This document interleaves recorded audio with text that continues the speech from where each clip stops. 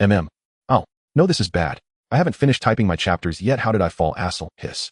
Lying on a soft carpet, Wang Lin opened his eyes. Still dazed, he seemed to recall something and rolled over in a hurry, only to bang his head against a rock-hard cabinet. What the hell did I roll off the bed in my sleep? With that thought rising in his heart, Wang Lin rubbed his eyes in a daze and slowly pushed himself up. The moment he opened his eyes fully, he was given a fright. This was not his room. He looked around. Candles burned on the walls, and the floor was littered with broken, incomplete plush dolls. Turning around to look at the large bed behind him, he saw a little blonde girl sleeping upon it. Cold sweat seeped down Wang Lin's back. Crap. I actually transmigrated. Of all places to end up, why did it have to be here? Even if faces could be mistaken, Wang Lin would never misrecognize that pair of wings. 2 wing bones hung all over with crystal pendants. The instant he saw those wings, he was certain. 8 or 9 times out of 10, this was the underground chamber of the Scarlet Devil Mansion, and he had transmigrated into the room of the second young lady Flandre. It's over, I'm dead for sure. This is the end for me, really the end. Just as despair was about to swallow him, a screen suddenly appeared before Wang Lin's eyes, and a spark of hope flared in his gaze. Confirming host Wang Lin. System bound. Please silently recite. Open panel to check your status. Holy, a system. Open panel, he recited inwardly. Host Wang Lin. Power level ordinary human. Small suggestion, find a way to stop being a mere weakling, you rookie. System, hey system. Silence answered him. That's it. That's all. Nothing more appeared. System, you can't just dump me here and ignore me. If the second young lady wakes up and grabs me, I'm done for. The host need not worry. There are no death points or death lines on your body, nor any structural points. It is impossible to destroy you via any lore-related means of annihilation. With that single sentence, Wang Lin's heart settled. He exhaled in relief and turned his gaze back to the bed. The sight that greeted him, however, almost stopped his heart. Flandre was already awake. She still lay on the bed, but those scarlet eyes were now fixed unblinkingly on him. The atmosphere in the room sank into a bizarre silence until Wang Lin finally could not hold back. Hello? Kananai-chiwa. Who are you? I know. Big brother, you must be someone Onisama found to play with Flandre, right? That's great. Let's play a game right now. Flandre, who had seemed quite normal just a moment ago, suddenly had a red gleam flash through her eyes and her entire demeanor twisted into something off-kilter. Compared to when she had simply asked who Wang Lin was, there was now a distinct touch of madness in her. Wang Lin knew very well. Flandre was having one of her episodes. As the second young lady of the Scarlet Devil Mansion, she would periodically go berserk because of her ability, destroying everything in sight. It was precisely for this reason that her elder sister Remilia had locked her in the underground chamber for hundreds of years. Sure, what shall we play? Edge. His response seemed to catch her off guard. Flandre froze for a moment, and the red light in her eyes dimmed slightly. Big brother, you're so strange. You're completely different from those people Flandre played to death before. You're not screaming and playing catch the mice with Flandre, and there are no eyes on your body at all. As she spoke, Flandre had already gotten up and leaned in close, peering at him intently. Perhaps because all of her attention was focused on Wang Lin, she subconsciously ignored the surrounding objects marked with eyes. The red glow in her gaze grew darker and darker, until at a certain moment the frenzied Flandre actually calmed down and the way she looked at Wang Lin became normal. Then quite naturally she began to introduce herself. Nice to meet you for the first time. I am the second young lady of the Scarlet family, Flandre. Who are you and how did you come here? Her large eyes never left Wang Lin, as though apart from him she refused to look at anything else. What's going on? Why is she speaking Chinese? He wondered. During binding language and script modules were automatically loaded. Hello, I'm Wang Lin. I woke up and just found myself here. I don't know how I came. You're from the outside world. That's so strange. How do you manage to make that mouth shape and produce this sound? You? Why can't I do it? Because she had been staring the whole time, she saw Wang Lin's mouth movements with perfect clarity as he spoke. The sensation was bizarre, like seeing someone clearly shape their mouth to say chips, yet the sound you heard was rice, and not just for a single word, but for the entire sentence. Well, for certain special reasons my words can turn into a language you can understand. That's so interesting. Hey, Wang Lin, let's play together. Sure, what shall we play? To tell the truth, Flandre really had no idea what to play. She had only suggested playing because she did not want to take her eyes off Wang Lin. It was the first time she had ever seen something so clean, something without those disgusting eyes. Whenever she looked at those filthy things, she felt annoyed and could not help but want to destroy those eyes. After racking her brains for a long while, Flandre's eyes suddenly lit up as though she had thought of a wonderful idea. I know. Wang Lin, go lie down on the bed. Looking at Flandre, who at this moment seemed just like an ordinary child, Wang Lin was completely at a loss. He thought about it. Since she probably wouldn't suddenly lose control and kill him, he might as well go along with it. Besides, he couldn't get out through the door of this underground room anyway, and who knew what he might run into outside. With a head full of doubts, Wang Lin lay down. No sooner had he stretched out on the bed than Flandre pounced over and, closing her eyes, promptly went to sleep. Before Wang Lin could think too much about it, a prompt from the system suddenly echoed in his mind. Brain invasion detected, interception, complete analysis in progress. The host has received an invitation to join a dimensional chat group. Do you accept? If the host refuses, the system will treat this as an act of provocation and destroy the dimensional chat group. Don't do that. I accept. After that, the system panel faded, replaced by an entirely new interface. Welcome. This is a chat group that connects countless dimensions, like every member comes from a different world. Here you can. The introduction was extremely cliched, but at the end something different appeared. Travel to other worlds. Group members are granted one chance at resurrection. After revival, they return to their original world. Refreshes daily. After finishing the group description, the panel before Wang Lin's eyes turned into a chat window where someone was already in GM. Azure Takanashi Hoshino Yi. Aside from the uncle and the group owner, we finally have a third person in this group. Group owner, Yin Yin Yin Yo. Welcome newbie, Transmigrator No.2. Group owner, Yin Yin Yin HM. Transmigrator. Transmigrator No.2. Hello everyone, I'm Transmigrator No.2. Nice to meet you all. Azure Takanashi Hoshino. Group owner, Yin Yin Yin. Group owner Yin Yin Yin, what's going on? Isn't a newcomer's name supposed to be automatically marked as their real name when they enter the chat group? Takanashi Hoshino. No way, Blue Archive. Transmigrator No.2, what's going on? Did something go wrong on my side? Group leader Yin Yin Yin, it's not exactly a problem. According to the rules of the chat group, when a newcomer joins, their name gets changed automatically, and their world is tagged as a prefix. Group leader Yin Yin Yin C. That's how it worked for Miss Shinya. But in your case, Azure Takanashi Hoshino Yi. You've even stumped our all-knowing group leader. Transmigrator No.2 Buh. Transmigrator No.2. Wait a second, I want to change it myself. Why can't I? Group leader Yin Yin Yin, you can't. Names can't be changed. Even I can't change mine. Transmigrator No.2. You're the group leader, and even you can't change it. Group leader Yin Yin Yin, don't be fooled by the title group leader. It's basically just a label. Group leader Yin Yin Yin, I don't actually have any real permissions. All I've got is the ability to send random invitations one person at a time. If I'm lucky, I can pull in two at once. Transmigrator No.2. Azure Takanashi Hoshino, should I say this really is what you'd expect from a transmigrator. So impressive. When I first joined this chat group, I was scared out of my wits, you know. Azure Takanashi Hoshino, but you just came in and you're already acting so naturally. Unbelievable. Transmigrator No.2, how should I put it? I read a lot of web novels, and before I transmigrated, I was actually an author myself. This is nothing to me. Group leader Yin Yin Yin, huh? An author? Have you heard of a book called XXXXX? Transmigrator No.2, huh? That's my book. Group leader Yin Yin Yin, oh wow. Group leader Yin Yin Yin, you little rat, I ought to mail you a box of razor blades. Transmigrator No.2. Group leader Yin Yin Yin, I've still got the last few chapters left unread. So how does your book end? Do the male lead and female lead end up together? And what happens to the second female lead? Transmigrator No.2, no. In the end, the second female lead schemes are exposed by the heroine. She triggers a world-scale blood ritual and then is personally killed by the heroine. Group leader Yin Yin Yin. Transmigrator No.2, originally the two of them were supposed to perish together, but the male lead arrives in time to save the heroine. However, because of the blood ritual, 70% of the world's population dies. The heroine becomes a vegetative patient, and the male lead spends the rest of his life at her side until his lifespan runs out and he dies. Group leader Yin Yin Yin. Group leader Yin Yin Yin. Group leader Yin Yin Yin. Group leader Yin Yin Yin, you bastard. Group leader Yin Yin Yin, you damned old villain. I'm going to take you out. Azure Takanashi Hoshino, Miss Yin Yin, please calm down just a little. Group leader Yin Yin Yin, why didn't you write a happy ending? Why did you have to make it a tragedy? Transmigrator No.2, how should I say this? A happy ending is so beautiful that people forget it after a while. Transmigrator No.2, but a tragedy is different. Because it cuts to the bone, everyone who reads it remembers it for a very, very long time. Azure Takanashi Hoshino, you really are awful. Group leader Yin Yin Yin, yeah, absolutely rotten. You filthy adult. Transmigrator No.2, don't say it like that. Writing is writing, and I am me. The me who writes is awful, but that doesn't mean I'm a bad person. Transmigrator No.2, by the way, if I directly say this world's name and my own name, will the chat group adjust my prefix? Group leader Yin Yin Yin TCH. Group leader Yin Yin Yin, no idea. Why don't you try it? Transmigrator No.2, sure. Transmigrator No.2, I'm Wang Lin. The world I'm in now is Jinsokyo. I just transmigrated into the basement of the Scarlet Devil Mansion, and right now the second young mistress is hugging me while she sleeps. Jinsokyo Transmigrator No.2, oh, the prefix changed but the name didn't. Azure Takanashi Hoshino Yi. So you're Wang Lin then? Hello. I'm the chair of the Abitus Countermeasures Committee, Takanashi Hoshino. Group leader Yin Yin Yin Jinsokyo. Group leader Yin Yin Yin ahem. So Jinsokyo is from which anime? Jinsokyo Transmigrator No.2. Jinsokyo Transmigrator No.2, it's not an anime. It's a game. Though there are fan-made anime and derivative works. Jinsokyo Transmigrator No.2. Nice to meet you, Miss Hoshino. I assume the group leader has already told you about the game Blue Archive. Azure Takanashi Hoshino, she told me everything, including the stuff about the men in black. Azure Takanashi Hoshino, but the two adorable underclassmen haven't arrived yet, and Shirakukan only just showed up not long ago. Jinsokyo Transmigrator No.2. I didn't expect you to trust us that much. You just laid everything out so frankly. Azure Takanashi Hoshino, you all would find out sooner or later anyway. So there's no point in hiding it. Group leader Yin Yin Yin, since everyone in the group will be helping each other from now on, I don't really encourage keeping secrets. But in the end it still depends on personal choice.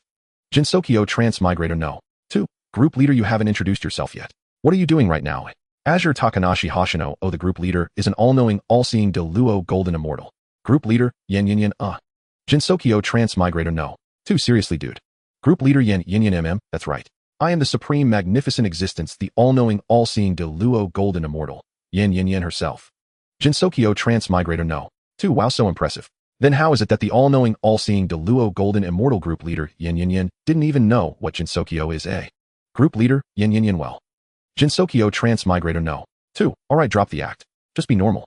If you keep forcing it like this, the moment something actually happens, you'll lose everyone's trust in the group. Azure Takanashi Hoshino. Group leader Yin Yin Yin, alright, I'll stop pretending. I'm just an ordinary person. Still, am even after transmigrating. Azure Takanashi Hoshino, I see. So I got tricked by an adult again, huh? Group leader, Yin Yin Yin, I'm sorry. Azure Takanashi Hoshino, ye. Actually, I figured it out a long time ago. Group leader, Yin Yin Yin, huh? Jinsokyo Transmigrator No.2. Come on, why were you trying so hard to keep up the act? And if you're going to fake it, at least work on your acting skills. Group leader, Yin Yin Yin, get lost. There's a daily sign-in function in the group. Go check in and see how many points you can get. Congratulations to the group member Traveler No.2 for signing in and triggering a 1,000-fold critical hit, earning 100 group points. Traveler No.2, looks like I'm quite lucky, huh? Wang Lin went to browse the group store, while Yin Yin Yin and bird tamer Xingya kept sending question marks, only stopping after a long while. Both of them had their own matters to attend to. After browsing in the store, Wang Lin ended up buying 3 items, just using up the points he had just acquired. Dynamic Vision, 500 points. Flying, 9,000 points. Beginner's Magic, 500 points. Looking at the group chat, Wang Lin noticed that both the group leader and Zingy's avatars had turned gray, indicating they had gone offline. He then closed the chat panel. Glancing at the sleeping second young lady, Wang Lin decided not to move for the time being and opened the system panel to check. The skills he had just purchased were already displayed here. Dynamic Vision, in some situations you can see the flight trajectory of objects. Flying, you can take off from your original spot at any time and fly freely without interference. No consumption. A small suggestion, you can use additional energy to enhance your speed for explosive bursts such as magic, curse power, spiritual power, etc. After looking at the little creature sleeping on him, Wang Lin thought for a moment and simply closed his eyes. Given the circumstances, it's better to sleep first. In a certain place in Jinsokyo, a golden-haired, beautiful girl who had been staring at several cracks also withdrew her gaze at the same moment. An outsider seems to be an ordinary person posing no threat. Wait, there's a faint trace of magical power. Hee. No threat, but the Scarlet Devil Mansion, huh? Blue. Lady Yukari. As soon as the word blue left her mouth, a girl in a robe with 9 golden tails appeared, standing respectfully beside her. I have to step out for a bit. Please take care of the barrier for now, Blue. Yes. After receiving the answer she wanted, the Yukai sage Yukari Yakumo chuckled lightly, turned to the side, and flew into the suddenly appearing crack. It was a pitch-black crack with many eyes constantly rotating within. These eyes appeared due to the preferences of the Yukai sage and held no special significance, merely decorative. On the second-floor balcony of the Scarlet Devil Mansion, Remilia, with blue short hair, was savoring black tea with her eyes closed. Beside her stood the head maid of the mansion, Sakuya Izaoi, standing straight. At this incredibly warm moment, a black crack filled with eyes, or rather a gap, opened up. The two showed no particular reaction to such an unexpected situation. Remilia slowly placed her teacup on the table and looked at the person emerging from the crack. Yukai sage, what brings you here? How can I come here to sit for no reason? As she spoke, Yukari Yakumo reached into the gap, took out a folding fan, opened it, and covered the lower half of her face. Just come to sit for no reason. You old young lady. It seemed she was about to say something quite rude, but was interrupted by Sakuya Izaoi. Yukai sage, you don't seem like the type to come here without a reason, which means something must have happened here, right? Oh, as expected of the head of the Scarlet family, but I really just came to take a look, okay? Do you believe that? Another brief silence ensued as Remilia and Yukari Yakumo stared at each other, unmoving. After a moment, Yukari Yakumo moved her hand and closed the folding fan.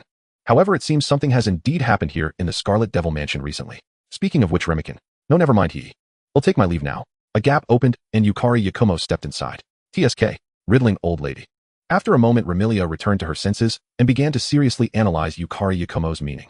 The fact that the Yukai sage came here means that something must have happened, but we currently don't know. Given her attitude, it shouldn't be anything major. Miss, should we gather the members in the mansion?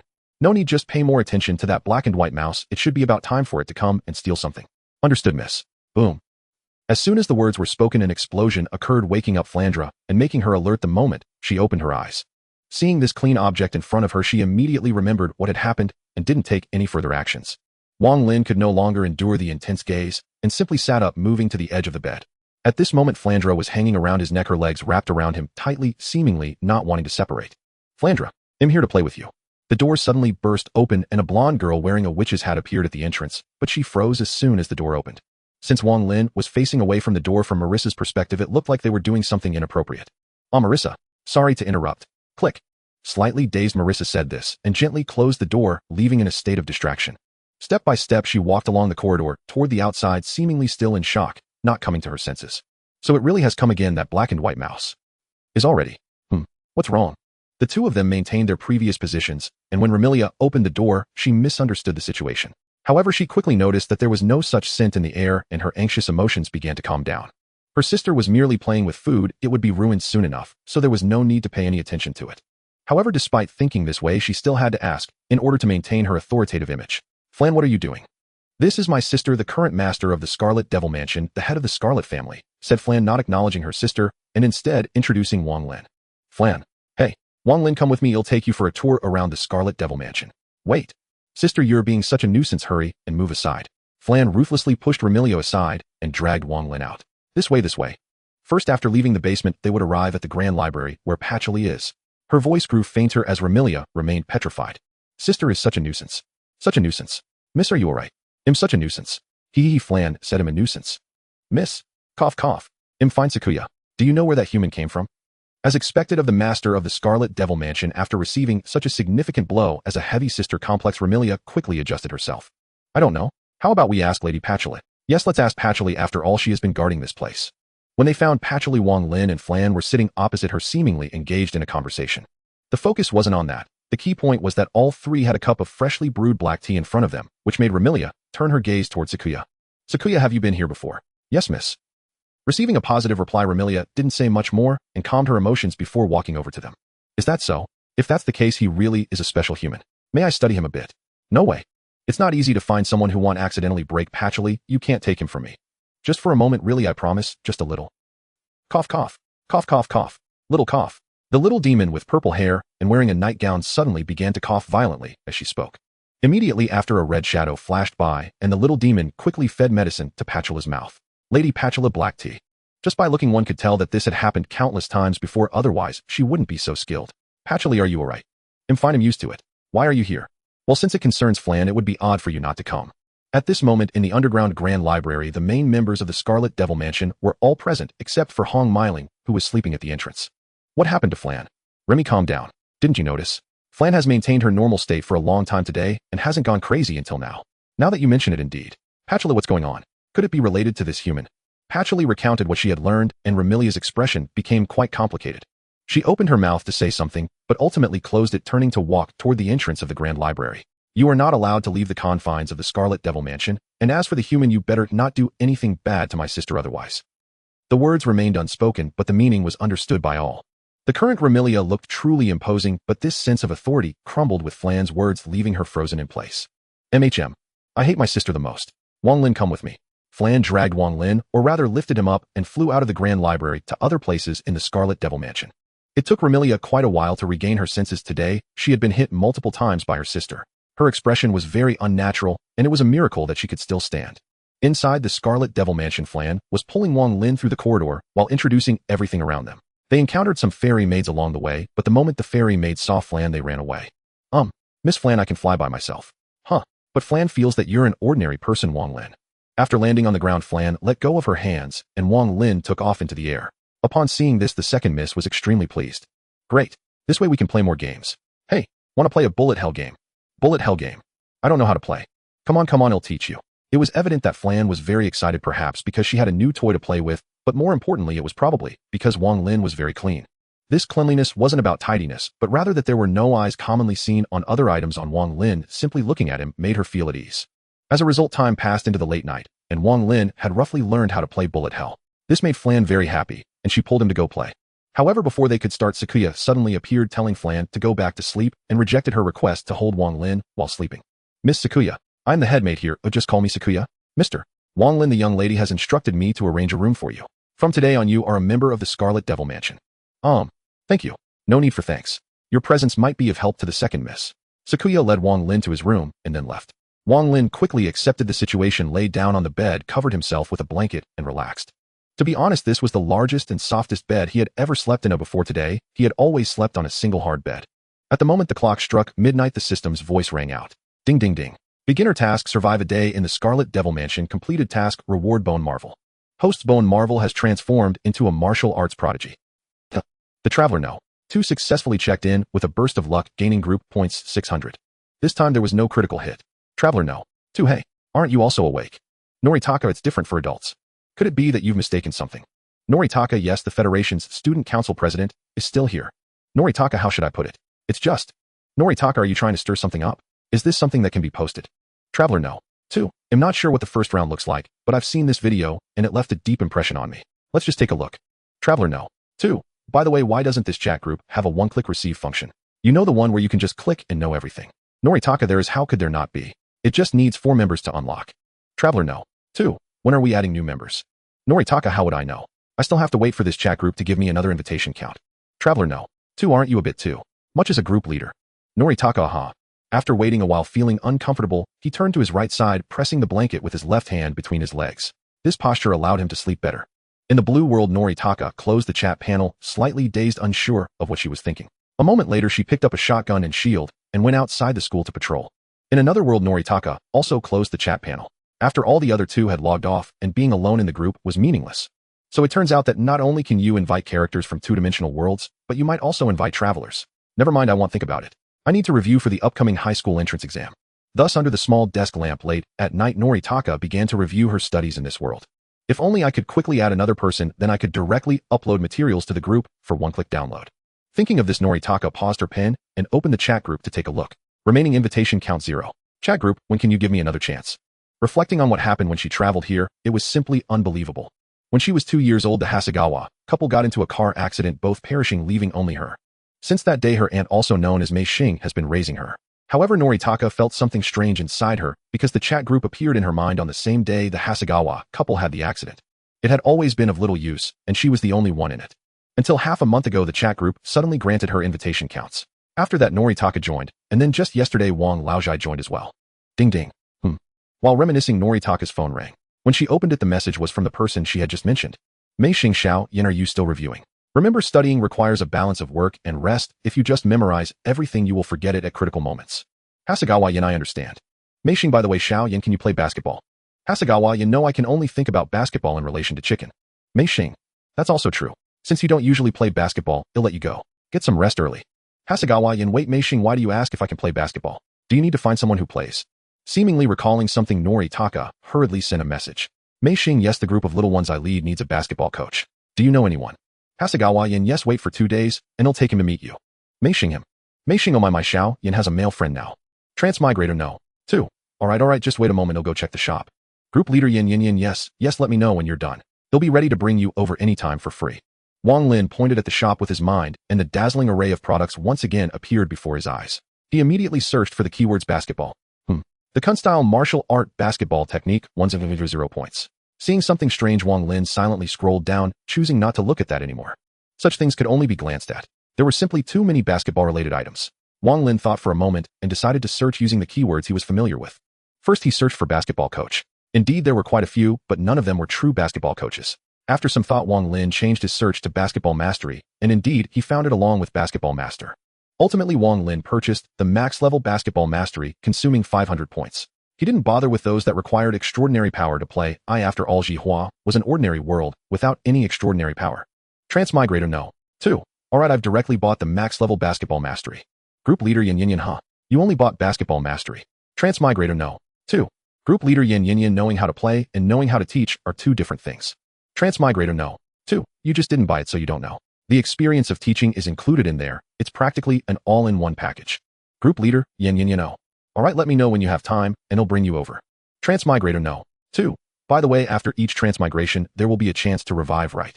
Is it useful in the original world? Group leader Yin, it should be useless, right? Anyway, the prompt didn't mention it.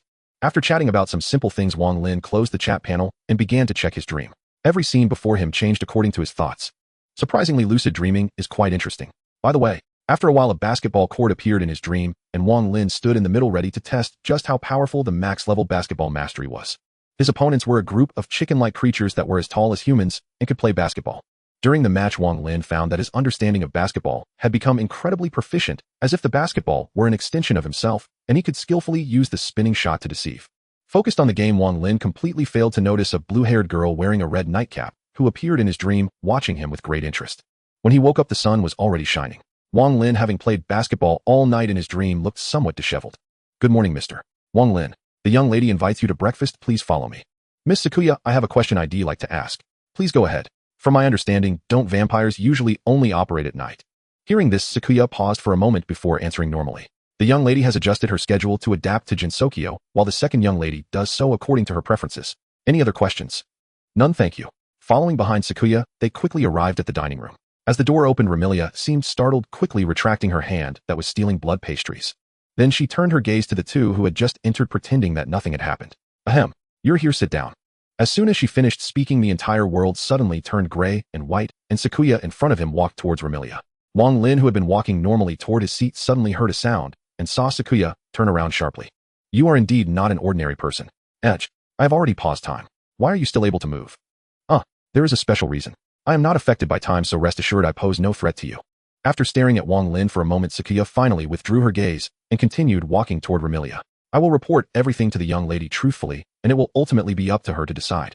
So this is what time stopping feels like. Just as this doubt arose in his mind, a system prompt suddenly appeared. Answer: unlike time stopping, this is merely extending the time between 1 second and the next infinitely. It does not completely count as time stopping. Please remember, if you can still see something with your eyes, it means time has not completely stopped. When Sakuya walked to Remilia's side and released the time stop, Wang Lin also sat down. Looking at the two who had suddenly changed positions, Remilia was taken aback again, looking at Sakuya with a puzzled expression. Her first reaction was that Sakuya brought Wang Lin to the chair before coming to sit next to her. Young lady, actually. Soon Remilia learned what had just happened. She narrowed her eyes at Wang Lin, seemingly in deep thought. After a moment, her expression relaxed and an elegant smile appeared on her face. "Human, no, Wang Lin, I don't care what special traits you have. Your existence can help Flandre control her emotions, so from today onwards you are a member of our Scarlet Devil Mansion." After saying this, Remilia raised a wine glass filled with bright red liquid, gesturing in Wang Lin's direction, making her intentions very clear. Seeing this, Wang Lin did not hesitate, lifting the cup filled with white wine in front of him and extending his hand. "Welcome to our Scarlet Devil Mansion, Wang Lin." The two clinked their glasses from a distance and drank it in one go. Hiss. Huh. Is this your first time drinking? Cough, cough. Cough, cough, cough. Huh. Yes, young lady. Interesting, let's start the meal. I specifically had Sakuya prepare some food for humans. Breakfast was quickly finished, and Remilia told Wang Lin to go to the basement to find Flan. Just after leaving the dining room, someone suddenly grabbed him by the shoulder from behind, immobilizing him. Then two hands began to search his body as if trying to frisk him. Soon a woman's voice came over. Good, very good, what a great prospect. What is your name?" "Wang Lin." "That name. A fellow townsman." "Huh. Young man, are you interested in learning some martial arts from me?" Upon hearing the term fellow villager, Wang Lin had already roughly guessed who was behind him. Turning around, he found it was indeed the guard of the Scarlet Devil Mansion, Hong Miling. He recalled seeing somewhere that she was transformed from a red carp leaping over the dragon gate. As for why the other party reacted this way, it wasn't hard to guess. Wang Lin remembered that not long ago the system rewarded him with something called bone-chilling surprise. It seemed he had caught Hong Miling's attention because of the bone-chilling surprise. "I really want to learn. But I need to find Flandre now, and I've already gotten the approval of the young lady." "Huh. Oh, you're the human without eyes, right? Then you better hurry. The second young lady rarely sees anything she likes, but don't die or the second young lady will be heartbroken." Watching Hong Miling's departing figure, Wang Lin had some thoughts in his mind. It seemed that his affairs had already been known by everyone in the Scarlet Devil Mansion. In that case, his earlier worries were unnecessary. Remilia truly did want him to join the Scarlet Devil Mansion. He made his way to the underground library and greeted Patchouli before preparing to head towards Flandre's room. Just as he took a step, Patchouli's voice rang out. "Flandre should still be asleep. Go a little later. You can wait here for a while, but don't disturb me." "Okay, can I learn the magic here?" Patchouli did not answer immediately, but looked at Wang Lin with a gaze that suggested he was foolish. "Miss Patchouli, I don't mind, but most of the magic here is written in ancient characters or ancient spells. Can you understand them? I don't want to waste time teaching you how to read. It should be fine, right? What is your magic attribute?" "I don't know." "Who?" Snap. Just as he finished speaking, a book without a cover flew towards Wang Lin and landed in his hands. "Is that so? Then take it to a distant place and read it yourself. Be careful not to damage the book, even though this is my handwritten copy. You'll be careful. Thank you, Miss Patchouli. You truly are a great person." Patchouli continued to look at the book in her hands, not speaking, merely waving her right hand, seemingly indicating for him to leave. Temporary task: ask Patchouli for a magic book and learn magic. Completed. Reward obtained: limited infinity. After Wang Lin walked away, Patchouli's purple eyes shifted away from the magic book and glanced in the direction he had left. "You have magic power, but you haven't learned magic. Underestimating magic can lead to great losses, and let this be a lesson for you. Little demon, keep an eye on him, and be ready to intervene if anything happens. Understood, Miss Patchouli. Meanwhile, Wang Lin, holding the coverless magic book, walked further away. Although he was still within the library, he was quite distant now. As for whether he would accidentally damage the other magic books here, there was no need for him to worry. Patchouli had already said he could cast spells freely, and the bookshelves had protective magic arrays, so nothing would happen. Taking a deep breath, Wang Lin opened the first page, and what met his eyes was a jumble of characters that looked like chaotic scribbles. He couldn't recognize any of it, but when he looked at the words, he surprisingly saw small Chinese characters appearing next to them, as if they were translations. Beginner Magic Collection 1. Miss Patchouli is indeed a great person. Thus Wang Lin flipped through the pages one by one, each page containing a type of magic, and there were all sorts of elements. Under normal circumstances, such a book would dazzle even seasoned magicians. Although Wang Lin was just a beginner, he had the system. As he kept flipping pages, system prompts continuously flashed beside him. Completed reading Beginner Magic Ice Spear automatically learned. Completed reading Beginner Magic Fireball automatically learned. Completed reading Beginner Magic Electric Shock automatically learned. Quick learning completed a total of 273 beginner magics learned. Beginner magic has exceeded 200. Would you like to proceed with the deduction for intermediate magic? Yes. Deduction complete. Congratulations to the host for obtaining the intermediate mixed magic bullet. Would you like to learn it immediately? Yes. Learning failed. Your maximum magic power is insufficient. Please enhance your maximum magic value before attempting to learn. Current deduction results have been saved and can be selected at any time. 6. Insufficient magic power, but it's not a big deal. He would wait until his magic power was sufficient to try again. For now, he would test the beginner magic he had just learned. He shouldn't have tried. Upon doing so, he startled the little demon, who was secretly observing from the shadows, prompting her to turn around and seek out Patchouli. Wang Lin was unaware of all this. He was simply trying out these spells repeatedly. He had no need to worry about the magic power issue because thanks to the reward from completing the task not long ago, his magic power was unlimited. Limited infinity, your limited magic power will become infinite. Limited, your innate magic power value limit. Infinite magic power within the value limit. P.S. It's clearly stated, so there shouldn't be anyone who doesn't understand, right? Then I really can't help it. What? Cough, cough. Cough, cough, cough. Medicine, cough, cough. Upon hearing the little demon's words, Patchouli was so surprised that she almost fell ill. What did she just hear? Wang Lin had barely left her side for 15 minutes and had already used over 9 types of magic. If the little demon wasn't just playing a prank on her, then isn't this too much? After another 10 minutes, Wang Lin returned with the magic book. As soon as he came back, he saw Patchouli waiting for him. You're back, how was it? It was amazing. The magic book you gave me, Miss Patchouli, is incredible. I learned so many spells at once. Use one, let me see. Okay. Handing the book to the little demon, beside him Wang Lin began to cast the beginner magic he had just learned. Watching him, it seemed Patchouli used some magic. Wang Lin, is this really your first time learning magic? Yes. Miss Patchouli, the handwritten book you gave me is truly amazing. The annotations for each type of magic are easy to understand. Is that so? Flandre should be waking up. You should go find her. Alright, see you next time, Miss Patchouli. After a brief farewell, Wang Lin walked towards the depths of the library, heading for Flandre's room. Miss Patchouli, it's the truth, I'm not lying. He is a magical genius, absolutely. Looking again in that direction, Wang Lin's figure had already vanished, but Patchouli's gaze became resolute. Little demon. Yes, I want to take on a disciple. Alright, Gently opening the door, Wang Lin stepped into the room and quietly closed it behind him, making not a single sound throughout the entire process. He approached the bed and looked at the sleeping Flandre Scarlet, then sat cross-legged on the floor beside her. Slowly, he laid his upper body on the bed, quietly gazing at the adorable sleeping face of Flandre Scarlet. He did nothing excessive, just watching in silence. Hee-hee-hee-ha. After a while, the sleeping Flandre began to laugh. The moment she opened her eyes, the blanket covering her shattered as if it had been torn apart. In the next second, her eyes, glowing with a crimson light, turned toward Wang Lin, and a barrage of bullets shot toward him instantly. Unaware of what dream she was having, Flandre entered a frenzied state once again.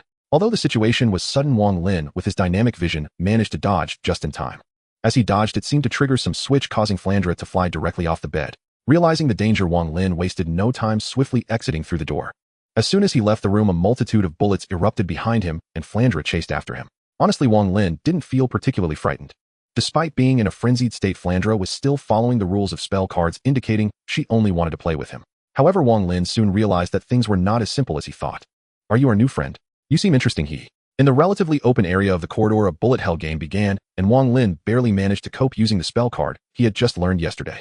After experiencing a pleasant gaming time, the game ended when Flandre released her final spell. Wang Lin was not a bullet hell master. He only managed to hit Flandre once while getting hit several times himself. That was quite impressive for a newcomer.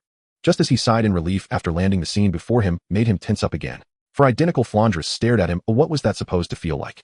Fortunately, this state did not last long, as 3 of the copies quickly disappeared and the now normal Flandre rushed toward him. That was fun. Wang Lin, let's play again next time. Sure. Meanwhile, at the end of the corridor, Sakuya Izoi observed the two with a thoughtful expression. Staying away wouldn't have any effect. Thinking this, she tried to unleash hostility toward Wang Lin again and activated time stop. This time she indeed obtained different results. Sakuya Izoi understood that it was not about distance, but rather whether it was related to the person. Sakuya. Miss, sorry Sakuya, I broke quite a few things again. It's fine miss, you need not worry about it. Flandre happily pulled Wang Lin away, but after a brief moment Sakuya sighed and activated time stop again. When the ability was lifted, the destroyed areas had returned to their original state. Of course this was not some kind of time reversal, but rather something she fixed bit by bit. Huh, why? Isn't it nice to stay here with Flandre? Why do you have to leave? Well, I said it was to improve my strength, so I could better play with you. Do you believe that? Alright, you really do need to get a bit stronger. It wouldn't be good if I accidentally broke you. So go ahead. No rush, I'll leave in the afternoon. We can play something else first. How about chess? After a moment Flandre looked a bit unhappy. She stared at the chessboard in pieces that she had accidentally destroyed, pouting her lips. We can't play like this, let's try something else. After trying many other things, Flandre ultimately settled on something that wouldn't break, making Wang Lin too scared to move at all. Being toyed with by Flandre, he felt like a doll. They tried to play with various other items, but unsurprisingly nothing was more fun than Wang Lin. No matter how they played, at least he didn't have to worry about accidentally breaking anything. They played continuously until the afternoon without having lunch. When Flandre got tired, she returned to rest, and at that moment Wang Lin opened the chat group. Honkai Traveler No.2 alright.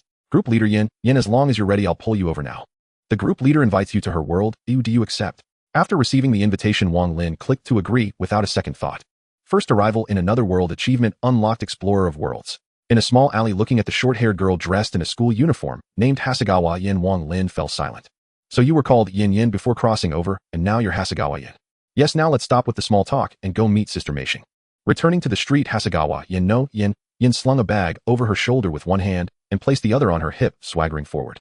Behind her, a man with his hands in his pockets and a calm expression silently followed. The two walked in a striking manner, or rather it was only Yin who drew attention. You there, stop. A shout came from behind, growing closer. Wang Lin felt the wind and dodged to the side just in time to evade a side kick from a girl with a single ponytail. As soon as he steadied himself, the girl immediately spread her arms like a mother hen, protecting Hasegawa Yin behind her. Are you a pervert? What are you following Xiaoyan for? You're being too close. Bang. Wait. Xiaoyan, what are you doing? Ouched. Before she could finish speaking, Yin struck the girl on the head with the edge of her hand. The girl winced in pain, crouching down and holding her head. Don't be so rude, Aoi. This is my friend, he's a basketball expert. Basketball and chickens. No, this time it's serious. Oh. The girl had completely lost her earlier fierce demeanor, her entire face drooping. At that moment, Yin quietly approached Wang Lin and nudged him with her elbow, giving him a meaningful glance. Wang Lin, this is the Aoi I told you about before, the one who's really good at basketball. Hello, Ms. Ajiwara Aoi, I'm Wang Lin, and I just arrived in the Neon area recently. Hello, I'm. Wait, doesn't everyone already know that? Why do I still have to introduce myself? Yinshan, don't laugh.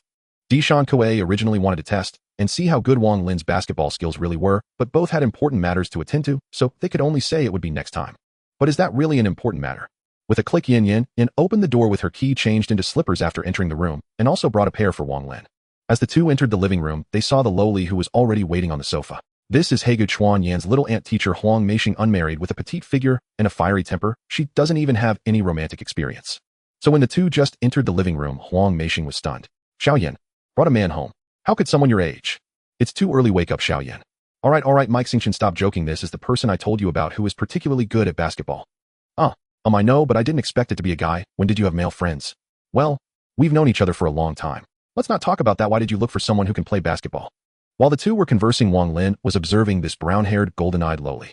Perhaps the prolonged gaze made her sense something. When she turned her head, she immediately made a fierce expression. What are you staring at? Little brother, are you a lowly fan? No, I'm not picky. Wang Lin's dangerous level and Huang Meixing's eyes skyrocketed as those last three words came out. However, after staring at Wang Lin for a while, Huang Meishing dismissed the thought, as she felt that this person in front of her was just joking with her. After all, how could such a sunny, handsome, and cheerful young man possibly be a creep? Group leader Yin Traveler No.2. Hey, tone it down a bit. If you can't become a coach, then those kids will have to be handed over to someone else, and I won't have any reason to watch. Fantasyland Traveler No.2. Don't worry, she will just take this as a joke. Azure Taka Hoshino Yui. What are you two doing? I'm left here alone, feeling so lonely. Fantasyland Traveler No.2. It's nothing. I'm preparing to be a basketball coach for a group of kids in the group leader's world. Are you interested? Azure Taka Hoshino, uncle, I'm already of an age. Maybe I should pass on this kind of thing.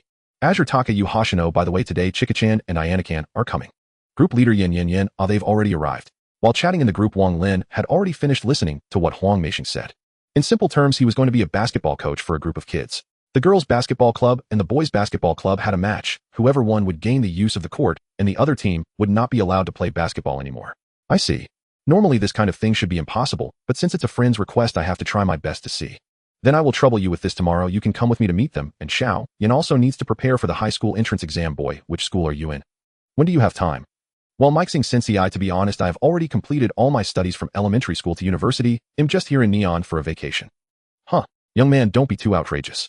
Huang Meishing was so shocked that she almost spat out the beer she had just drunk. I'm not joking about this, so I'm currently available. I have time whenever.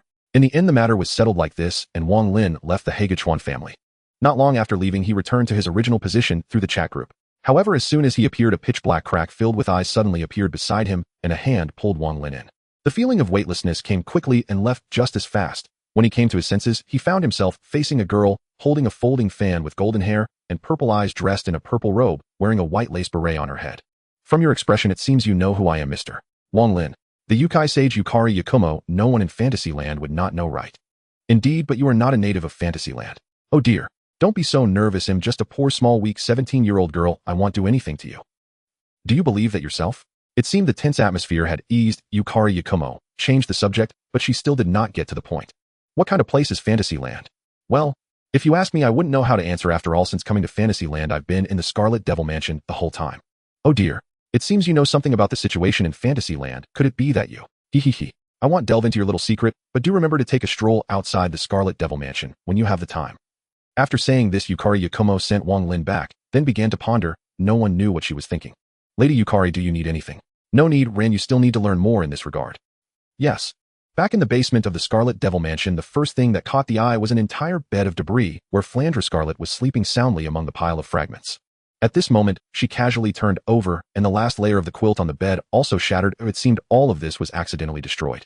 Despite this, the bed was still very soft, as there was still a pile of debris pressing beneath her, but it wouldn't be very comfortable. Wang Lin slowly walked over, piled up a relatively comfortable spot with the debris beside her, and gently picked Flandre Scarlet up.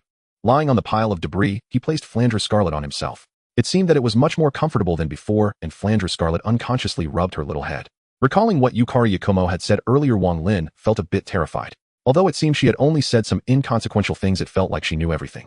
Clearly, he hadn't revealed any information. Is this the wisdom of a Yukai sage? How terrifying.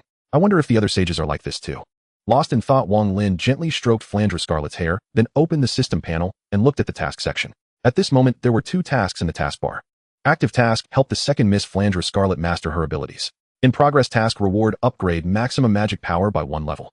Triggered task: help Chitos Hannah and others win against the boys basketball club. Not started task: reward perfect recipe for fragrant fried fish. Sigh what? After a while, Flandre Scarlet groggily opened her eyes, glancing at the surrounding debris and then at the unremarkable Wang Lin. Flandre smiled, not with a wild laugh, but with a gentle smile, seemingly in a very good mood. Good morning, Wang Lin. It should be evening now. Oh well, good morning. After waking up, the two got out of bed, and the gentle breeze they stirred caused the debris on the bed to flutter. Seeing this scene, Flandre suddenly scooped up a handful of debris and threw it into the air. The cotton debris floated down like snowflakes, slowly descending to the ground.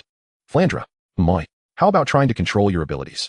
They'll accompany you. If you manage to harness your powers, those annoying eyes won't be able to see you all the time. I've tried many times, but I just can't do it. Wang Lin, you should give up. Seeing that Flandre was reluctant to try, Wang Lin didn't insist. Such things can take time. There's no need to rush. Continuing to toss the cotton debris toward the ceiling, Wang Lin found it quite amusing, and Flandre became even happier seeing Wang Lin join her. The two played with the cotton debris scattered around the room for a while, when suddenly Sakuya Izoi walked in. Upon seeing the scene in the room, she acted as if it were a usual occurrence, showing no special emotions. With time stop activated, Wang Lin approached Sakuya, who was already busy, and started helping. Soon they had tidied up the room, replacing the bedding with fresh linens.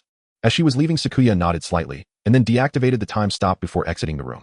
Flandre seemed to want to say something upon seeing Sakuya, but before she could speak, Sakuya had already left. Wang Lin, let's sneak out. And so Wang Lin followed Flandre, and the two left the Scarlet Devil Mansion together. This was Wang Lin's first time seeing what lay outside the Scarlet Devil Mansion, but it was nighttime, so he couldn't see it clearly. Flandre, where are we going? I gotta follow me. Before long, the two flew above a massive cave entrance, and then flew inside. Inside it was very dark, but this posed no issue for Flandre. After casting night vision magic, Wang Lin was also fine. After a while, light gradually appeared before them. In the distance, they could see the Earth Spirit Palace resembling a castle, and nearby something like a moat with a bridge spanning over it.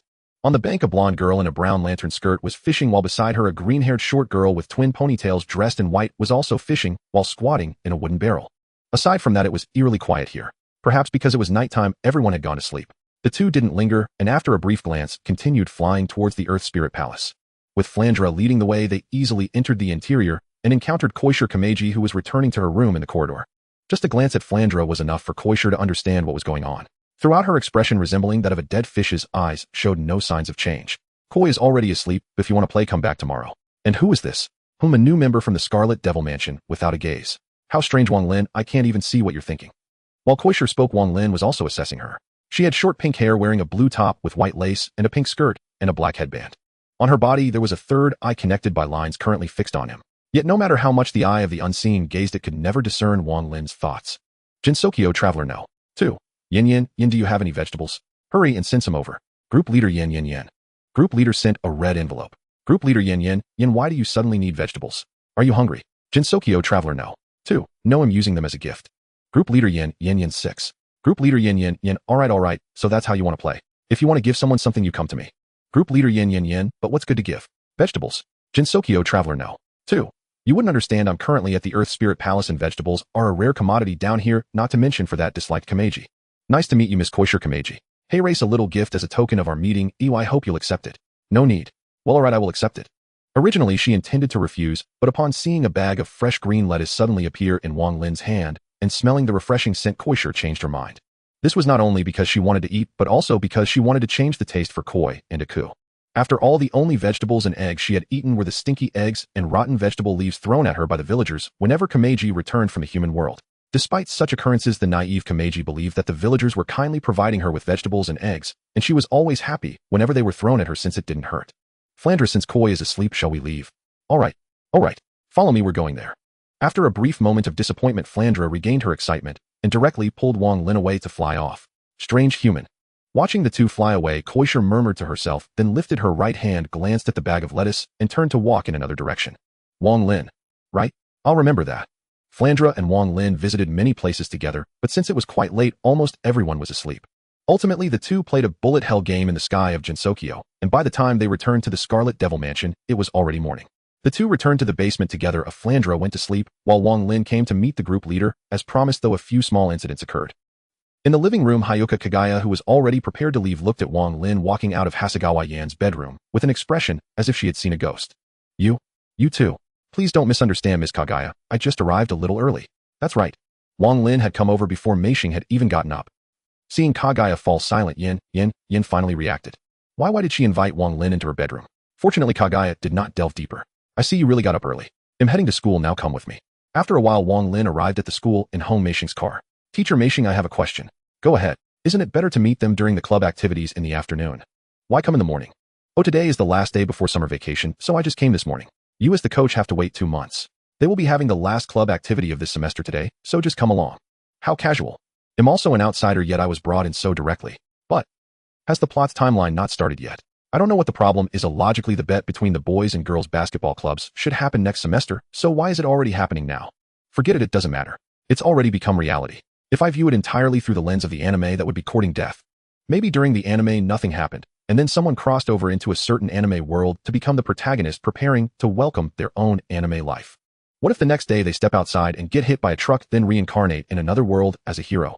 Laugh. After waiting for a while, the lengthy and pointless talk was finally over and the students could disperse like a tide rushing outside. Hong Meishing brought Wang Lin to the basketball court and pushed the door open. As soon as they entered, they saw 5 girls playing basketball inside. But to be honest, from Wang Lin's perspective, aside from the little girl with pink short hair, the others were passing the ball weakly. It couldn't even be considered playing. Kids, I brought you a coach. Quickly say thank you to the teacher. Thank you, teacher. The 5 of them looked at Wang Lin with curious eyes. Wang Lin didn't directly point out their shortcomings, but let them take some normal shots first. Soon the playful session ended. The girl with pink hair made 7 baskets, while only the blonde girl with twin ponytails made 1. So how about it, coach? Well, how should I put it? As beginners, it's acceptable. I can try to teach you, but since it's your summer vacation next, I won't take much of your time. We'll just tell you some techniques. First, Hinata, you should practice shooting more, or rather work on your arm strength. Right now your shots can't reach the hoop, and then there's. After some time, Wang Lin pointed out everyone's shortcomings. Even though he was quite tactful, it still made them a bit disheartened. Alright, that's it for now. When school starts again, I'll come back to teach you other things. Coach Wang Lin, coach. Can you show us a trick? Just after saying that, the golden-haired ponytailed girl Mizus Meho shouted out, showing great energy. Oh, then let me show you a trick. Hinata, pass me the ball. Oh, the basketball was gently tossed over. Wang Lin caught it, dribbled it a couple of times, and looked at the hoop in the distance. Then with a single-handed spin he launched the basketball, while shouting a line filled with Chinibu flair. This strike will pierce through the stars. From over 30 meters away, the basketball went directly into the hoop, leaving several kids dumbfounded, while Hong Meishing's eyes widened. Hey, are you kidding? You can make it from that far away, and so accurately. Alright, I'm leaving now. See you in 2 months. Wang Lin left before they could regain their senses. If he waited for them to come to their senses, he didn't know how many questions he would be bombarded with. So after leaving the school, he turned into a small alley and went home. Kakui. So cool. Huh. Where did Coach Wang Lin go? Has he already left? Fantasy Realm Traveler No.2. Alright, I've left. I've already met them. Group leader Yin, you're just going back like this. Don't you want to play with them a bit more? Fantasy Realm Traveler No.2. What's the rush? It's only a 2-month wait, right? Azure Tsubasa Yuyuki, what are you all doing again? Fantasy Realm Traveler No.2. It's nothing, didn't I say before? I'm going to be a basketball coach, just confirming who I need to teach. Fantasy Realm Traveler No.2. I want say Mortem logging off. Azure Tsubasa Yuyuki running away so fast. After that, Wang Lin didn't care about the group chat, he just felt really sleepy.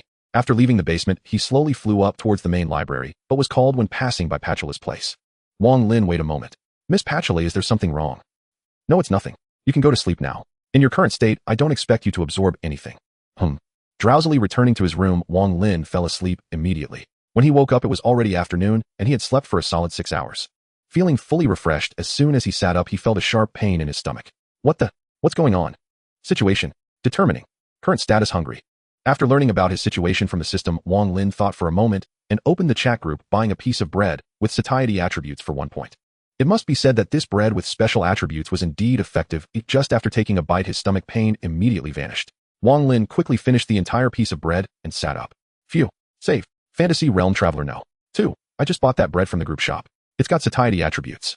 Fantasy Realm Traveler No.2. For bread like this, selling for 500 marks wouldn't be unreasonable. Azure Tsubasa Yuyuki. Group leader Yin, why did my hand suddenly raise when I saw what you said? Fantasy Realm Traveler No.2. Cough. Calm down, just expressing a thought. After chatting for a while in the group, Wang Lin left his room. As soon as he stepped outside, a feeling of weightlessness hit him. When he came back to his senses, he found himself being carried on someone's shoulder running.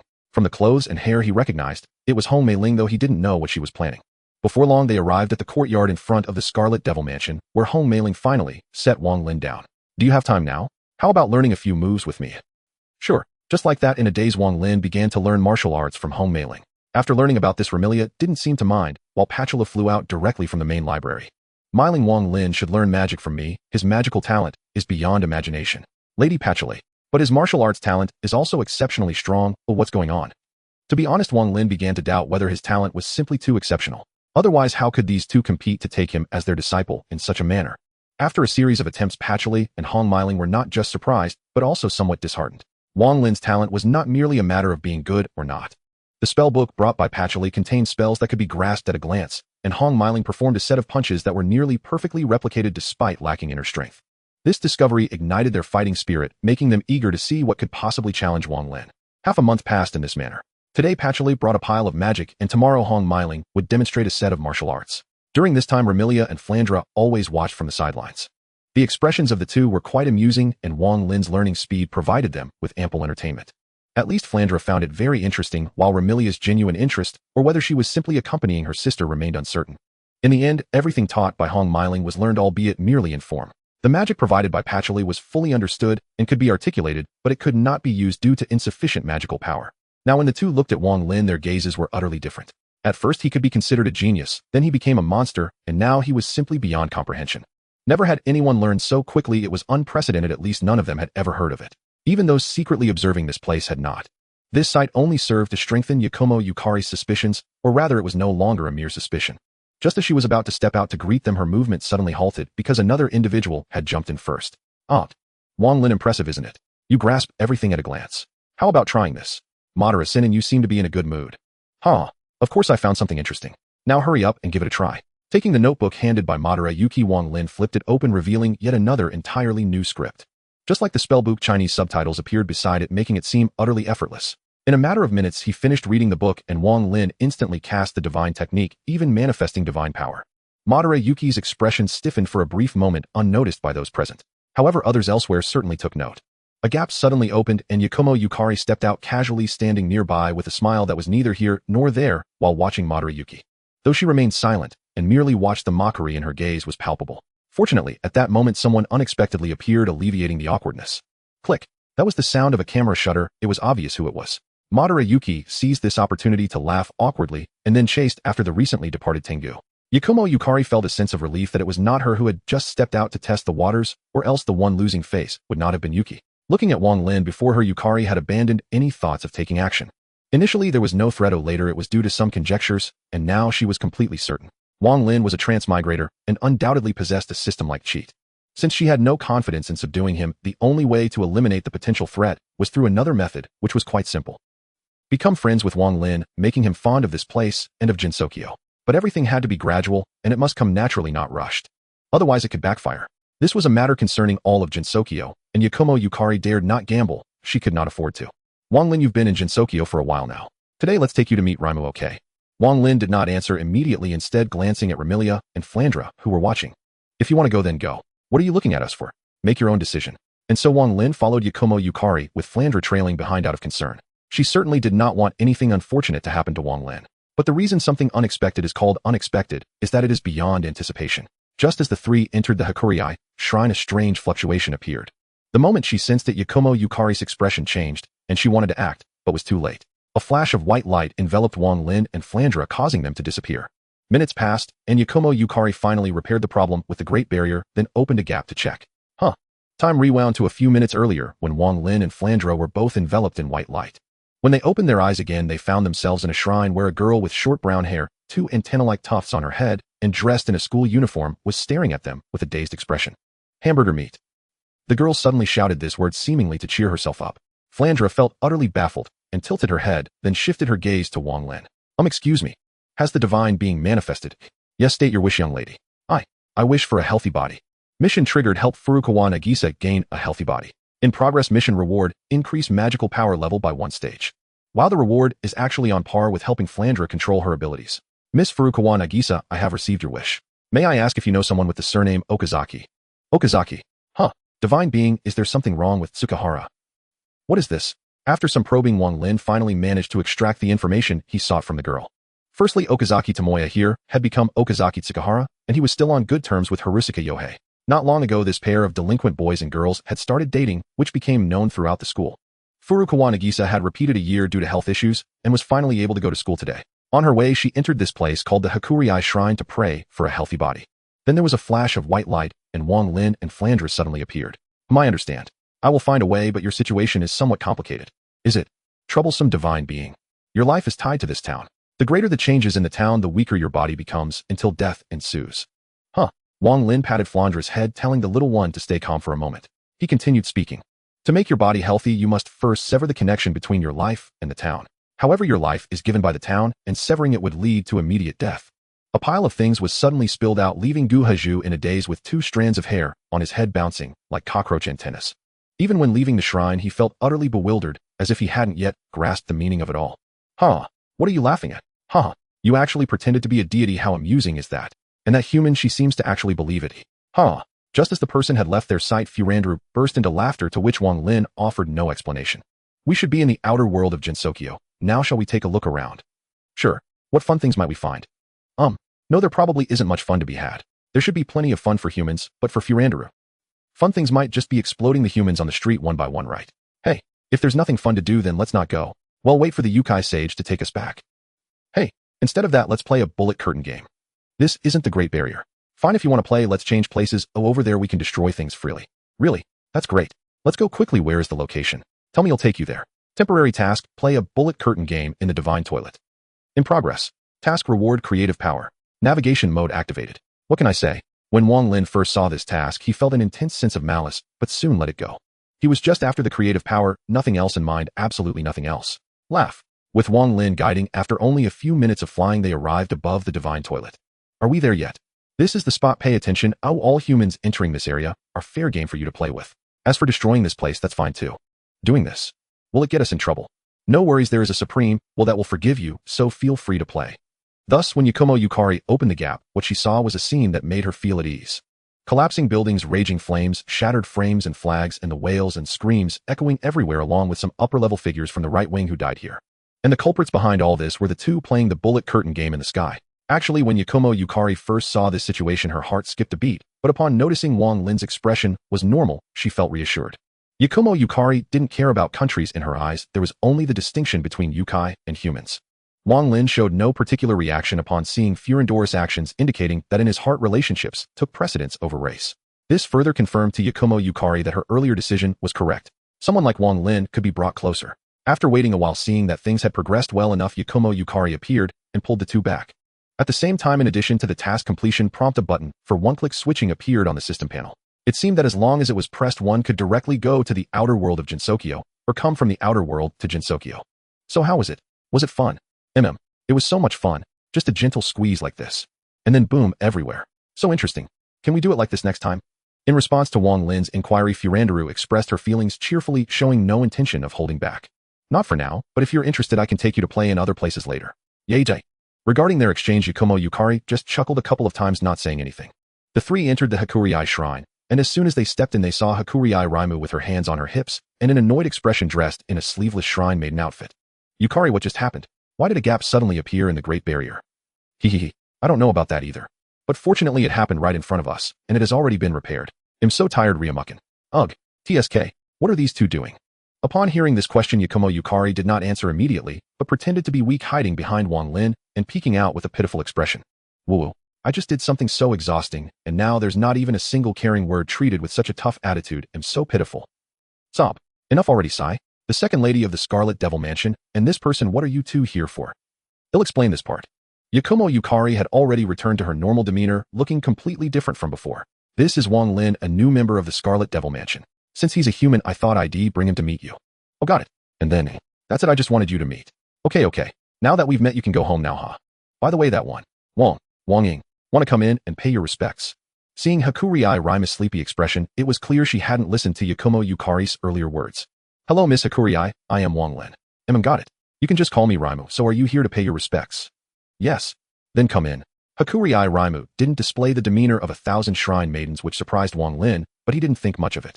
He approached the donation box in front of the Hakuryai shrine, dropped in the designated offering, and pretended to bow respectfully. Miss Raimu, may I ask who is the deity enshrined in this shrine? Huh, is there one? That kind of thing. 6. Wang Lin. We've been here, let's go back, I feel a little sleepy. Okay. Furandaru suddenly rushed over and hugged him, indicating she wanted to go back, which Wang Lin naturally agreed to. Just as he turned around, he felt someone tug at his arm. Turning back, he saw Hakuryai Raimu with a serious expression. Miss Raimu, you're okay? Never mind, you can go. Releasing her grip, the two flew away, and Yakumo Yukari also left through the gap. Hakuryai Raimu lay back on her bed, pondering the state of the two, then slapped her face with one hand. So what Marissa said about that vampire growing up, was this what she meant? Now the misunderstanding has grown even bigger. Returning to the Scarlet Devil Mansion, Wang Lin escorted Flandre back to the basement, opened the chat group, and sent an image. Transmigrator No.2, guess who I met outside of Jinsokyo? Yatagami Toka, huh? I have no idea about this, let the group leader handle it. Yatagami Toka, yin. Yin. What's up? Yin, what? A dango. Transmigrator No.2, that's right. I asked, and it turns out that in this world Okazaki Tomoya has become Okazaki Tsukihime, and he started dating Harahara Haruki. Yin, huh? How did that happen? Transmigrator No.2, how would I know? Yatagami Toka, what's wrong with that meme? Transmigrator No.2, here, take a look. After watching you'll understand. Yin, hey. I just sent a meme, and you went ahead and shared the video. Yin, you're corrupting the youth, hey? Transmigrator No.2, well, you have to know these things. In this day and age, it's better to know more, not knowing can lead to losses, right? Yin, too much knowledge won't bring happiness. Transmigrator No.2, right. It seems you have a story group leader. Yatagami Toka, I see. So that's what it meant. I've misunderstood all this time. Transmigrator No.2, exactly. Yatagami Toka Kirichin is so full of energy. I feel like I'm getting old at my age. Transmigrator No.2, aren't you still young? Yin, yes, in any aspect I'm not that old. Yatagami Toka group leader.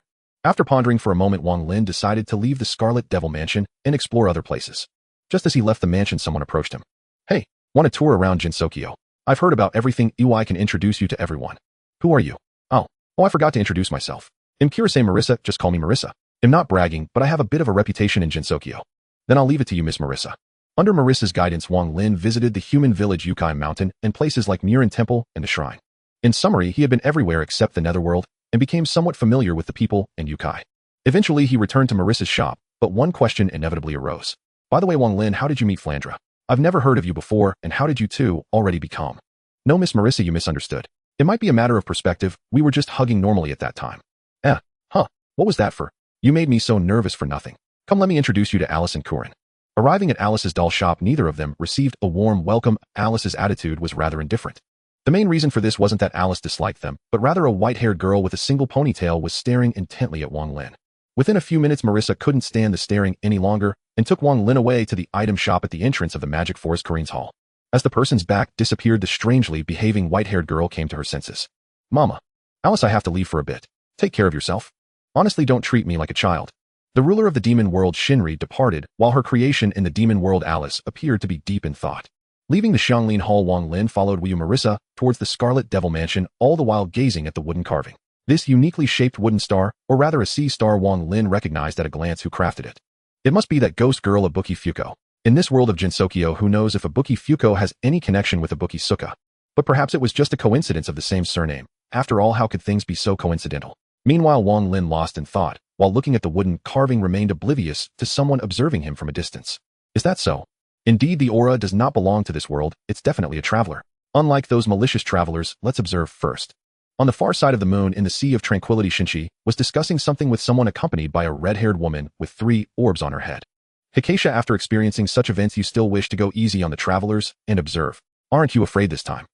It's fine, the main forces of this world are in Jinsokyo. No matter how many times the outside world is destroyed, it won't cause much impact. But Shinshi, are you perhaps afraid? Hikasha looked at Shinshi with a playful expression, amused by her old friend's strange demeanor, and burst into laughter. You're joking. Am I afraid? But do keep this in mind, to defeat the last traveler, Izanagi, Izanami, and Amaterasu, all perished. Although they weren't particularly strong, they were part of the elite forces. If we lose another batch of top-tier power, our world's standing will surely decline, won't it? Hikasha, are you really prepared? As she said this, Shanky's piercing red eyes fixed intently on Hikasha, seemingly trying to discern something from her expression. However, Hikasha showed no distinctive reaction. It's fine, we can gamble many times. At worst, we start over. After all, it was like this at the beginning, wasn't it? But as long as we get it right once, just once, it will be enough. TSK, I'm really impressed with you. A fine then. Outside the Scarlet Devil Mansion, Wang Lin stood at the entrance with Hong Meiling, having just watched the dazzling bullet barrage between Marissa and Flandre in the sky. It was quite spectacular, highly entertaining. They weren't the only ones watching. Several nearby yokai were also observing, but these were named yokai. The weak ones, lacking even names, were all frightened and fled in disarray. Though they couldn't be killed like the weak humans who would fall with just 2 bullets, they weren't much better off, at most surviving 5 or 6 hits. In a bullet barrage of this caliber, they simply couldn't endure. Only those fearless ones who could resurrect after dying dared to watch up close, and some even flew in to participate. The final outcome was not surprising. Marissa and Flandre ended in a draw. The fairies that flew in took a few hits from the barrage and were blown up, only to reappear by the misty lake the next day. How was it, Wang Lin? Did you learn anything? Oh, my mind gets it. Yes, only my mind gets it. What do you mean, only your mind gets it? Can you do it or not? I can't. Alright. Flandre, don't be upset. Even if I can't do it, I can learn. Upon hearing this, Flandre realized it was indeed true and instantly brightened, completely shedding her earlier glum expression. Wu Marissa departed, and an excited Flandre began to teach Wang Lin about bullet hell games. Right, do it like this: the Hongmei trap, add some of your own. Give it a try. Oh, we'll give it a try. Hongmei trap. Wow. So amazing, so amazing. Didn't I just learn it right away? Let's try this next: the caged bird. Star Art Break. The entire day was spent learning spell cards with Flandre, or rather learning Flandre's spell cards. Wang Lin learned quickly and Flandre was very pleased. When Flandre was happy, Remilia was happy too. Thus that night the Scarlet Devil Mansion held a banquet and many powerful yokai came over. Due to the large crowd, the Scarlet Devil Mansion was particularly lively that evening. Outside Jinsokyo, at the Kuragawa family's bakery, Kuragawa Akiyuki and Kuragawa Saki were watching television. Today, Tokyo's XXXX suffered an unprecedented terrorist attack, resulting in countless casualties and widespread psychological issues among survivors, with reports of 2 people flying and fighting. The death toll is still being counted. Our residents are advised not to panic and to stay tuned for updates. Ding dong. Mom and Dad, I'm back. Oh, welcome back, Nagisa. Did anything special happen today? I just saw the news about the attack in Tokyo. Mom, speaking of that, there was indeed something. This morning I visited a shrine and prayed, and the deity actually manifested. How amazing. This statement left the Kuragawa couple stunned. Kuragawa Akiyuki hurried to his daughter, placing his hand on her forehead to check for fever. Phew. Thank goodness, no fever. Dad, I'm telling the truth. Alright, it's real. What did you wish for? What else did the deity say? Seriously, Dad doesn't believe me. I'm not telling you anymore. In a bit of a huff, Kuragawa Nagisa ran to her mother, Kuragawa Saki. What did little Nagisa wish for? What did the deity say? I wished for a healthy body, and suddenly there was a flash of white light, and the deity appeared saying my issue is a bit troublesome. Kuragawa Nagisa began to recall while her parents didn't interrupt, quietly waiting. The deity asked me some other questions about a few names, and I wasn't being led on, was I? Oh, my silly daughter. Dad. Alright, I won't say anything more, you continue. Kuragawa Nagisa pouted, turning back to her mother, continuing her story. The deity also said that my situation is a bit troublesome, something about life being intertwined with the town, and that the more changes happen to the town, the worse my illness gets and dying or something. Haha, that kind of thing can't possibly be true. Little Nagisa, don't overthink it, go rest a bit, and prepare for dinner. Oh, okay mom. Unbeknownst to them, Kuragawa Akiyuki's expression had turned unusually serious. Wait a minute, Nagisa, where is the shrine you visited? I'm going to check it out tomorrow. It's right. The banquet at the Scarlet Devil Mansion continued until morning, with the yokai gradually leaving. Some utterly drunk simply laid down on the spot and fell asleep. Wang Lin did not dampen everyone's spirits, having consumed quite a bit of alcohol. Although he was indeed tipsy, his drunken state was promptly identified as a negative status by the system and was automatically cleared. Now, as one of the only two sober individuals, Wang Lin and Sakuya Izaoi were tidying up in a time-stopped state. However, this did not make Sakuya feel happy. Instead, she felt her work was being taken away. Though she felt this way, Sakuya ultimately said nothing, appreciating the help. Should I invite Wang Lin to help with the renovations next time? No, never mind. After sending everyone back to their rooms, Wang Lin was about to assist with the guests when Sakuya stopped him. They don't need to be bothered, they'll return on their own once they wake up. Oh, with that the time stop was lifted. Sakuya went back to her room to rest while Wang Lin felt quite energetic. Dingling. Hearing the sound of a bell, Wang Lin looked around, but there were no bells nearby. Where was the sound coming from? Dingling. Dingling. Again, there were two sounds, this time exceptionally clear, and Wang Lin realized that it was ringing inside his head. Opening the chat group, he found nothing particularly unusual, so he glanced at the system panel. Someone is calling you through the power of belief. Just thinking for a moment, Wang Lin quickly guessed where it was from. After all, there were only a few places he had been to. The only place that could generate the power of belief was the Hakuryai shrine outside Jinsokyo. The fact that the power of belief was clearly seeking him proved that the person had seen him. Could it be that Kuragawa Nagi had come again? Filled with doubt, Wang Lin took off from the spot and arrived at the Hakuryai shrine in just a few minutes, then clicked on the option on the panel to enter the outside world. As he appeared, a chime of bells rang out. A red-haired man walking outside immediately turned around upon hearing the sound and locked eyes with Wang Lin. Are you the deity? To be honest, he was a bit startled. When he first arrived here, he completely disbelieved this matter, as this was an abandoned shrine, and even the name of the deity was missing from the altar inside. Oh dear. Kuragawa Akiyuki, is he the father of that girl from yesterday morning? Thud. Bang. Hearing the sound, Kuragawa Akiyuki fell to his knees and knocked his head heavily on the ground. I beg you, deity, please save Nagi, save my daughter. I am willing to pay any price. No need to be so agitated. Even if you don't do this, I will save her. As for the price your daughter has already paid. Well, whether that counts as a price is still uncertain. What? Nagi has paid. What price did she pay, O deity? When Kuragawa Akiyuki lifted his head, Wang Lin's figure had already vanished. No matter how he called, he did not reappear. Azure Takanashi Hoshino Wu. Why? Jinsokyo Traveler No. 2. What's wrong with you? Azure Takanashi Hoshino. Why? Leader. Jinsokyo Traveler No. 2. Did the leader bully you? Leader Yin hey. What do you mean? What do you mean I bullied her? Jinsokyo Traveler No. 2. Then what's this situation? Why are you crying? Azure Takanashi Hoshino. Why do you have to show me that kind of thing, uncle? Now I feel so uncomfortable. Jinsokyo Traveler No. 2. What did you see? Leader Yin that. Just take a look at the group files and you'll know. With curiosity, Wang Lin opened the group files and indeed found an additional folder. Clannad Complete Collection Season 1 Season 2, Jinsokyo Traveler No. 2. Great job, leader, you did well. Jinsokyo Traveler No. 2. Since you are so lacking in benevolence, don't blame me for being heartless. What are you trying to do? Traveler No. 2 uploaded the complete collection of Anohana, the flower we saw that day, to the group files. Leader Yin you are born. Jinsokyo Traveler No. 2. Same to you. Azure Takanashi Hoshino, you're all bad people, you're all so bad. Why do you have to show me this stuff, uncle? You two are really despicable. Jinsokyo Traveler No. 2. Despicable. It's just a bit melodramatic. Azure Takanashi Hoshino. Azure Takanashi Hoshino, but it's not so bad. It only brings tears, and it's not a complete tragedy. Azure Takanashi Hoshino Traveler No. 2. It seems that's your world, you must save her. Jinsokyo Traveler No. 2. Before that, let's talk about your side. Pay attention to Kuroki Shin, or you might not even know if the Helmet Squad takes her away one day. Jinsokyo Traveler No. 2. Also, Urabados is currently in a suspension state, right? There's no supply from Shale, and no teachers either. Jinsokyo Traveler No. 2. It must be very tough to fight. Do you need us to come and play the role of commander for you? Let me tell you, I've been a captain, won the Holy Grail, commanded interstellar wars, and ruled as a king. Leader Yin, alright, you can tone it down a bit, op. Jinsokyo Traveler No. 2. What do you mean? I'm just an ordinary player. Azure Takanashi Hoshino. Oho. We are not that weak yet. If we ever need help, we will definitely call you. Azure Takanashi Hoshino, by the way, is there any way to download the contents of the group files to my phone?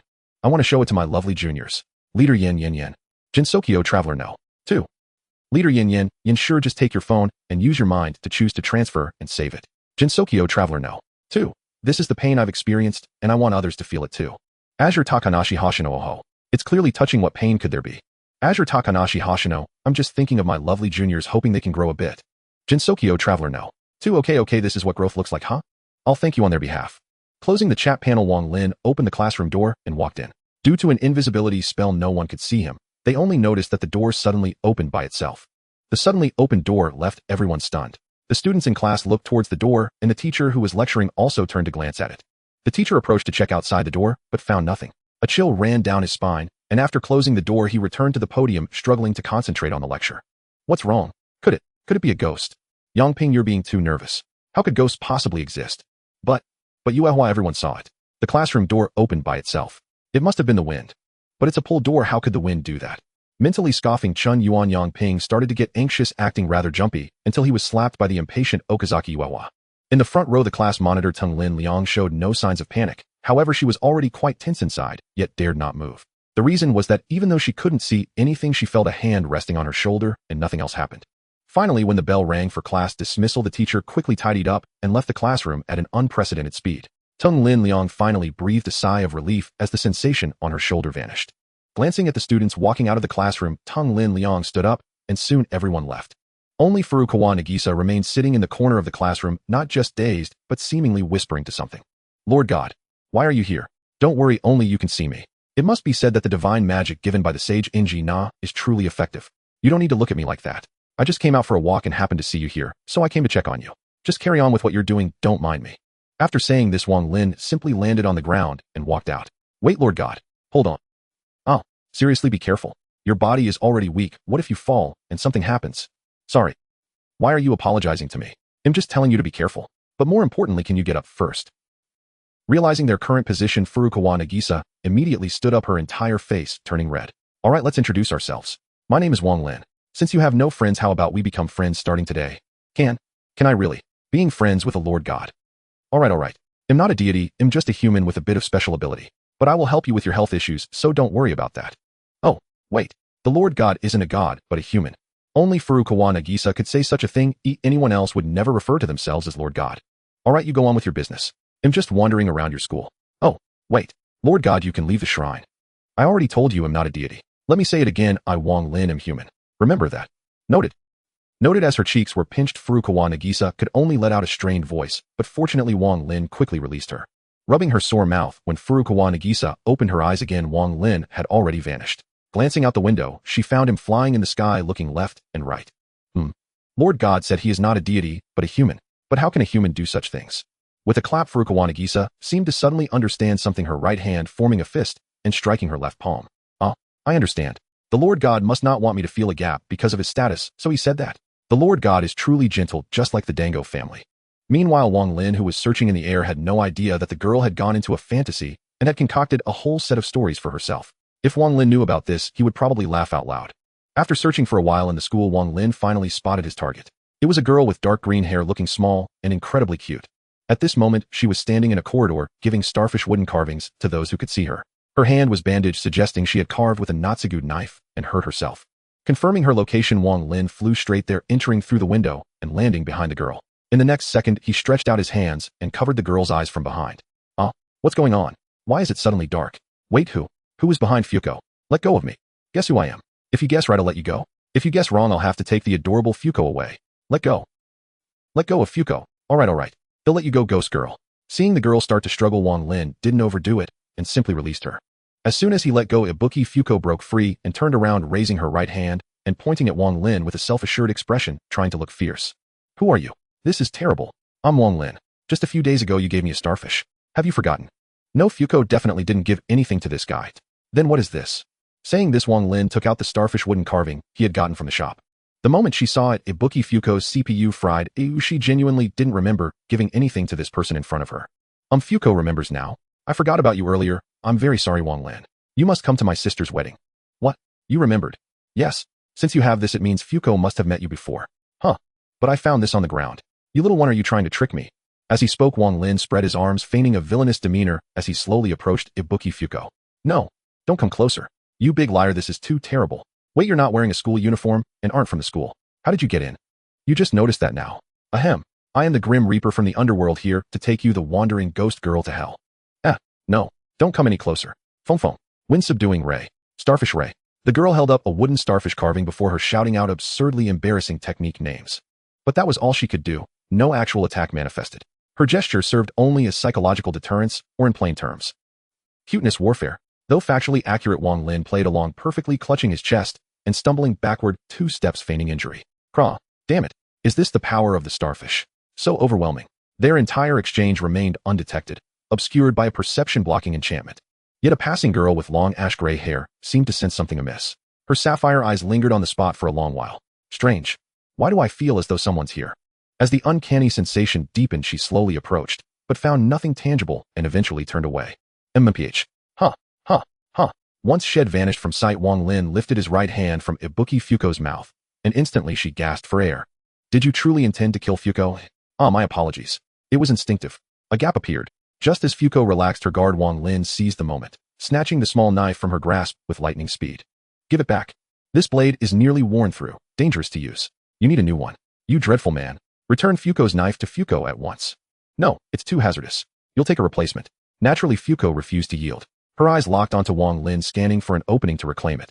Then, astonishingly, the so-called Shinigami produced an identical knife in his other hand, pristine, gleaming, utterly new. Here, you may have this. Oh, dumbfounded, she accepted the blade as it materialized, and fell into sudden, uncharacteristic silence. Are you truly the Shinigami who will escort Fuko to the underworld? Clearly that miraculous manifestation had convinced the airhead girl he was genuine. Of course. Whoa. No, I'm not. Fuko will go, but can I? Whoa. You actually believe I'm a Shinigami. How adorably naive. You really are the worst. With an indignant cry, Fuko dashed off, clutching the brand new blade Wang Lin had just conjured for her. After a brief exchange in the group chat, Wang Lin closed the interface and glanced toward a nearby corridor corner, then continued walking forward. He knew someone was trailing him, most likely Sakagami Tomoyo, but it mattered little. It posed no real concern. To ordinary eyes he was invisible, yet to Sakagami Tomoyo he flickered like a failing light bulb, an ethereal, unstable specter. She believed that having encountered such strangeness, she could not simply look away. Thus she followed him all the way to the library, only to lose him at the entrance as he flickered once more and vanished. When she finally located him again, he stood behind a blue-haired, violet-eyed girl deeply absorbed in her book, his hands hovering near her neck. Without hesitation, Sakagami charged forward. Classmate, danger, she shouted as she rushed in, but strangely neither seemed to hear her voice. Just as she kicked out at Wang Lin, reality warped, she stood frozen, not inside the library but still at its threshold. Everything prior had been illusion. With no time to ponder, Sakagami burst back inside, only to find the scene before her utterly unlike what she'd imagined.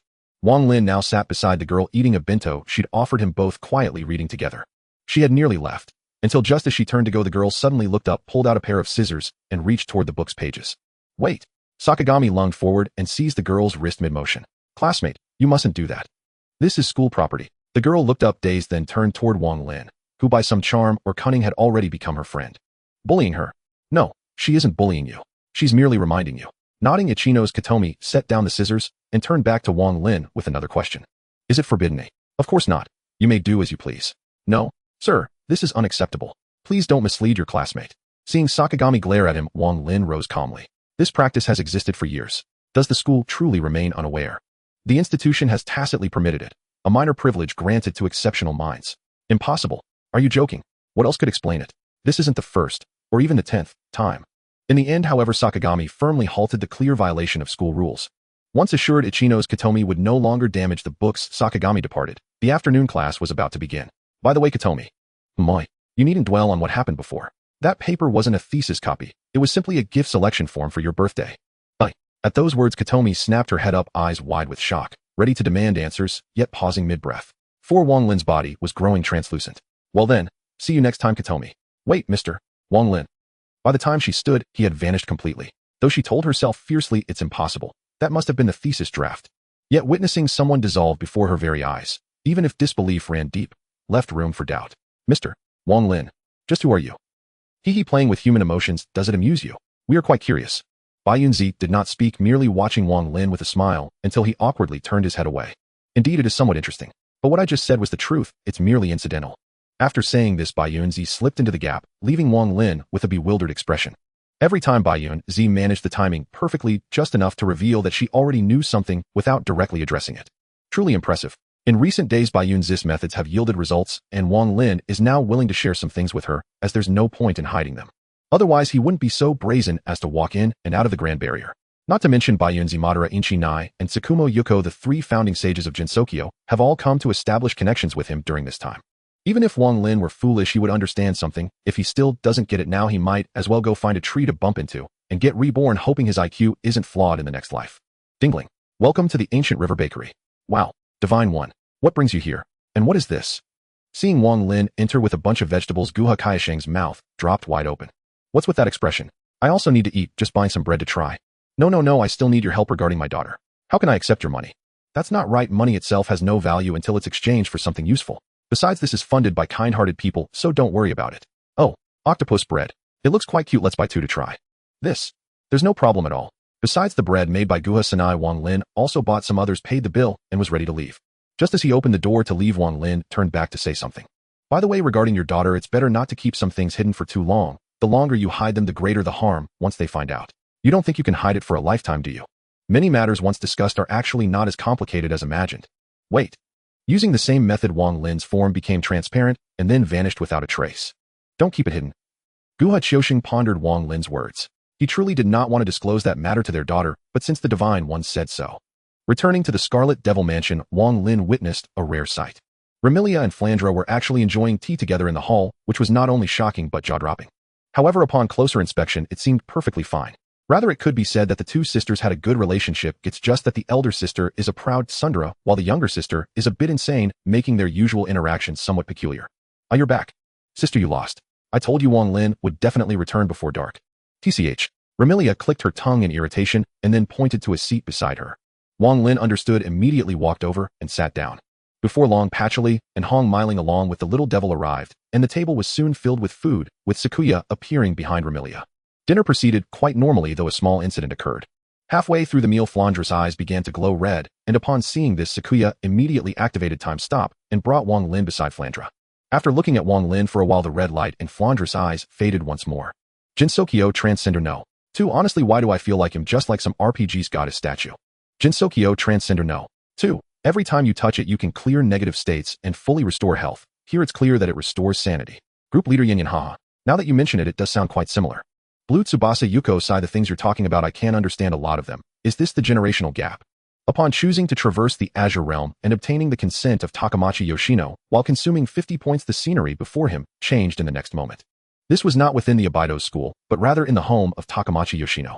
The first thing that caught his eye was a girl with long pink hair and a distinctive ahogue, who seemed to be only slightly taller than Remilia. Woo! Good evening, Mr. Wang Lin. Good evening. What kind of gun will you be using for me?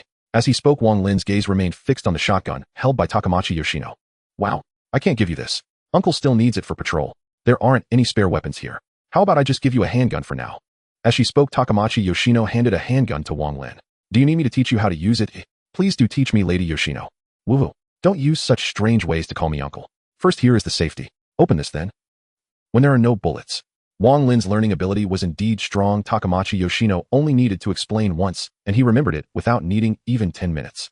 You learn so fast. I was prepared to spend an hour teaching you at first. I apologize for disappointing you, Lady Hoshino. Where is the disappointment? Wait, why are you using that strange way to call me again? Alright, don't mind those details. Aren't we going out for patrol? Let's go. Seeing Wang Lin's eager expression, Takamachi Hoshino sighed, and then walked towards the door.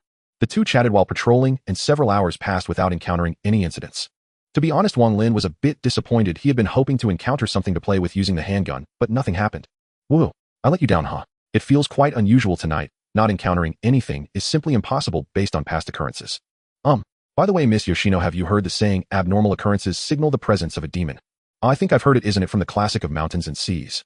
As she spoke, be careful. A sudden realization struck Takamachi Yoshino, and she raised her shield to block. A heavy sniper bullet was blocked, producing a tremendous sound.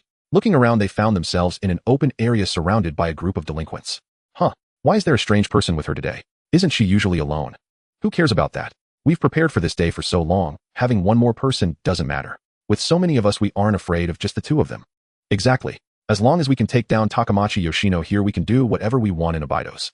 The intentions of the delinquents were clear, and they stated it outright. Ultimately, they were just kids showing no signs of concealment. Woo, it looks like I've pulled you into quite a predicament, Wang Lin. Be careful. Uncle might not be able to protect you well enough. It's fine.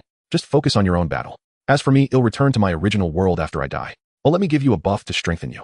With those simple words, a brief glow emanated from Takamachi Hoshino, as if something had changed. How strange, what is this? It's a strengthening magic that temporarily enhances your strength, speed, and defense. Since it's a basic enhancement, the effect lasts only 15 minutes.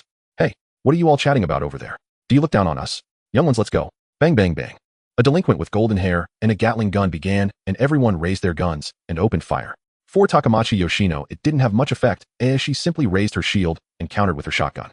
Phew, that was dangerous. Wang Lin, where are you? The delinquents shared the same concern, wondering how that strange person had vanished in an instant. However, they paid little mind to this small matter, simply assuming he had fled. In reality, Wang Lin had used an invisibility spell to fly up and directly arrive behind the leader of the delinquents.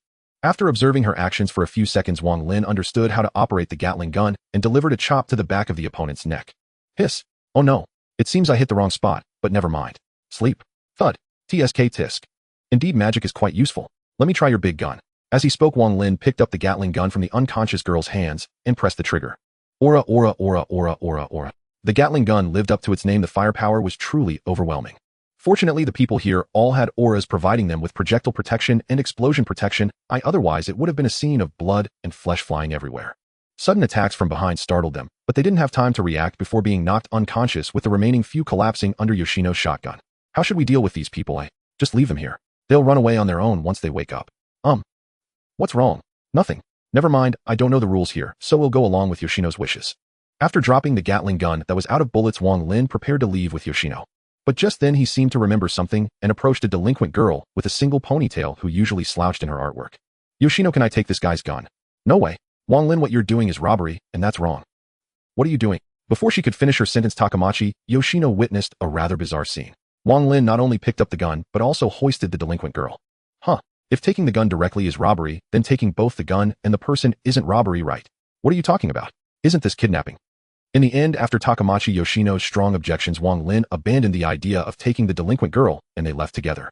Even so, Takamachi Hoshino still slightly compromised and packed all the weaponry and ammunition from the delinquents to take with her.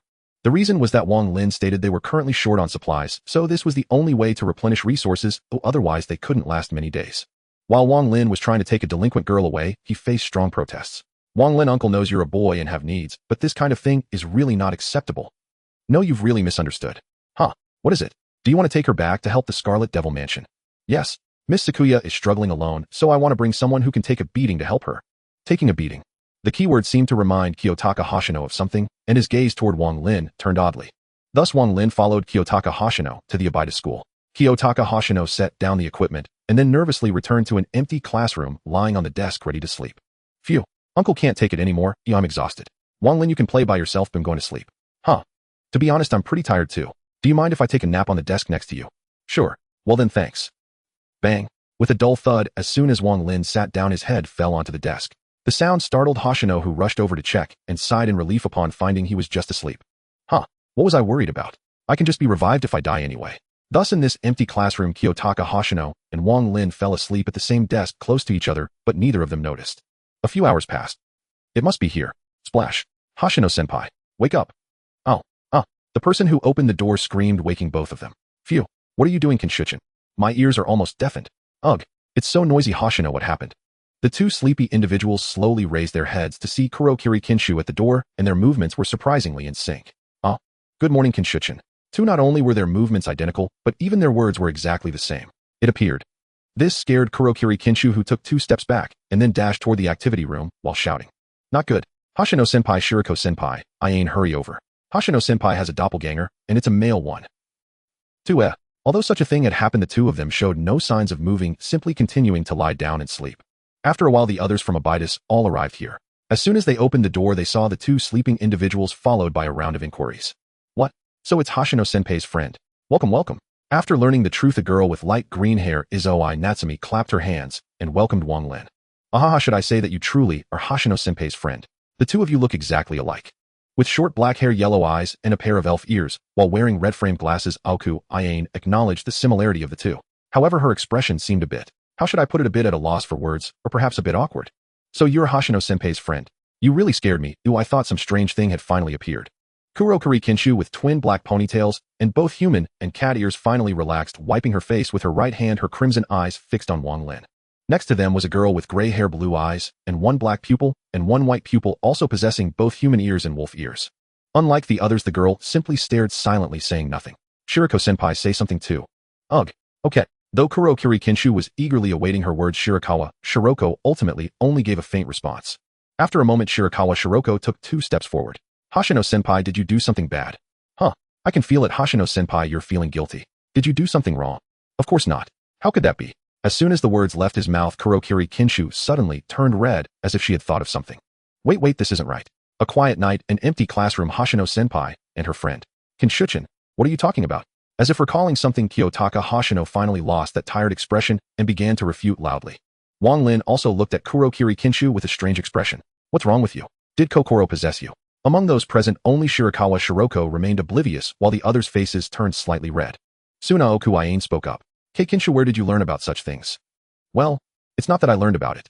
A couple of days ago I was outside and saw someone from the Sanyi reading a book, so I curiously took a peek. Aha, books like that shouldn't be read, Kinshu. Alright Sanyi, it couldn't possibly be Kokoro, right? Ugh, I'm so sleepy, let me sleep a little longer. I'm sleepy too, I want to sleep a little longer. No, you can't. Hoshino-senpai, and this gentleman Wang Lin, look at what time it is now. How can you two still be sleeping? Mr. Wang Lin can continue to sleep, but Hoshino-senpai, you must come to the meeting. While saying this, Kurokuri Kinshu grabbed Kiyotaka Hoshino's shoulders and began to shake her. Stop shaking, Kinshuchin. Uncle can't take it anymore, I'm going to faint. Just then, as if something suddenly happened, Kiyotaka Hoshino's expression straightened and all the fatigue vanished.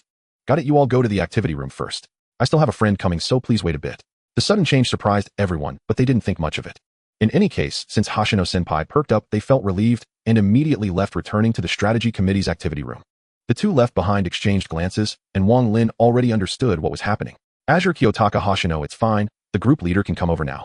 Just after sending the message, a beautiful girl with short black hair, standing at 1.7 meters tall, and wearing a white dress appeared. As soon as the girl appeared, she rushed towards Kiyotaka Hoshino, catching even her off guard.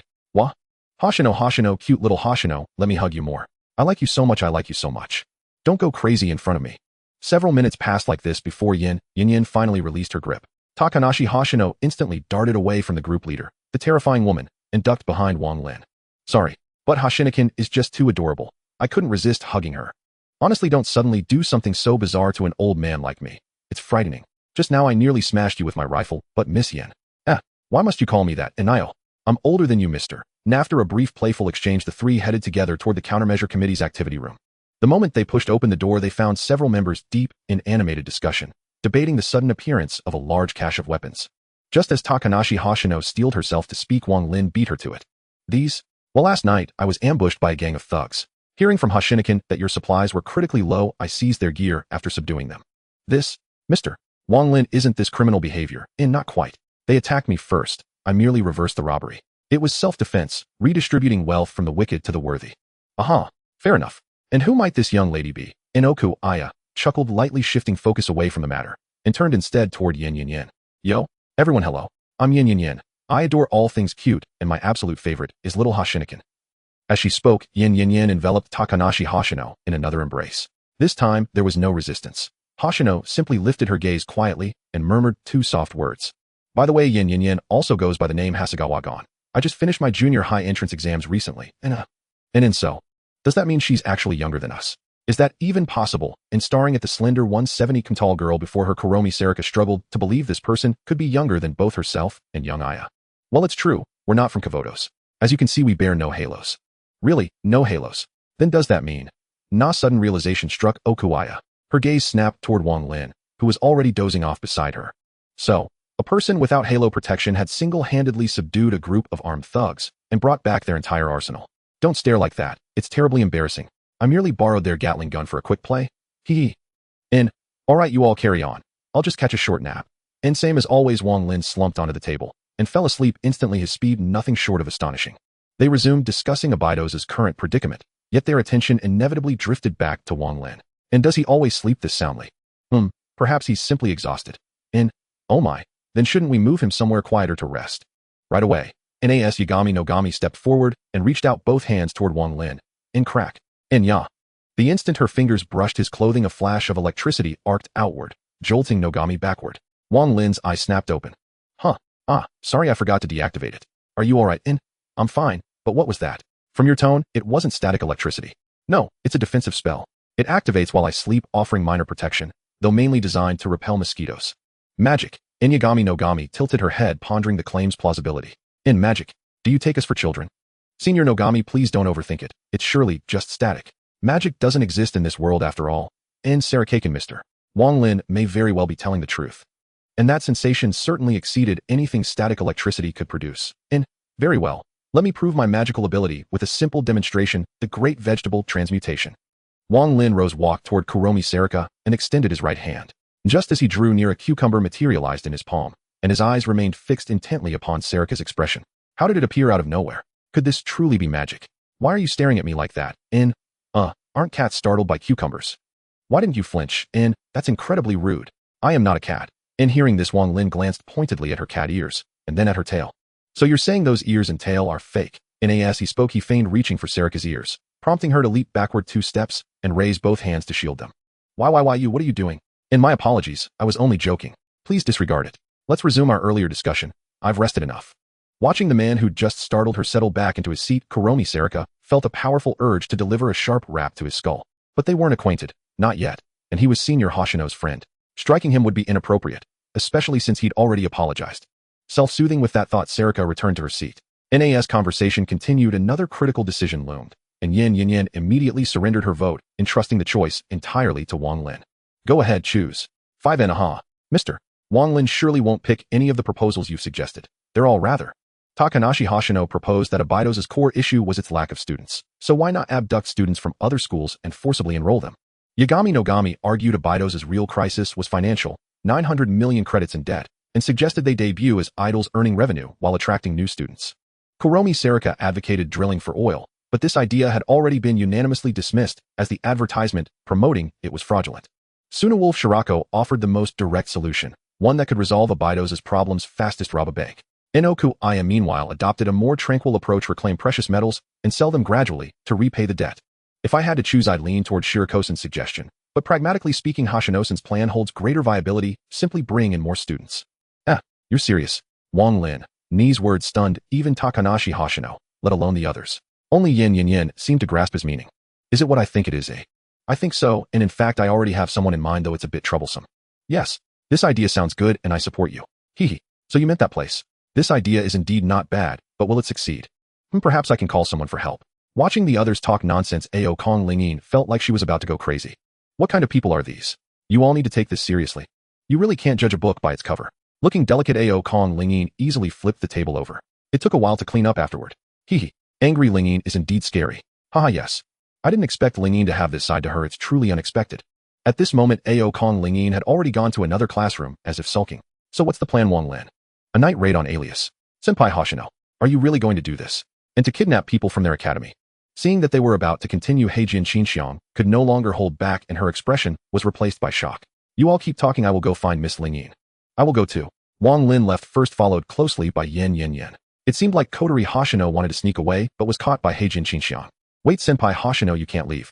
On the other side, Yin and Wang Lin were discussing matters regarding Alias. When they arrived at the empty classroom where Ao Kong Lingyin was, their discussion was almost over. Miss Lingyin, are you okay? It's Mr. Wang Lin and Miss Yin. Sorry to have you both see me like this. We're fine, but you suddenly ran out. It must have worried everyone. Aren't you going back? I will go back in a bit, but right now. Mr. Wang Lin, were you serious about what you just said? After a brief pause, Ao Kong Lingyin asked Wang Lin with a very serious expression. Of course I'm serious. Now don't be hasty, and let me explain the situation regarding Alias to you. I think you might change your mind. After a while, the two followed Ao Kong Lingyin back to the activity room. As soon as they entered, Ao Kong Lingyin slammed her hands on the table. Everyone, listen to me. Because of her previous reaction, everyone turned their attention to her, looking somewhat tense. Let's kidnap Alias. Hehe. I agree with this proposal. I agree too. Lingyin. By Z. Senpai Hoshino. Unlike the stunned Shirayui, Yemu Heijin Qinxiang was radiating dark energy, slowly approaching Wang Lin. Upon reaching him, she suddenly grabbed Wang Lin's collar and started shaking him. What on earth did you say to Xiaoling? Why did she suddenly change like this? Xiao Qinxiang, calm down and listen to me. I won't listen. This must be something you fed her that made her lose her mind. Xiaoling, wait, I will definitely find a way to return you to normal. Xiao Qinxiang. In her fury, Heijin Qinxiang was ultimately stopped by Ao Kong Lingyin, who made her listen to what she had to say. After learning about the situation, an alias Heijin Qinxiang was the first to express disbelief, with Yemu feeling similarly. However, with coterie Hoshino's testimony, they eventually believed it. Wang Lin Yinshan, do you have any good ideas? Just relying on us few won't be enough for an all-out battle. Total war. Senpai Hoshino must be referring to a general war. If that's the case, just relying on us few won't suffice. No, Lingyin, I didn't say anything wrong. They both understand the term total war, right? Ah yes, just us going to fight the fire dragon fruit. Wait a minute. As he spoke, Wang Lin seemed to suddenly realize something, and his eyes lit up. The current fire dragon fruit hasn't communicated with colors yet, so it can't transform at all. Therefore, what we need to focus on is how to take the enemy general's head amidst the chaos, and then tie up the people from Alias to Abydos. What you said makes sense, but the Alias team is not easy to deal with, and we haven't encountered Lord Faust yet. Don't worry, let's first solve the nearby issues like the illegal trading records at Caesar's place. Though it may not be of any use, we should give it a try. If the Federation's Student Council president doesn't intervene, then we will temporarily treat them as enemies. The statement left everyone in silence. Just Wang Lin opposing the Federation Student Council was something they had never even considered. Isn't that a bit too radical, Mr. Wang Lin, treating the Federation Student Council as enemies? Miss Lingyin, things haven't reached that point yet, but we need to have that kind of momentum. Think positively. Perhaps they want to take this opportunity to suppress Caesar.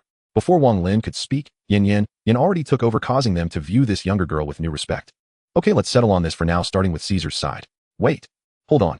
Why is everyone talking about your own things? I completely don't understand what you mean. What illegal trading records? And what are you all talking about? Completely clueless about these matters, Heijin Qinxiang expressed her dissatisfaction. For this, Wang Lin didn't answer directly, but instead looked at Hoshino beside him. Hoshino, have you shown them those two anime yet? Not yet. Then you should show them. I'll go back and think of other methods. Yin, are you staying here? I'll stay here and see how they react. Wow, what a terrible guy, just as you are. Wang Lin left Abydos school and returned directly to a certain inconspicuous place. Yin stayed behind to watch the anime with them. Because of everyone's enthusiasm, Heijin Qinxiang had no choice but to make a phone call and then come back. Others might not know, but both Hoshino and Yin could guess what she was up to. She was probably calling her workplace to ask for leave or something. Roar. It's starting. Does what we are doing have any meaning? Returning to the Scarlet Devil Mansion, Wang Lin first glanced at his group points, which after triggering a critical hit a few days ago, had reached 6 digits. However, that number. These points stink. Why does it have to be this number of over 1100? But it didn't matter that the points were unpleasant. At least Wang Lin wasn't lacking in points now. He first purchased intermediate magic, deducting 500 points from his beginner magic, consuming a total of 49500 points. Then he checked the records and learned several intermediate spells he had deduced. He also bought Body Enhancement Level 3 from the shop, consuming 500 points, and Beginner Internal Force for 500 points. Finally, he purchased Martial Arts Master's Combat Experience, consuming 500 points. Looking at the remaining 9514 points, and sensing his current strength, he felt terrifyingly powerful. Suddenly remembering he hadn't signed in today, Wang Lin hurriedly signed in. Sign in successful, earned points 13. Group Master Yin, what the hell? You actually signed in for double digits. Group Master Yin 9527. TSK. Perhaps affected by some blow, Yin's avatar turned gray again. Wang Lin didn't pay much attention. Since the other party had gone offline, he closed the chat panel and walked towards the sleeping Hong Miling at the entrance. As he approached, the master-level combat experience he had just obtained suddenly gave him a very dangerous feeling, and Wang Lin stopped. He silently turned around and walked back into the Scarlet Devil Mansion. He couldn't provoke anyone, he was too weak now, and would probably get thrashed by the sleeping Hong Miling. View panel. Host Wang Lin. Strength stage small fish. Tip finally transformed from an ordinary person into a small fish. The host has worked hard, keep it up. My fists clenched. I opened the taskbar and saw that not long ago another task had been added here. Active task: resolve the crisis of Abydos ruined school. In progress. Task: reward energy conversion. Although I still don't know what energy conversion is, the system's rewards are always good stuff. Perhaps. I arrived at the basement, and before entering the door, I heard laughter from inside, the voices of 2 little girls. Opening the door, I saw Flandre Scarlet and Koisher Kameji. You're back. Wow. It's Wang Lin. Odds me I'm back. As soon as I entered the room and closed the door, Koisher Kameji had already rushed over, grabbing Wang Lin's hand and pulling him along. My sister said she is very grateful for the fresh vegetables you sent. If you have time, the underworld is very welcoming for you to visit. It'll go when I have time. While speaking, Wang Lin patted Koisher Kameji's head, receiving a silly smile in return. Immediately after, Flandre Scarlet approached from another side, and Wang Lin quickly extended his other hand. What were you two playing just now? It's this. Wang Lin, what you said last time was very insightful, so we are trying to research some new things. Just thinking about it feels really interesting. After playing with these 2 little ones for a while, Koisher Kameji went back. Because of her special nature, she wasn't noticed by anyone along the way. Koisher Kameji was very happy about having a friend who could see her. Leaving the Scarlet Devil Mansion, she didn't return to the underworld, but headed toward the Hakurei Shrine. After wandering around for a while, she quickly found the person she was looking for. It was a girl with pink long hair wearing a lantern skirt, a mask on her head, and no expression on her face. Heart. Over here. Ko. Hearing the call, Chin Xian slowly turned her head, seeing Koisher Kameji waving at her, and jogged over. During the process, the mask on her head suddenly turned into a happy mask, but her own face remained expressionless. Ko, is there something you need? The new member of the Scarlet Devil Mansion. If you're interested, go take a look. You might get what you've always wanted. The purple one told me to tell you this. Chin Xian did not respond, just staring blankly at Koisher Kameji. For this, Koisher Kameji also had no other reaction, just waiting slowly. Got it. That's great. Hey, let's go play at the Xuanwu Marsh together. In the afternoon, Wang Lin and Flandre Scarlet spent their time sleeping together, and when they woke up, it was already midnight. Wang Lin went out to play with Flandre Scarlet for another night, just like before. When they returned, it was already dawn. As Flandre Scarlet went to sleep, Wang Lin directly clicked to switch and arrived outside Jinsokyo. First, I checked the school library and didn't find Ichino's Katomi, which led Wang Lin to some speculations. Using tracking magic, Wang Lin followed the magic trail to Ichino's Kodomi's home. Sure enough, just as expected, a girl hugging her knees and lost in thought appeared before him. On the walls around her, there were papers cut out from various books and newspapers. Little Katomi, do you really not believe me? The girl seemed to have sealed everything off, showing no reaction at all, but Wang Lin knew she was listening. How about this? After some time, at most a month, I will take you to see the past, let you see with your own eyes what you burned. Until then, you should just do what you need to do. How about that? The girl still had no reaction, but Wang Lin's purpose had been achieved, and he left directly. Why was Wang Lin so sure? Because. Self-made task, get Ichino's Katomi back to school. Completed. Task, reward, beginner regeneration. Through this matter, Wang Lin reaffirmed some things. Tasks not only need to be encountered, but can also be self-created. The scope for this is still not standardized. But the problem isn't big. As long as I know this, it's enough, and I will have greater space for development in the future. After that, I came to the school again, and stayed beside the class leader Furukawa Nagisa for a while, still placing one hand on her shoulder to support herself, while in reality Wang Lin's attention was already on the chat group. Group Master, Yin Yin Yin Image. JPG. Group Master Yin Yin Yin stayed up late to finish watching. Their expressions didn't disappoint me after all. Jinsokyo Traveler No.2. Stayed up late. Did you finish watching both episodes? To be honest, watching a beautiful girl move to tears, even if it's just a photograph, evokes a peculiar feeling.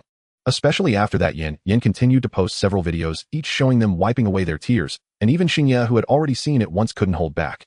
After chatting in the group for a while, Wang Lin raised his hand, feeling the weight on his shoulders disappear, and Fujibayashi Ryu sighed in relief. But just a few seconds later, there was again a weight on the other shoulder, making her tense up again, not daring to move. However, this time Wang Lin quickly let go, and the following sensations were merely her psychological effects. In the corridor, he teased Ibuki Fuko for a bit, then looked at Fujibayashi Ryu and his sister Fujibayashi Akane, recounting what had just happened. Wang Lin clicked a button to switch back to the internal realm of Jinsokyo. Seeing that Flandre Scarlet was still asleep, Wang Lin directly left the room to find Patchouli. What? You want to see intermediate magic? Wang Lin, you should know that magic is. TSK. Never mind, little devil. Lady Patchouli. 5th row, 7th book, 12th layer, 23rd book. Okay. The little devil chirped and flew away while Wang Lin was amazed by Patchouli's excellent memory. Not long after, the little devil returned holding a collection of intermediate magic. Compared to the previous collection of beginner magic, this book was noticeably thicker, about 2.5 times more. Upon opening it, instead of one magic per page, some spells took several pages, and some even took over 20 pages to explain. But it didn't affect Wang Lin's studies. Half an hour later, he finished reading the entire book and then began to use the magic from the book in front of Patchouli. BT. Lady Patchouli, what did you just say? Nothing, just felt your learning ability is terrifying. Is this what a transmigrator is like? No, an ordinary transmigrator wouldn't be able to do this. You must have some special traits. Patchouli's violet eyes fixed on Wang Lin, her right hand stroking her chin as if trying to see through him. At the same time, she continuously muttered to herself, seemingly conducting some analysis. Lady Patchouli, have there been other transmigrators in Jinsokyo before? Yes, I know of 7. No, now it's 8. I wasn't aware of them before I arrived in Jinsokyo. If you're curious, you can ask the Yukai sage, though she might not tell you. Who says I want talk? Don't slander me, woo woo woo. 3. The sudden appearance of Yakumo Yukari left the three in silence, unsure of what to say. Yakumo Yukari also didn't indicate anything further, merely smiling at Wang Lin as if waiting for something. Soon Wang Lin understood what she meant. Miss Yakumo Yukari, could you tell me how many transmigrators have appeared here before? Let me think. Including both the outside world and inside Jinsokyo, there have been a total of 273 transmigrators. Counting you makes it 274. But I only noticed this after being reminded by that person. Thank you, Miss Yakumo Yukari, for the information. With her pleasant laughter, Yakumo Yukari entered a gap and left the place. I never expected the Yukai sage would tell you such things, but perhaps she truly holds you in high regard. Leaving the underground library, Wang Lin arrived at the second-floor balcony, where Remilio was sipping tea and enjoying the scenery. You're here. I've been waiting for you for quite a while, Wang Lin. Was I that obvious? Since yesterday you've looked troubled, so I guessed you would come to find me. Now tell me, what is it? In a while I want to take Miss Myling to another world. It might take a few days. Would you agree, miss? Wang Lin didn't intend to hide such matters as they already knew his identity. Hiding it wouldn't be good for both sides. I see it really as a chat group. If it's not dangerous for Myling, then it's fine, Sakuya. Understood, miss. Sakuya agreed and vanished. Moments later a scream from Hong Myling could be heard at the entrance. Shortly after, Sakuya reappeared holding a bleeding Hong Myling by her head. Just as Wang Lin was trying to understand what this meant, Remilia spoke up, which made Wang Lin immediately comprehend the situation. Myling, you've been lazy too often, I must punish you. But miss, from today you no longer need to be the gatekeeper. No please, miss. I won't be lazy anymore, don't abandon me, miss. Faced with Hong Myling's cries, Remilia remained indifferent, slowly sipping her red tea. Seeing this scene, Hong Myling felt as if all hope was lost, and her entire demeanor turned somewhat dejected. Oh, I forgot to mention something earlier. From today for a month, you will stay by Wang Lin's side. Whatever he asks you to do, you will do it. This will be your punishment. Do you accept? I accept. Thank you, miss, for not firing me. To be honest, the Remilia Wang Lin knew before crossing over was someone who would only curl up and call for Sakuya. However, after such a long time since crossing over, Remilia has always given him a sense of shrewdness and authority, except for the time she was caught secretly eating snacks. Perhaps this is the true Remilia. With such thoughts, Wang Lin left, followed closely by Hong Myling. Sakuya, what is it, miss? I'm tired, help me change clothes. Understood. Whoosh. Then let's go? Wait a moment, Sakuya. I didn't mean for you to change here. I apologize. Whoosh. Having been changed into pajamas, Remilia suddenly switched back to her original clothes in the next second, leaving her speechless. Sakuya, was that intentional? You've misunderstood, miss. We're going to your bedroom now. TSK. Let's go. Remilia, walking ahead like a pouting child, was completely unaware. Behind her, the head maid silently took out a white handkerchief to wipe away the loyalty that had spilled out. The miss is just too cute. After returning to her room and changing into pajamas again, Remilia burrowed into her blankets. Sakuya, do you think Myling will really be okay? Although I know that the trajectory of destiny doesn't matter much now, according to the original trajectory, Myling would die. After making this decision, the trajectory of destiny has become chaotic again. Miss, Myling will definitely be fine, please don't worry. Huh, you really startled me. I thought the young miss was truly going to expel me. Sorry, it was my fault you were made so anxious. Well, as soon as the young miss spoke, I already had an inkling. Tell me then, where are you taking me, and for what purpose? Let us not rush. I will tell you what must be done and the reasons for it. As for other matters, I have a task. Help me, Myling. No sooner had the words left his mouth than Hong Myling slapped her forehead, looking a little helpless. Sigh, we are practically family now, speak frankly and do not make things so distant. All right, actually. After he recounted the events, and she learned about Kaisa Bank and Aloysius' situation, Hong Myling paused to think for a moment. You say it is an academy where students use goo to torment each other and culminate in blood sacrifices to summon evil gods. What you describe sounds like a cult, does it not? A cult from another world. No, not that extreme. Compared to such a thing, this is much milder, otherwise most of the students would already be dead. Oh, then that's fortunate. When shall we depart? In a couple of days. No, depart now. Why the sudden change of mind? Because just now in the chat group, Hoshino sent word that she was ready to begin the operation. Begin what operation? Most likely it is directed at Kaisa Bank. With that in mind, Wang Lin paid no heed to the other concerns. If one simply follows the original novel's plot after crossing over, then what difference is there from being trapped in the original? Now, let us go. Oh, I am curious how you will take me across worlds. Do you have anything to prepare? What would I need? Let us go, depart. Perhaps because she was in high spirits, Hong Myling spoke in Shanghainese. Wang Lin adjusted the system's language module so that his speech also came out in Shanghainese. Hong Myling, already cheerful, seemed to brighten even more. They expended 100 points and left together. Not long after they left, Qin Xin arrived at Hong Magwen. From Xiaoya, she learned that the person she sought was absent, and she departed quietly. Wow, how convenient. Just like that, she slipped into another world. There was scarcely any sensation. Upon arriving in Jiwaduosi, Hong Myling looked past the harmless figures at her side and first surveyed the other features of this world.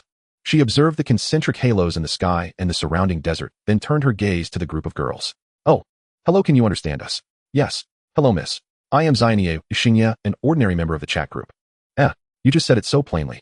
He brought you here and came to help. I have no reason to conceal anything. Only Xianye Hoshino spoke with Hong Myling. The others merely watched in silence. Though they said nothing, Hong Myling could plainly see the distrust in their eyes. A bunch of youngsters trying to hide their emotions in front of a great demon is not so easy. Oh my, am I being underestimated?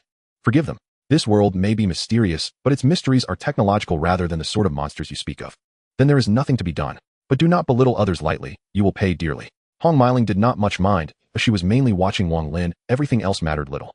As for this matter, having gazed at the gate for so long, consider it a change of pace. Are you ready? Of course. Very well. Go and put on these clothes and change your equipment as well, that way no one will know who you are. Once you are changed, we depart. They exchanged glances, took the garments, and left. In a short while they reappeared at the academy gate, utterly transformed. Woo, what is this? 5 girls appeared wearing white hats, white masks, and white robes looking entirely like nameless priests. What surprised them was not the white robes, but Wang Lin's attire. He wore the same style, but in black. By comparison, Hong Meiling had changed little. She still wore her green qipao, though now a grim mask covered her face like a rogue's.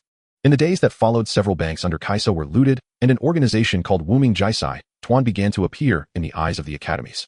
Other academies and the Kaiso group all inferred from the single identifiable costume that these people hailed from the Shanghai Jing, and every academy launched an extensive search for the Wuming Jisai. The other 6 might remain unclear, but Hong Meiling's qipao, her mask, and the Qinglong Dao were far too conspicuous. A host of inexplicable questions arose. How could a fire dragon move with the blade? How could people fly? Wait, with the Baidusi suddenly repaying the debt, Kaiso naturally connected the two matters and had intended to leverage them. Instead, Wang Lin went directly to Kaiso's CEO with Hong Meiling. After cordial negotiations, they reached a consensus. A Baidusi would no longer owe Kaiso any money, and Kaiso returned certain land deeds. Do not ask how they compromised. A reason cannot prevail. Group leader, I know you want to play, but this outfit of yours is a bit. The day after resolving the loans, Wang Lin began mercilessly teasing Yin, who wore a full-body rubber suit that revealed only her eyes, and she shot him a cold look. Go on, you know nothing. This is soft ballistic armor. It is not only stealthy, but can stop AK-47 rounds, block heat, and evade thermal imaging. Good heavens, high technology. Of course I bought it from the chat group. All right, enough of that. Miss Xingye, are the trucks ready? Xianyeo. Xingye did not answer, but pointed in a direction. Following her finger, Wang Lin saw several large container trucks. Will this method really work? We will see then. For now, just bring the people back. People choose the better option, and once they experience life here, they will have no complaints. It's one thing to say that. Solving the school's debt this way makes me feel a bit uneasy. To be honest, your approach has been wrong from the very start. You decided to follow the other party's rules, and besides, they were the ones who initiated it. PFF. Caesar was the first to use illegal means. As soon as she finished speaking, the group leader Yen continued, In our area, there is an old saying, use their own methods against them, so don't overthink it. There are a total of 6 trucks purchased with funds generously donated by the Caesar group. Among the 5 from Abidos, everyone except Kiryu Hoshino could drive, with Yen driving one, and Kiryu Hoshino sitting in the passenger seat. Wang Lin was also driving one with Hong Meiling in the passenger seat, and this one was at the forefront. The others had no idea how to get to Elias. Only Wang Lin followed the system's task navigation, activating the automatic route, while the rest followed behind. By the time they arrived near Elias, it was already dark. Several people nervously got out of the car. 2 aerial individuals went in first while the others quietly infiltrated. Bang. Boom. Useless. You can't even handle a small matter. You'll be punished with 3 days without food. Upon arriving at Beatrice's location, the first thing that came into view was the scene of her beating a student. You 4 take her down and lock her in the dungeon. For the next 3 days, she is not allowed to eat or drink. Yes, madam. 2 students wearing gas masks were talking when suddenly they collapsed. Before Beatrice could react, she suddenly lost consciousness. Not long after, the 2 students who were knocked out woke up, and the student they were supposed to take to the dungeon had vanished. Upon realizing this, cold sweat broke out on their backs, and they knelt down. I'm sorry, madam, we couldn't keep an eye on her. Please spare us. You 2 gather everyone. Remember all of them. Beatrice's manner of speaking was somewhat strange, but the 2 in a state of high tension didn't notice and just went to execute the orders. What are you going to do? The student who had just been beaten was now awake, and Wang Lin removed the cloth that had been gagging her. Don't be nervous. I'm taking you to a nice place, a place where no one will force you to do things you don't like. What? Sleep. Before the Elias nobody could say anything else, Wang Lin cast a sleep spell, and she fell asleep. Next was a period of waiting, during which the sand wolf, Baizi, skillfully tied up the nobody. They didn't worry about ropes at all. They had a large supply stored in Kiryu Hoshino's chat space. Baizi, why are you so skilled? Because I've rehearsed it before. After nearly half an hour, the entire Elias team had arrived. During this time, Beatrice maintained the same posture, half leaning on the throne above, not saying a word. No one dared to ask anything about this, instead quietly waiting. Report, madam. All Elias personnel are gathered. Please give your orders. Good. From today, you all transfer to Abidos. Yes. Wait, that's not right. Madam, your voice. The captain of the Elias team, Siki Shiori, seemed to sense something, and with her words, the other nobodies also noticed the issue. Oh dear, it seems I've been discovered. Going directly to Abidos was the best choice. Oh, why must it be found out? A man's voice came from behind Beatrice, and the next moment Beatrice, controlled by puppetry, regained her senses. What are you all standing there for? Attack. Whoosh. Boom. Before he could finish his sentence, a fire dragon composed of chi descended from the sky, leaving Beatrice with nothing but ashes. The halo proved utterly ineffective. At the level of a great monster, an attack of this magnitude from Hong Meiling was simply beyond what a halo could withstand. I advise you to behave. It will save some trouble. I need to return to continue guarding the young lady. The result, of course, was resistance, and Wang Lin had no choice but to reluctantly use a mid-level spell, mass sleep. Due to the absence of any magical resistance, nearly 1,000 people gathered here, all fell unconscious almost instantaneously. Magic is really convenient. It makes me want to learn it. If you want to learn, I can teach you, No thanks, I've tried it at the Scarlet Devil Mansion for years, and I have no magical talent. That might not be the case. If you want to learn, I can definitely make you learn it. After a brief confirmation, Wang Lin sent a message in the chat group, and within a minute Kiryu, Hoshino, and the others came in through the door. Then according to the planned arrangement, they skillfully or awkwardly tied up the nobodies. They returned to the truck, drove it in, and carried each tied-up person onto the vehicle. The entire operation was extremely swift. The loading was completed in less than an hour. Just as they were about to leave, Wang Lin suddenly paused as he was getting into the car. Mei Ling, can you drive? Yes. Why do you want me to drive? I'll leave it to you when we return. Someone wants to see me. It's just a little mouse. Fine, the young lady has instructed me to follow your lead during this time. Several trucks drove away like this with not only the Elias personnel, but also some equipment. They might need to come back for another haul. Fatigue driving was non-existent, as the few from Abydos were very tense. Watching the trucks leave, Wang Lin did not look back, but stood there and spoke directly. Come out. You shouldn't have killed Madam. After hearing the voice, Wang Lin turned around and saw a man without a head dressed in a brown suit, holding a picture frame. Gorgonda, right? Exactly. I'm really curious. Beatrice attempted to summon colors and wanted to use the power of colors to elevate herself. How did your numerology society not notice? What does this mean? Wang Lin didn't say much, just took Gorgonda to a place that Beatrice had carefully arranged. As a member of the numerology society who had researched the mysterious, just seeing this place, he already understood. After casually saying a few words, Gorgonda left, presumably to inform the master and the black cloak. Is the task not completed yet? TSK. It seems I need to ensure that the school won't be abolished. Several people bound those from Alias. Ahem. It has been over 10 days since they brought the people from Alias to Abydos. As everything unfolded quietly, no one was aware of this matter. Compared to being an Alias, their stay here involved not only assisting in the reconstruction of the academy, but also an occasional patrol. There was nothing particularly special. Compared to their previous life, this place was simply paradise. What kind of days did they live before? Now 3 meals a day were sufficient. There were no devilish pressure training sessions. Companions did not have to vie for survival against each other. They even had pocket money after completing commissions, and they would not suddenly be beaten up in their sleep. In just over 10 days, the golden-haired misfits from Alias had already begun to enjoy life here. Many even removed their gas masks, breathing in the fresh air of this place. If just over 10 days ago when they woke up in the truck they were filled with fear and wanted to escape the truck to flee from Abydos. Now even without anyone watching over them, they would not leave. In fact, there was truly no one keeping an eye on them. The enrollment procedures had all been completed, and there were funds voluntarily provided by Caesar for the reconstruction of the academy. Everything was progressing smoothly. The president of the Federal Student Council did not disappoint them either, directly suppressing matters after obtaining evidence of Caesar's crimes. Although a board member was pushed out by Caesar to escape, some things could still be seen. The president of the Federal Student Council indeed wanted to suppress them. Smack. Crash. Suddenly, such sounds came from the room of Kageyama Misaki in the student dormitory. Sari, appearing to have a stress reaction, dashed towards the room and pushed the door open. Seeing Wang Lin standing in front of Misaki, she rushed forward. Don't hit her. If there's anything, come at me. You might be misunderstanding something. I am not hitting her, just confiscating her blade. A blade? But that was already. Misaki. Just as she was about to say the blade had been confiscated, she saw the box in Wang Lin's hand and instantly understood what was going on. Kageyama Misaki said nothing, remaining silent. At that moment, the door opened again, and the other 3 members of the team entered. Sari, what happened? Misaki, why are you still doing this? Princess I. Looking at the newly arrived Akatsuki Yatsuko, Kageyama Misaki remained silent, leaving Wang Lin with a headache. Sari, Yatsuko, Hiyori, and little Aki, please pay more attention to Misaki in the future. I'm genuinely afraid she might disappear one day if she suddenly has a change of heart. As he spoke, Wang Lin grasped Misaki's left hand and began to remove the bandages. Once the bandages were off, the horrifying wounds on her arm appeared before the group, several of which were recent, and one had yet to heal. Heal. As the 2 words were spoken, a green light glowed, and within 5 seconds, all the wounds vanished. Despite having seen it many times, the so-called magic still felt miraculous to them. Sai, I have to visit the Federal Student Council next. Can you watch over her?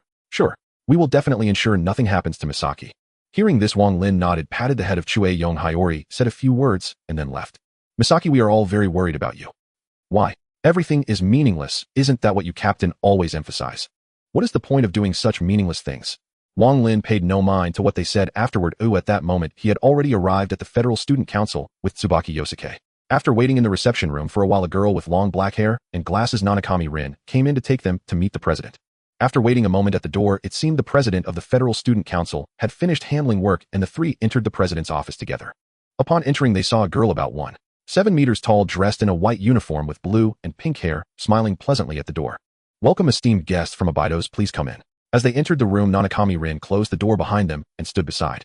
Let's start with introductions. I am the president of the Kawodo's Federal Student Council, Ponarola. Hello, I am the president of the Abydos Student Council, Tsubaki Yosuke. I am her friend Wang Lin, visiting from outside Kawodo's. It's a pleasure to meet you, Ms. Ponarola. Having made a simple introduction and discussed some matters, the application for the reopening of Abydos was finally approved. Just as Poinarola stamped the document, the system notification rang out. Active mission: solve the crisis of Abydos closure. Completed mission: reward energy conversion. Energy conversion: you can control your own energy, freely converting it into any one or multiple types of energy. Oh, finally it's over. Uncle, we're leaving now. President. Yes, Miss Yosuke, please feel free to go, but Mr. Wang Lin, could you stay for a moment? There are some matters. Azure Tsubaki Yosuke. Fantasy Traveler No.2. It's fine, you can go back. Nothing significant should happen. Just be careful not to lose the reopening notice. Azure Tsubaki Yosuke. Hey, do you really think I'm that careless in your eyes?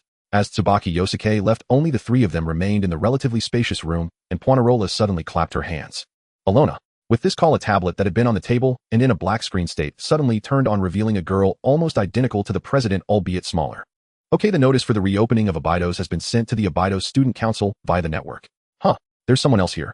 Seeing Wang Lin through the screen, the AI Alona displayed great surprise. President, there's an outsider here. Why did you call me out? Ahaha, it's not something that needs to be concealed. With a casual laugh, Poinarola easily dismissed Alona's inquiries, and then her expression turned serious. Mr.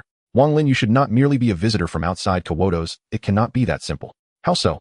Hee. Alona. Okay, detecting a significant amount of energy on Mr. Wang Lin that does not belong to this world, and you actually. Indeed, this is one of the outcomes I know. Since the words have been spoken, Wang Lin did not hold back and directly uploaded the video from the group files to the president's phone. After verifying the truth of certain matters, Pooh and Alula believed everything. The destruction of the world. Is it? It seems the first thing to deal with now is AI-1S. Regarding this, can I take charge of it? You. Yes, I know a good ending, and would like to see if I can guide AI-1S to become Alice. Pooh and Alula fell silent for a moment, seemingly pondering something. After a while, she opened her eyes, her sky-blue gaze solemnly fixed on Wang Lin. If something goes wrong, can you handle it? Of course, if worst comes to worst, I can take her to another world. It won't affect this place. Alright, Alona, grant him permission and put down the name of a proxy president, but don't make it public. Thank you for your trust, Miss Pooh and Alula. Before leaving the Federal Student Council, Pooh and Alula gave Wang Lin a mobile phone, saying it could be used to contact him when he came to this world in the future. After returning to Abydos, Wang Lin exchanged contact information with a few people and greeted them before taking Hong Miling back. Nothing particularly special happened afterward, but for some reason Remilia's mood was notably good. Even while sitting on the sofa, her little feet swung in the air. As soon as Wang Lin stepped out the door, Remilia pounced into Sakuya's arms. Wow, Sakuya, this is great. Now, Miling, and you won't be in any danger. It seems I made the right choice this time. Mr. Wang Lin hasn't left yet. Hearing this, Remilia looked up in surprise and turned to glance behind her. Wang Lin, who had just stepped out, had returned at an unknown time, putting the scene in an awkward situation. Ahem. I just came back to drop something off. You all continue. After saying this, Wang Lin put down the bag in his hand and vanished, already heading to the outside world of Jinsokyo. Wah. After a few seconds, Remilia let out a sharp scream. The image she had maintained in front of Wang Lin crumbled, leaving her feeling an unprecedented sense of shame. The promised day was approaching, and Wang Lin bought something called Time Reflection in the chat group shop. It wasn't expensive, only 1,000 points. After all, something that could only view the past might not have much practical use for the chat group. Upon returning to the school's library, he indeed saw Ichino's Katomi looking somewhat off. Katomi, I came as promised. Seeing the girl who showed no reaction, Wang Lin silently grabbed her collar. If you don't speak, I might just play a prank on you, you know. Can we really see the past? Of course, follow me. Let's return to where the event happened. We can only stay for a minute, and we can only watch. Without waiting for Ichino's Katomi to react, Wang Lin directly took her into the air and used cognitive shielding magic. The two flew directly toward Ichino's Kodoma's home. As for checking later, what if it turns out to be a copy? Sorry, that's not possible. Wang Lin had already checked it once before coming here, just to be safe. Back at home, they entered the room plastered with notes, and Wang Lin held the girl's hand. Are you ready? You need to confirm quickly in a bit. I'm really flying. Seeing the girl's absent-minded expression, Wang Lin confirmed once again, and only when she snapped back to reality did he start to activate his ability. Everything around them began to flow backward rapidly, and the speed increased. Ichino's Katomi even saw her younger self from a few years ago. Just as she was still processing this, the surrounding time froze as she saw a little girl preparing to ignite a fire. She reached out to stop her, but her hand passed right through the little girl. Now look carefully at what it says above. This is, for my birthday gift, I want a big bear. What kind should I choose? The note read like this, followed by a list. As the paper flipped by itself, Ichino's Katomi also saw what was below. It was a series of tables filled with her pre-selected birthday gifts. Ichino's Katomi was stunned, tears began to fall, and the surrounding scene became hazy. Katomi. As a tender voice called her back, Ichino's Katomi turned abruptly and saw the young Okazaki Tsukahasa. The surrounding scenes crumbled away, and time returned to the present. With a bang, the time reflection shattered, and with that crisp sound, Ichino's Kodoma's legs gave way, kneeling on the ground. Wang Lin had just crouched down when Ichino's Katomi seemed to have found her anchor, directly hugging Wang Lin beside her, and began to cry.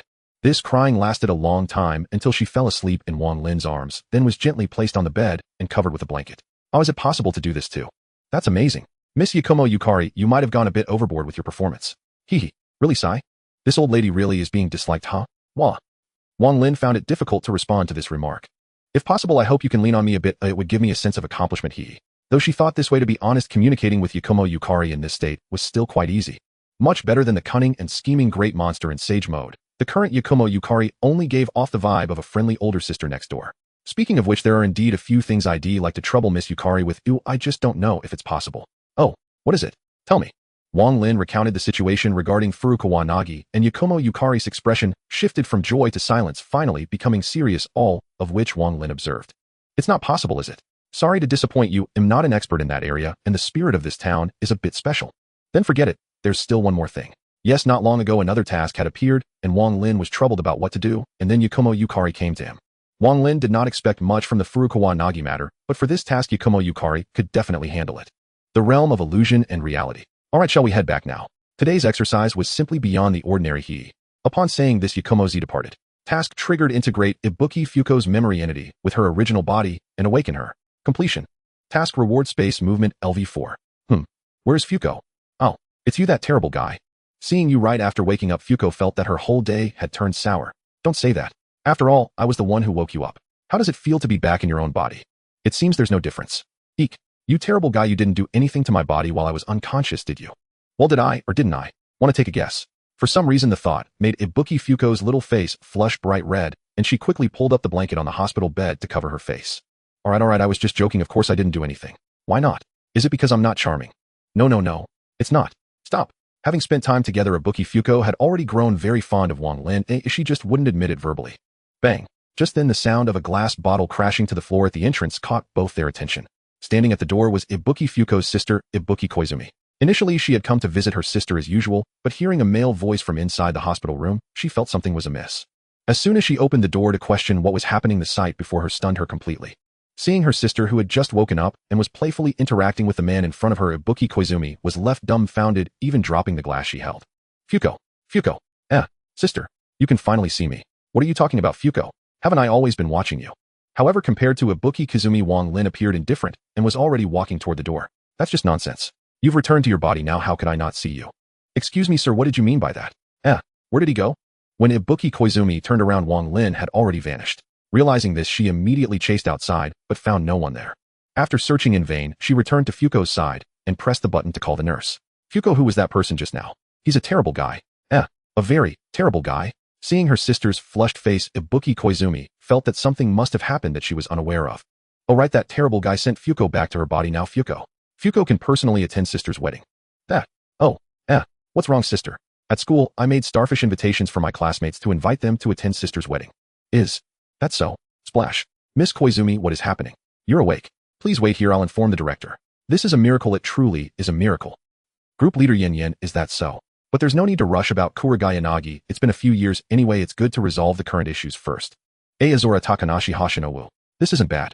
Hearing you say this, the uncle can finally rest assured. Jinsokyo Traveler No.2. Speaking of which, should I release the game Clannad in your world? Azura Takanashi Hoshino, please don't say such things. Jinsokyo Traveler No.2. Just look at what kind of nonsense the group leader has taught you, even the cute little Hoshino has turned into a fool. Jinsokyo Traveler No.2. Magnetic Hoshino. JPG Azura Takanashi Hoshino. Azura Takanashi Hoshino. Is this me? Group leader Yin, oh what does it matter? It's just a way of speaking, it's not like people have changed into that form. Jinsokyo Traveler No.2. I want to see the foolish Hoshino beat up the color of the mouth. Azura Takanashi Hoshino woohoo. Azura Takanashi Hoshino, by the way, Traveler No.2. Yin, the students of Arius want to thank you, but they can't find you anywhere, so they came to ask us. Group leader Yin, huh? That's nice, wait for me, I'll be over shortly. Jinsokyo Traveler No.2. I'll come too, just wait a bit. Azura Takanashi Hoshino, you better not back out. I'm going to tell them if you don't come, my credibility will be ruined. Jinsokyo Traveler No.2. Don't worry, we'll be there. Closing the chat panel, Takanashi Hoshino spoke to the miscellaneous fish of Arius. Everyone was very happy and started preparing things for the party. Not long after the talented ones left, Takanashi Hoshino's phone suddenly rang, showing a call with a special note. However, the moment she took out her phone, Takanashi Hoshino's expression changed slightly, but quickly returned to normal. What's the matter? Miss Hoshino, I heard that Abato's debt has been paid off. Congratulations to you. I know what you were trying to do, but you better not set your sights on him, black braised egg. Beep. Meanwhile, at the meeting of the secret society, Black Suit was rarely silent after the call ended, pondering over something. What's wrong? Miss Hoshino just called me Black Braised Egg. I'm having trouble understanding the meaning behind it. Black Braised Egg. Is it possible it's because your head looks too much like a braised egg? No, wait. I see. I never expected Miss Takanashi Hoshino to have such talent. Black Braised Egg, truly a name filled with artistic flair. Looking at the self-indulgent Black Suit who had gotten lost in his own thoughts, the master and Golconda fell into silence, exchanging glances before silently leaving. This is bad. It's the self-indulgent guy. Quickly stay away from him. Whatever you do, don't get infected. Once you catch this disease, it's terminal. Seconds ticked by. Yin had arrived long ago, and the party had been prepared since afternoon, yet Wang Lin remained conspicuously absent. A quiet disappointment settled over them, not only among the new recruits of Abitus like Arius, but even among several members of the Countermeasures Committee. At last, Takano Hoshino announced Wang Lin's imminent arrival, rekindling their anticipation. In an instant, Wang Lin materialized before them, but he was not alone. All 6 residents of the Scarlet Devil Mansion had come along with Yukari, Yakumo, Marisa Kirasame, and Raimu Hakurai. Though she usually found nearly everything tedious, Raimu Hakurai nonetheless felt a flicker of curiosity about traveling to another world. So this is a foreign world. Indeed, even the air tastes different. Humans from another world. How strange. Why do they all wear rings above their heads? And those rings bristle with countless eyes. How revolting. Hey Wang Lin, may I shatter those halos? No, you mustn't. For them those halos are life itself, or should one break, its bearer perishes. Oh, all right. Though she did not grasp the meaning of eyes, recalling Remilia's earlier reaction. Even without understanding the girl's abilities, Flandre Scarlet's casual words sent a chill down their spines. As if they had just brushed past the gates of hell. There's no need to be so tense, everyone. Let the banquet begin, just as it should. Yukari Yakumo's lilting laughter dissolved the heavy atmosphere, and at last the feast unfolded as intended. The banquet lasted until dawn. When it concluded, the denizens of Jinsokyo departed. Yet Wang Lin remained, choosing not to leave immediately. This delay stemmed from an unexpected capture. During routine patrols, the new recruits had apprehended a furtive young woman bearing the crest of the Holy Trinity. Well, look who it is. Faust. How utterly diminished you've become, caught by mere novices. With a sharp clang, the door to the room where Azagaya Hifumi was confined burst open, and Wang Lin's first sight was of the young woman tightly bound to her chair. Still her hands were left unbound, she sat calmly eating. At Wang Lin's entrance, Hifumi instantly recognized him, their anchor, their central pillar. Sir, please release me. I'm merely an ordinary girl, unremarkable in every way, privy to no secrets whatsoever. Holding me serves no purpose. Now, Miss Azagaya Hifumi, surely that charming face disqualifies you from ordinariness. Charming. That hardly suits me. Oh, quite the contrary. You are charming. Even your current flustered expression is endearing. So much so, I find myself tempted. He paused deliberately, his gaze lingering, intently, appraisingly, until Hifumi's pulse quickened with rising anxiety. Suddenly something seemed to strike her, her composure shattered. She recoiled violently, frantically shielding her body. No, absolutely not. Please don't do this. I beg you, sir, stay calm. Oh, this, what precisely do you mean? Wang Lin advanced step by measured step, his expression exaggerated into theatrical menace, sending her into frantic head-shaking and desperate futile struggles to rise. But her ankles were lashed firmly to the chair legs, her waist bound tight to its back. She could not stand. As Wang Lin loomed before her and reached out, she felt something irreplaceable slipping beyond her grasp. Eyes squeezed shut, she waited, yet nothing touched her. Tentatively, Hifumi opened her eyes. There he stood, not seizing, not threatening, but calmly untying her restraints. TSK. Such a little child, yet your mind races with such lurid notions. Of course I'm untying you. That's what misunderstanding cleared means. What else would I possibly do? She chuckled awkwardly, cheeks flushing with embarrassment over her own wild assumptions, and offered a sincere, flustered apology for misjudging him. Wang Lin dismissed it lightly, yet seized the moment to add her as a contact, joking that she'd treat him to a meal next time he grew hungry as penance. After seeing Hifumi off, Wang Lin followed the novice recruit to another chamber. Curious as to whom they'd captured, he stepped forward, only for the door to swing open. Convenience store 68. Why you? Reporting to Lord Wang Lin. We discovered this individual planting explosives during patrol, so we detained them all. I'm sorry. I'm so sorry. I'm truly sorry. I'm endlessly sorry. Even bound to her chair, Ichikusa Haruka continued her breathless litany of apology. That piqued Wang Lin's interest. He approached, holding a simple, unassuming candy. Yes, Miss Ichikusa Haruka. This predicament began with you. Would you shoulder responsibility? Eat this, and I'll release the others. Hey, take it out on me, not Haruka. Wow, how cool is Koasan? We'd be honored to discuss this rationally. Please spare Haruka. Compared to the others, Onagata Kyoko maintained composure, but even her steady demeanor frayed under such pressure. Wang Lin ignored their pleas entirely, fixing his gaze, gentle, knowing, unwavering, solely upon Haruka. Yes, it did begin with me. If my humble weed-like existence can secure Lady Arrow's freedom, then gladly I accept this burden. Very well. This candy carries potent sedative properties. Eat it, and stay. Do so and I'll free all three. Agreed. You dare. Haruka, don't eat it. Before the warning finished, she'd already swallowed it, her decisiveness leaving even Wang Lin momentarily stunned. Wait, you actually ate it? Seriously, don't undress. It's just plain candy. No effects whatsoever. I'd have freed you regardless. So, even as worthless as a weed, I lack utility, even as a tool. Heh. Then perhaps I ought to die now. She lunged headfirst toward the sharp corner of the table, only for Wang Lin to catch her forehead mid-impact gently, but firmly guiding her back upright. Don't speak so harshly of yourself. How could you ever be like mere grass? Seriously, stop slamming your head. You, untie the others now. And move that table. Indeed. Heh. I'm not even fit to be grass. Heh. Eventually, after a long time and the tireless efforts of the other three from the convenience store, and Wang Lin, they finally managed to persuade Chao Chunxiang, and Wang Lin also apologized to them for the incident. In the end, he took them to a high-end restaurant for a grand feast, and that was how the matter was settled. Although there were some ups and downs, Wang Lin earned their forgiveness, and even added Tao Xian as a friend. As he exited the restaurant and watched the departing figures of the convenience store workers, Wang Lin let out a soft sigh. It seems that some people cannot be joked with after all. That's indeed the case. It almost led to a big mistake, didn't it? TSK, knowing she is insecure, I still made jokes like that. Looking back now, I really should be punished for it. Let's head back. Let's go? Xinxiang has been complaining, saying something like, you went to accompany them, but not me, when I was clearly the one who came first. Upon hearing Xingyi's words, Wang Lin's face twitched twice. He truly did not expect that after knowing her for such a short time, that Sundra Cat actually said such a thing. Did Xinxiang really say that? Are you sure you're not projecting your own thoughts through her? Wow. How did you see through that so easily? It really was a guess. So it was a guess after all. To be honest, it was fine until it was confirmed. It felt even stranger afterward. After chatting with the others in Abidos and observing the students attending classes normally, Wang Lin left. Of course, it was just a normal departure, and there was no unpleasantness. Just before he left, he released a side-scrolling game called Dead Cells, and he wondered what kind of ways it would stir in Kawotos. At the very least, nearly 1,000 people in Abidos gave it good reviews.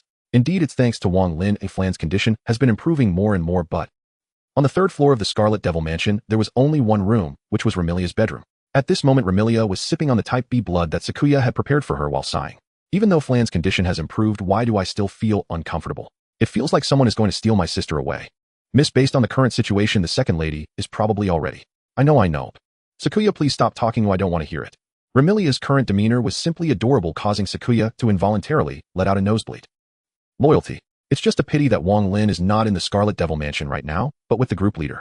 As someone who has been traveling around the world and just arrived, Wang Lin was getting to know some things from Takamori Maisuk. For example, what time the women's basketball club has their activities and when it would be best for Wang Lin to go. Apart from that, he also relayed some things that shouldn't be done, but as they talked, it became increasingly absurd.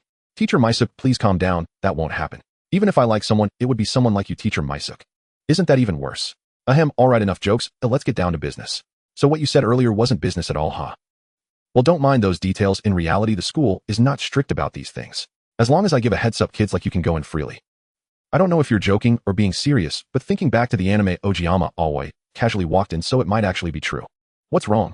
Why do you have that expression? Miss Takamori, with all due respect, your school's security is too lax. What will you do if something happens one day? Don't worry, it won't happen. The security around here is quite good. With that said, I feel like I should play the role of a robber to teach your school a lesson. Takamori Maisuk did not take this statement seriously, just laughing it off as Wang Lin was merely joking. But not long after, Takamori Maisuk suddenly became serious, her tone shifting to a more grave one. You really are just joking, right? Of course. Do you really think I would rob someone? Phew. Now that you've said that, I can relax, otherwise I would have to bring you to justice ahead of time. As she spoke, Takamori Maisuk raised her hands and quickly struck a few times in the air, seemingly trying to demonstrate that she was not to be trifled with. Of course I was joking, but honestly, Teacher Maisuk, you cannot defeat me. Whoosh. Clap. Wow. You really are skilled, able to catch my kick. Do you know? Kicking like that is quite dangerous. I just need to apply a little force like this. Wait. See, you're losing your balance and falling backward. Looking at Takamori Maisuk, who had fallen onto the sofa, Wang Lin shrugged his shoulders in resignation. There was nothing he could do. With the guidance of Hong Meiling and his master-level combat experience, Takamori Maisuk's earlier action, though seemingly fierce, was full of openings. After all, she was just an ordinary person without any inner strength, and she even had appendicitis. I say, do you know how to perform martial arts? I know a little, but it's not worth mentioning. A little. TSK, do you know I'm a black belt? Active task: treat Takamori Maisuk for appendicitis. Not started. Task reward: a hug of love. What's wrong? Why are you staring at me? Teacher Maisuk, actually I know some medical skills. Your complexion doesn't seem too good. How about I take a look at you? Go ahead. I'm curious to see what kind of tricks you have up your sleeve. Alright, please lie down here and extend one hand. I'll check your pulse first. Takamori Maisuk obediently complied, wanting to see what else Wang Lin had not revealed. Hmm. Oh, why you have liver qi stagnation, leading to toxin accumulation in the intestines causing. After saying a bunch of seemingly impressive but actually nonsensical jargon, Takamori Maisuk was left in a daze. But this was the effect Wang Lin wanted. He merely wanted to distract her attention. By the time she regained her senses, Wang Lin had already withdrawn his hand from her abdomen. Alright, the toxins that were accumulating in your body have been dealt with and your health has improved. Oh, wait. Are you using this as an excuse to take advantage of me? I have appendicitis. Is that so? Anyway, your problem has been resolved. If you don't believe me, you can go for a checkup tomorrow. Fine, if you aren't better after the checkup tomorrow, just wait for me. Active task: treat Huang Meishing for appendicitis. Completed task: reward a loving hug.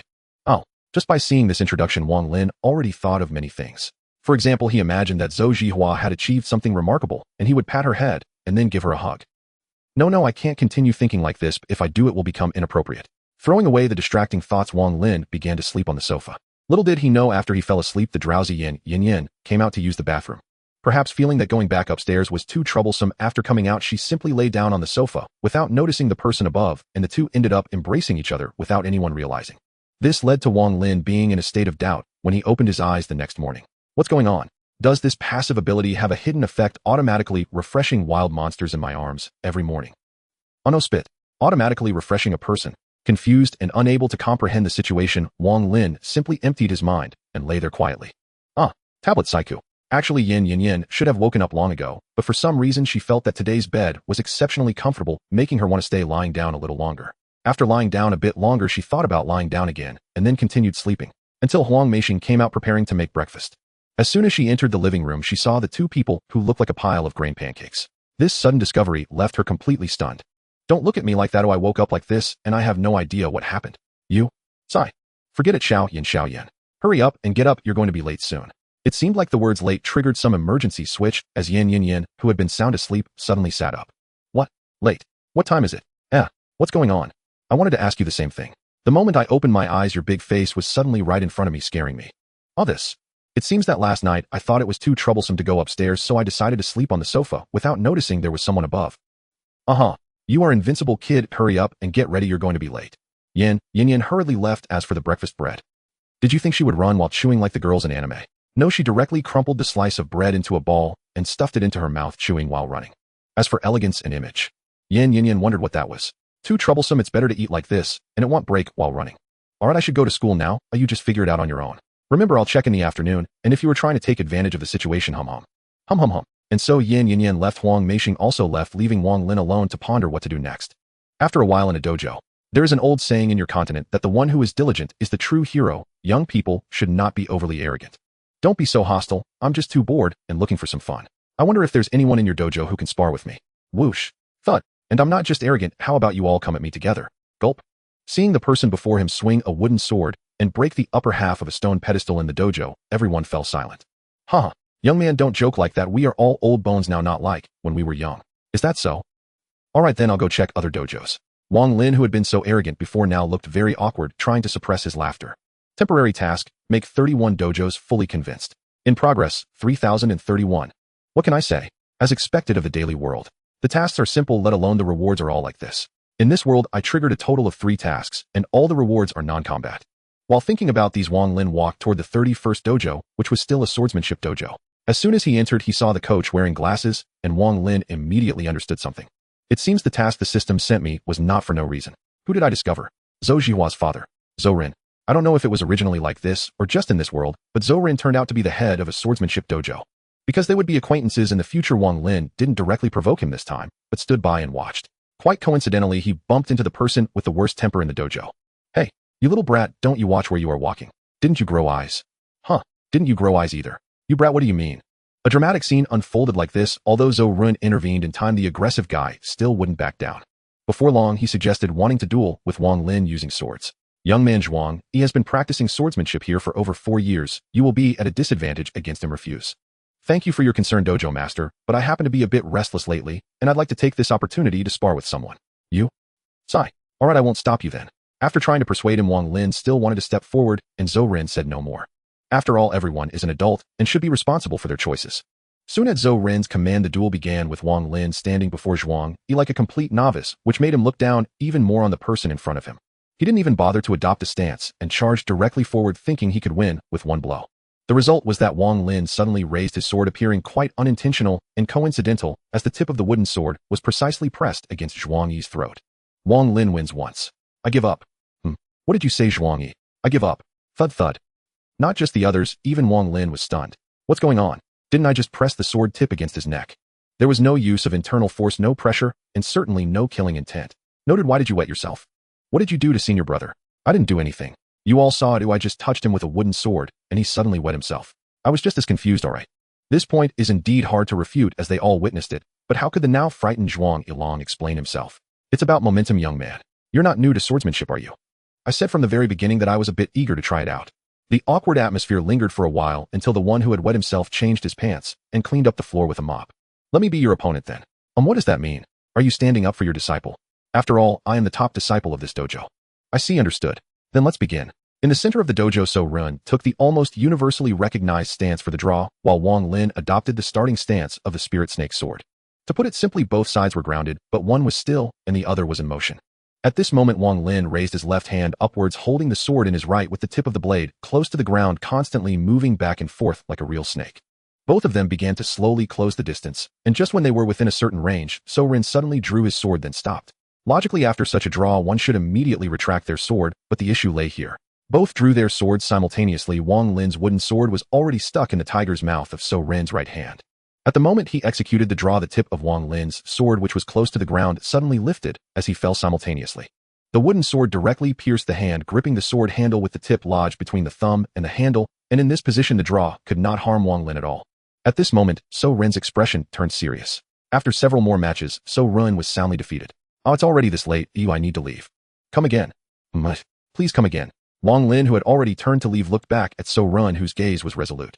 I really have to go. I've promised someone to teach a few kids how to play basketball. How about this? I'll walk out, and you can attack me as you like from behind. What do you think? This? Not coming. Then I'll just leave. Pardon me. In the end, until Wang Lin left, So Rin couldn't lay a finger on him, instead getting hit by Wang Lin's wooden sword on his arm, waist, legs, and other places during his attacks. He had lost utterly and completely. Director, what are you studying swordsmanship for? I feel a sense of confusion from your sword techniques. When a person has a goal they truly like and perseveres in it, as a belief, they can unleash a powerful force. Director, do you have a dream? Wang Lin left, and So Rin remained silent at the spot. Let's call it a day. Director, you. Don't worry, I'm fine. I just suddenly realized something and need some quiet time. Temporary task, make 31 dojo members convinced. Completed task, reward, pat on the head. Pat on the head. Your pat will make beings feel very comfortable, causing them to subconsciously close their eyes to experience it. It's alright, I was just guessing. Know what? Beings. After leaving and claiming the reward, Wang Lin quickly noticed something wrong with the reward details. To verify this hypothesis, he approached a dog that looked very fierce just by appearance. Due to being chained, this big wolf dog could only bark continuously, causing the chain to rattle.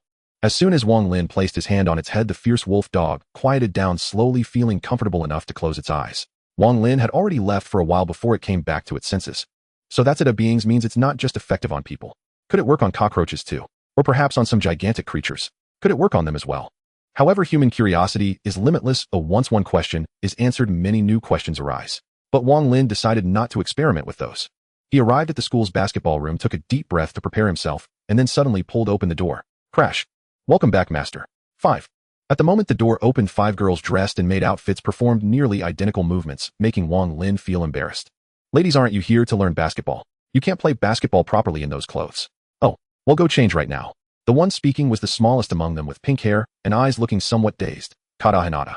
That "oh" was indeed very recognizable, like a magical sound that stuck in one's mind.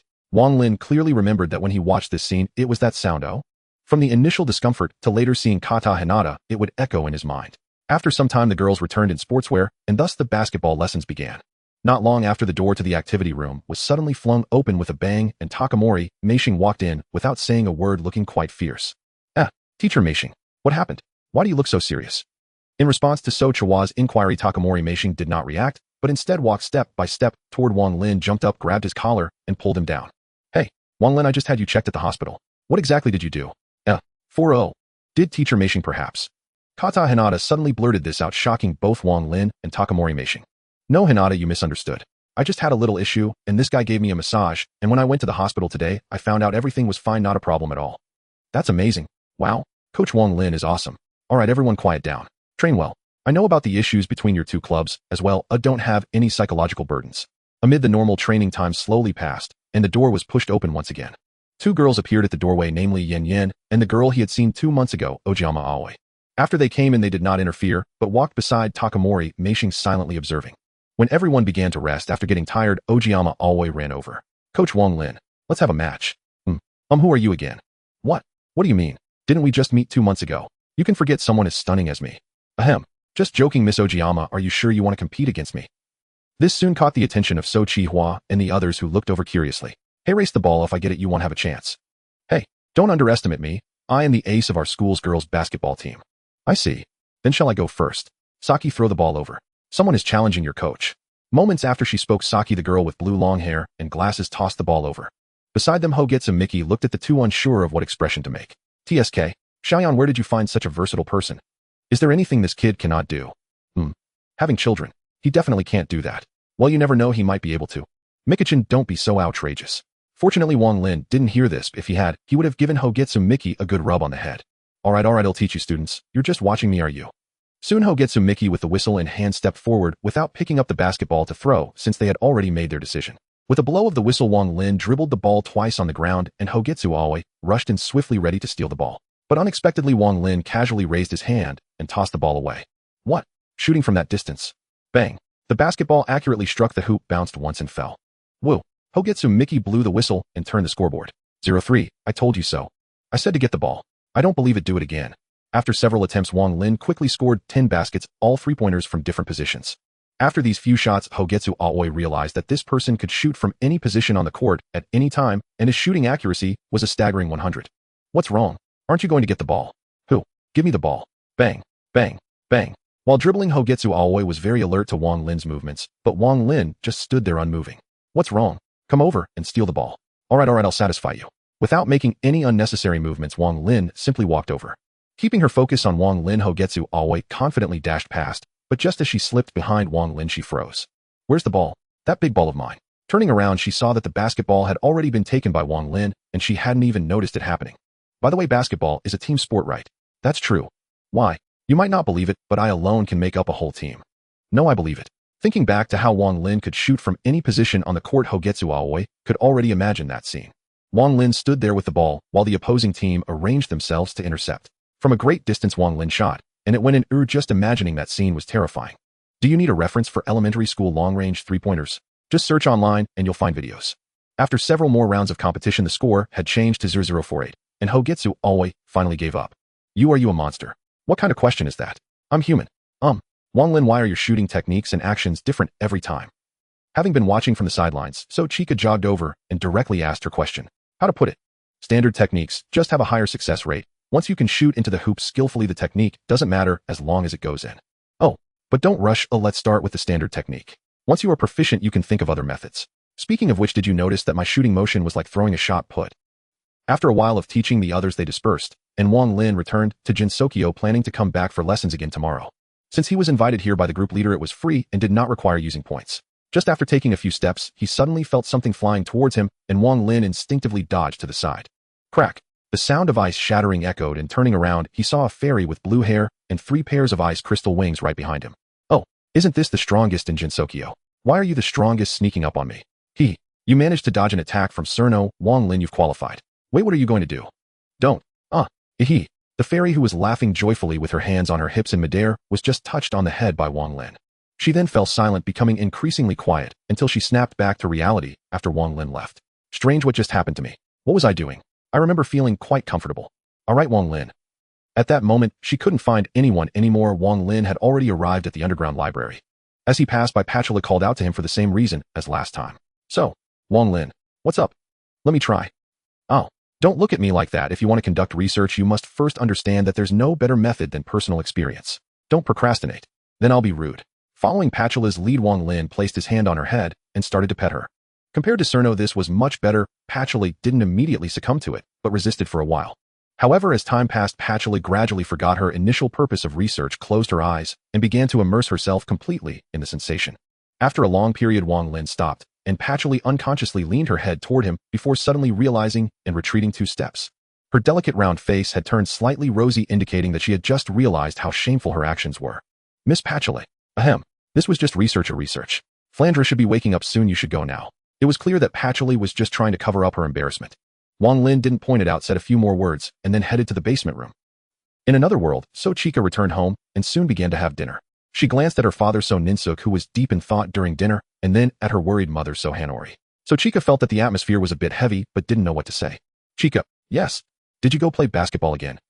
Recently you have been falling behind in flower arrangement and tea ceremony. I'm very sorry, Dadu, I will catch up. Looking at his daughter's remorseful expression, So Ninsuk seemed to want to say something, but just opened his mouth and then closed it again. It's time to get up. Ugh, I don't want to get up, let's just stay like this. I wish I could sleep like this forever. It seems that this new ability has its pros and cons, just like now. Flanadoro simply refused to get up from his embrace and soon fell back asleep. Oh my, you look so comfortable, can I try it too? Don't look at me like that. I was just asking. Miss Yagakoro, are you serious? Let's wait for next time, definitely. Miss Yagakoro will come to find me for something, right? Maduro Yagakoro did not leave, nor did she stand up from her chair. She merely tilted slightly to the right, resting her chin on her right arm propped on the armrest, her golden eyes fixed on Wang Lin, looking as if something significant was about to happen. Wang Lin, what do you think about adding 2 large wheels to my chair? This way it would be much more convenient, not just in the air, but also on the ground. Off. This thing with 2 wheels was recently picked up by the Sirenton and it inspired me. I mentioned it to Yakumo Yukari, but I don't know why she kept laughing. Isn't that a wheelchair? No. Yagakoro, do you know what wheelchairs are generally used for? Tell me. You're from the outside, you know more about this than I do. Upon mentioning this, Maduro Yagakoro immediately became interested. After explaining the purpose of wheelchairs, her initial excitement faded, and she gradually fell silent. Just 10 seconds later, she suddenly smiled again, but this time her smile seemed forced. Wang Lin, I suddenly remembered, I have to find the Yukai Sage for something, I have to go now, Haha, this must be to save face. After she left, neither Wang Lin nor Flanadoro showed any intention of getting up, and they ended up sleeping until the afternoon. Drowsy Flanadoro bit Wang Lin's neck and started sucking his blood. Honestly, if it weren't for the basic regeneration constantly replenishing Wang Lin's blood, he wouldn't be able to endure this. Even so, after Flanadoro was full, Wang Lin still appeared a bit weak, his face somewhat pale. That moment essentially renewed all the blood in his body. Perhaps because she was too full, Flanadoro, who had just shown signs of waking up, fell asleep again. Seeing this, Wang Lin quietly slipped away, arranged the second lady, comfortably covered her with a blanket, and then accepted Yan Yan's invitation. Wow, what's wrong with you? Why is your face so pale? It's nothing, just a bit of blood loss, it'll recover after a while. TSK tisk. Won't this ghostly appearance scare them? But never mind, it should be fine. Thus Wang Lin left the high school where Nagasawa Yen was. Using invisibility magic from the girls' restroom, then flew out through the window. After a while he arrived at the basketball court. Wow. Wang Lin, big brother, what's wrong? Are you sick? Why do you look so bad? As soon as she entered, Mizuse Meiho immediately noticed Wang Lin's pale face and came over to express her concern. Don't worry, it's just a bit of anemia, nothing serious. Don't give me that look, didn't I treat your teacher, Miss Meishing? It's fine. As long as it's fine. I thought there would be 2 people not in good condition today. Who else? Mizuse Meiho didn't say anything, just pointed at Nao Chika, who was shooting hoops over there. Wang Lin didn't continue to ask anything, but stood there watching for a while. Nao Chika's posture was very standard, having already shot a dozen balls, yet not a single one went through the hoop. After thinking for a moment, Wang Lin walked over, startling Nao Chika as she turned her head upon hearing his footsteps. I'm so sorry. Coach Wang Lin, I'm just a bit off today. Did something happen? Were you bullied by classmates at school? No. Not that. Well, then it must be a family issue. Let me guess, didn't your family fulfill a promise to you? Or is it that your family disagrees with something you want to do? Realizing that her situation had been guessed so easily, Nao Chika was stunned for a few seconds. As she regained her senses, she saw Wang Lin had a knowing expression, and realizing her situation had been uncovered, she stopped hiding. Yes. My dad doesn't want me to play basketball. Why not? Actually, in a few minutes, Nao Chika explained the reason. It all started before she transferred schools, when she played basketball exceptionally well at her previous school and faced cold bullying from those around her. In simple terms, she was ostracized by everyone, which prompted her parents to transfer her. Since then, Nao Chika's father has been very averse to her playing basketball, perhaps fearing she would encounter the same situation. After finishing her story, perhaps feeling much relieved, Nao Chika's condition improved. However, this state did not last long, as they had only trained for a while when the door was suddenly pushed open. A serious-looking man wearing glasses appeared at the entrance. It was Nao Chika's father. Chika, let's go home. Dad. Wang Lin, who was nearby, did not show himself immediately, but started complaining to Haruka, Eri, and the others. I mean, the security at this school is way too lax, so anyone can come in. Forget about that, big brother Wang Lin, you should think of a way. After calming Mizuse Meiho down, Wang Lin walked over. This is your daughter's dream. Are you really going to cut it off like this? So you're her coach, huh? Sorry, my daughter. Young man, it's you. Oh right, you did mention wanting to become a basketball coach. Oh my, so this young lady is the director's daughter. Don't worry about your friend's situation, your daughter has a bunch of like-minded friends now. While speaking, Wang Lin had already approached the two. Before discussing this matter, director, let's first address the question I asked you yesterday. Have you thought it over? Yesterday, I really appreciated your guidance, young man. After thinking it over at home, I finally got the answer this morning, yes. Wang Lin did not say much, just smiled, and looked at Now Chica, then turned his gaze to Now Rin. Initially puzzled, but recalling what was said just now, Now Rin suddenly understood something and let out a self-deprecating laugh. Haha, yes, and if you're the coach, I feel even more at ease. Young man, please do come again for guidance when you have time. When I have the time. Coach Wang Lin. Do you know my father? It was purely coincidental. We met only yesterday, and yet here we are today. Sohaya lingered for a while observing silently, then left without disturbing them. Though a minor incident had occurred, training proceeded as scheduled. As he was leaving, Wang Lin spotted a square piece of paper inside the shoe cabinet. On it a terse note demanding he cease being their coach. His facial muscles twitched twice. After slipping on his shoes and heading toward the entrance, he was about to toss the note into the trash, when suddenly he felt eyes upon him. Turning back, he saw a boy peering cautiously from beside the shoe cabinet, head slightly tilted as he watched in secret. Did you leave this? The boy said nothing, only nodded quietly. Threatening others is still far beyond your reach. You, whoosh, clatter, huh, what just flew past, The boy hadn't seen clearly what happened, only that Wang Lin flicked his hand, and something shot past him, striking the wall. Glancing back, the boy froze for a heartbeat, then let out a startled shriek, utterly unnerved. Embedded halfway into the wall behind him was the very sheet of paper that had moments before rested in Wang Lin's palm. A feat so inexplicable it stirred both awe and dread within him. Stunned already? I told you, you're not ready to threaten anyone yet. If you have something to say, wait until tomorrow when I return. I'm off. It took several long moments before the boy dazedly rose and approached the paper. He grasped its exposed edge and tugged, only to find it immovable. Nakamura Natsuyuki tried gripping it with both hands, but predictably the A4 sheet snapped clean in two, leaving half permanently lodged in the wall. Before long, two girls came rushing over and found Nakamura Natsuyuki standing there lost in thought. What's wrong, big brother? Tsubaki Toru. Nothing's wrong. Let's go home. That evening, Sohaya ate dinner at home, her happiest meal yet, because her father had finally withdrawn his opposition to her playing basketball. Sohaya, yes. Just as Sohaya's mother cleared the table and she prepared to head upstairs, Sohaya's father called out to her, making her heart skip a beat. Is he going to take it back? The thought surfaced and refused to fade, growing ever more plausible. Do you have Wang Lin's contact information? Huh. No. Add him tomorrow. Okay. Dad. Watching her father walk toward his study, Sohaya wore a puzzled expression. Recalling his words and picturing Wang Lin's face, she suddenly felt warmth rise to her cheeks. She hurried upstairs, shut her bedroom door tightly, and opened her phone to chat with friends. Meanwhile, in the dimensional chat group, Azure Takanashi Hoshino. Whoa, kids these days really are something, daring to threaten adults. Group owner Yen. The original plot's repeating itself. Jinsokyo Transmigrator No.2. There is a difference. The day before yesterday, Sohaya's father visited, and I successfully persuaded him. He no longer objects to her playing basketball. Group owner Yen. Group owner Yen. Wait, Sohaya's father came here, and you convinced him. Huh. Azure Takanashi Hoshino. What's going on? Is something wrong? Jinsokyo Transmigrator No.2. Nothing serious, just another deviation from canon. Jinsokyo Transmigrator No.2. Which is exactly why I warned you not to pose as some omniscient sage. When things go sideways, you'll be the one crying. Group owner Yen. Alright. I've learned my lesson. Azure Takanashi Hoshino. By the way, Transmigrator No.2. Your game has been wildly popular in Kavotos. Revenue is pouring in. When will you claim it? Jinsokyo Transmigrator No.2. What would I even do with it? Consider it a gift to you. Jinsokyo Transmigrator No.2. Your academy has just reopened. These funds will help you through this difficult phase. Azure Takanashi Hoshino. Accepting such generosity freely would weigh heavily on my conscience, uncle style. Jinsokyo Transmigrator No.2. If you truly feel indebted, how about letting me hug you next time? Just like the group owner does. Azure Takanashi Hoshino. Well, group owner Yen. Oh please, your scheming is practically rattling my teeth. Group owner Yen. Though admittedly, you are quite comfortable to hold. Azure Takanashi Hoshino. Jinsokyo Transmigrator No.2.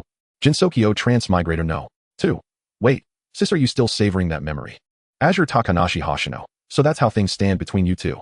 Jinsokyo Transmigrator No.2. Don't misunderstand. It was simply that she'd finished using the restroom at night, grew too drowsy to climb the stairs, and collapsed onto the sofa. Completely unaware I was already there. Group owner Yen. That's accurate. Azure Takanashi Hoshino. Azure Takanashi Hoshino. Do you seriously expect me to believe that? Uncle isn't a fool, you know.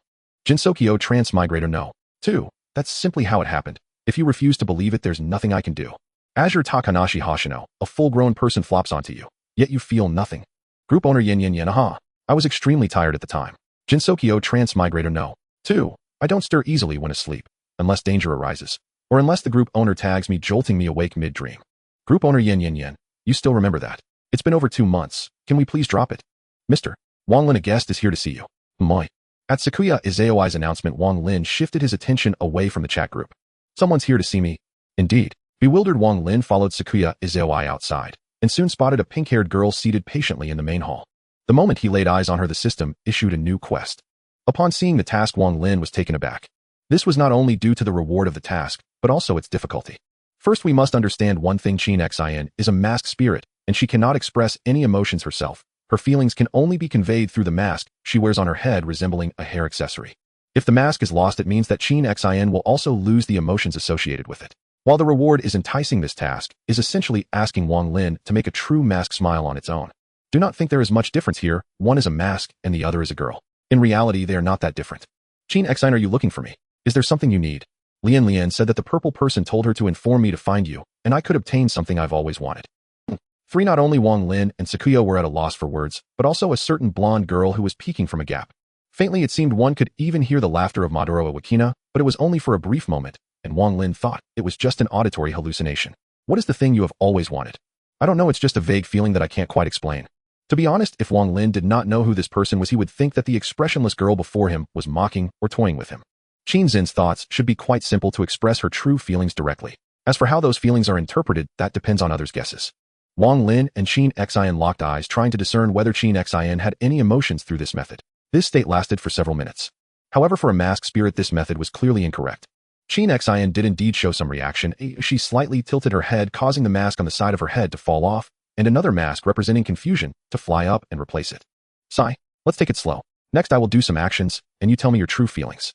We'll see if I can make a judgment from this. Okay. After receiving her consent, Wang Lin stood up and walked toward Qin Xin. Under the expressionless gaze of the girl, Wang Lin reached up and gently patted her head twice. How does it feel? Is it different from usual? Qin Xin did not speak, but slowly closed her eyes, and Wang Lin did not stop keeping his hand on Qin Xin's head. It feels a bit different, but I can't say how. Is that so? How about this? Wang Lin directly embraced her. Unsurprisingly, Qin Xin did not show any special reaction and gave the same answer as before after a moment. Sigh. Wang Lin felt helpless and troubled by Qin Xin's condition. Forget it, let's take it slow. I have a general idea of your situation, and I will find a way. See you next time. Just as he was about to leave, his hand was suddenly grabbed. Turning around, he saw Qin Xin lifting his right hand with both of hers and placing it back on her head. The earlier head pat. Do it a little longer, and hugs too. It feels very strange. Sure. You two chat here. I will take my leave first. After saying this, Sakuya left. Observing Qin Xin's appearance, Wang Lin pondered for a moment and simply embraced her while patting her head. Activating the two rewards from the daily worlds together, Qin Xin felt somewhat immersed, enjoying this sensation. At one moment, Wang Lin felt as if he were possessed by a Koa Ayumu, imagining various expressions on Qin Xin's face. Until after a long time, he finally released her. That still expressionless face pulled his thoughts back to reality. Is it over? Oh, it's just like this for now. You should go back. Oh, I will think of a way to help you find what you want. Wang Lin glanced at the hand that was still tightly holding his, casting a somewhat confused gaze at Qin Xin. You don't want to continue, do you? I want it to continue. No, I want this strange feeling to last forever. In the end, Qin Xin still left the Scarlet Devil Mansion. Shortly after she left, Wang Lin suddenly felt something strange, and in the next second a door suddenly opened behind him. Immediately after, with a somewhat disordered breath, Maduro Iwakina, who was sitting in a real wheelchair, came out. So how is it? The feeling of a masked spirit is quite interesting, right? Now I'm starting to have a headache. How can I make her genuinely smile? Haha, interesting. But you, Iwakina, don't you already know what a wheelchair is? Why are you still sitting in it, and it's a real wheelchair? As soon as this was said, Maduro Iwakina, who had just been laughing happily, suddenly stiffened, her expression becoming slightly unnatural. I occasionally want to try some new things. Laughter. Connecting this to the laughter that seemed like an auditory hallucination just now, Wang Lin had ample reason to suspect that something had happened between this guy and Yakumo Yukari. Jinsokyo Traveler No.2. I encountered a somewhat troublesome problem. Can you all help me with some references? Group leader Yen, what is it? Speak up and let us know. Azora Tsubaki Yukio Ho. If I can help in any way, I'd be more than happy to, old man. Jinsokyo Traveler No.2. How can I make a mask face genuinely smile? The kind that can't be cured. Group leader Yen. Azora Tsubaki Yuki, can you tell us more about this person? Jinsokyo Traveler No.2. Her name is Qin Xin, a masked spirit who cannot express any emotions herself. All feelings can only be conveyed through the mask on her head. Jinsokyo Traveler No.2. So do you have any solutions? Group leader Yen. Azora Tsubaki Yuki. TSK. I knew it. Naturally, they had no solutions. Wang Lin did not think much of it. There was still something very important to do next. In the morning, after finishing breakfast, Wang Lin, compelled by some calling, arrived at the outskirts of Jinsokyo from the Hakuryai shrine, reappearing in a familiar place. Upon his arrival, he immediately spotted two girls with purple hair and one with brown hair, all three of them staring intently at him. The The two with purple hair were sisters, one with long hair, and the other with short, namely Fujibayashi Ryu and Fujibayashi Akane. As for the remaining one, it goes without saying, the only girl who could summon him here was that one person. Miss Nagisa, is there something you need? Why did you bring two people with you this time? It's you. The one who kept resting a hand on Ryu's shoulder. You made Ryu frightened for days, do you realize that? Huh. Oh, that child, I didn't have any other intentions at the time. I just leaned on her shoulder to read together. I didn't expect her to care so much. You. The purple-haired girl rolled up her sleeves and stepped forward, clearly intending to give the person in front of her a good punch. Wait, sister, don't be rude to the esteemed deity. Something bad might happen. The short-haired purple girl stopped her sister. It seemed that at this moment the hot-tempered girl named Fujibayashi Akane finally remembered that the person in front of her was a deity. I've already said it, I am not a deity, oh, I am just a human. Really, how is it that no one believes me when I tell the truth these days? Huh. Esteemed deity, please don't joke around. Fujibayashi Ryu maintained an awkward but polite smile, though to Wang Lin it looked just like sweat dripping off a yellow bean. Well, whatever you think, Miss Nagisa, you must have some business to bring those two along, right? Yes, actually. Recently, strange occurrences have been happening around Ryu's sister. Nearby objects inexplicably fall over and the blankets are pulled off while sleeping, among other things. Oh, so you are here to find me to solve the problem, right? As he spoke, Wang Lin walked towards them and began to examine Fujibayashi Akane. The intense gaze made Fujibayashi Akane feel somewhat strange, causing her to awkwardly look away. It's also strange. If you want to solve a problem, why not go to those big shrines or temples? Instead, you come to this rundown, abandoned shrine to find me. To this, the girls had a simple answer. Because Wang Lin was the only deity they knew who could appear directly in front of them and was right there beside them. All right, then I will stay with this lady all day today to see what the issue is. Thus time passed slowly. Wang Lin truly followed closely without leaving her side. Why do you have to follow me even to the bathroom? Just in case, after all, ghosts and vengeful spirits like to linger in dark and damp places like bathrooms. You wouldn't want a hand suddenly reaching out from the toilet to grab you while you're busy, right? Ew. Shut up.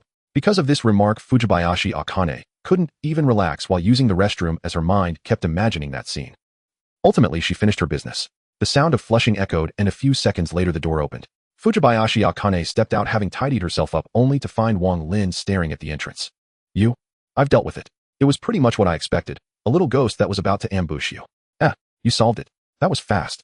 Fujibayashi Akane was completely unprepared for Wang Lin's sudden declaration, displaying a look of astonishment. There shouldn't be any problems now, but I can't be sure if this is the only one around you. Contact me again if anything unusual occurs. Oh, what for? I don't have any money. Who's asking you for money? Take out your phone. We need to exchange contact information. Do you want to add me, or should I add you? You still use a phone. After experiencing all that, when Fujibayashi Akane returned to class in the afternoon, she felt a bit dazed, as if she hadn't come to her senses yet. This state continued until the teacher called her several times before she finally reacted. In the adjacent class, Wang Lin was sitting beside Furukawa Nagisa, trying to figure out how to cheer her up.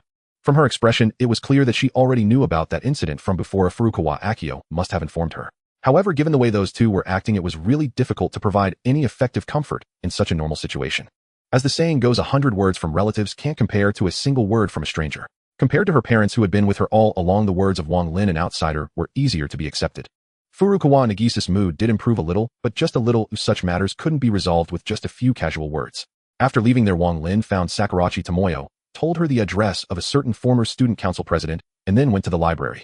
Unknowingly, he held Ichino's Katomi while reading for several hours. When he came to, the group leader had already called for him in the group. Little Katomi, I still have something to do, so I'm leaving for now, okay? You take care of yourself. Wang Lin, bye. Consume 1,000 points to upgrade the phone to a cross-dimensional phone. Confirm.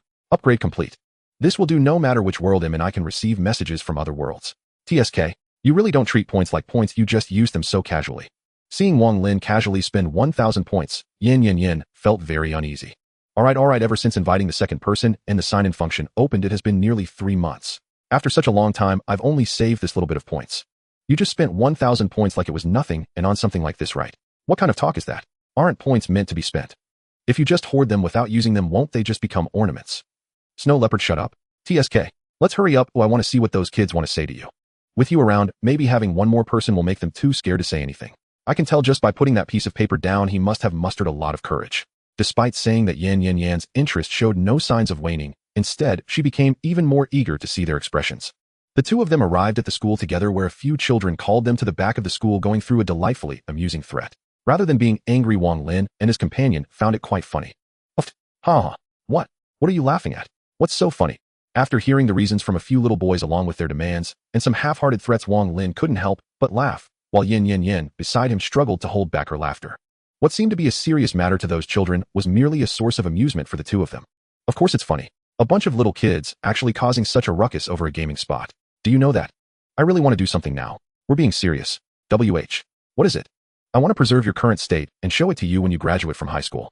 It will definitely be very interesting. You. Just wait. The little boys ran off like that, and Wang Lin and Yin headed towards the basketball area. Thinking about what had just happened, Yin couldn't hold back her expression anymore. That's quite a good idea, or I want to do that too. This isn't like you, group leader. If you wanted to do it, why didn't you? Why didn't I? I saved everything that just happened in the chat group, and I'll store it on my phone later. Alright, you really are something, but I feel like I've done something like this before.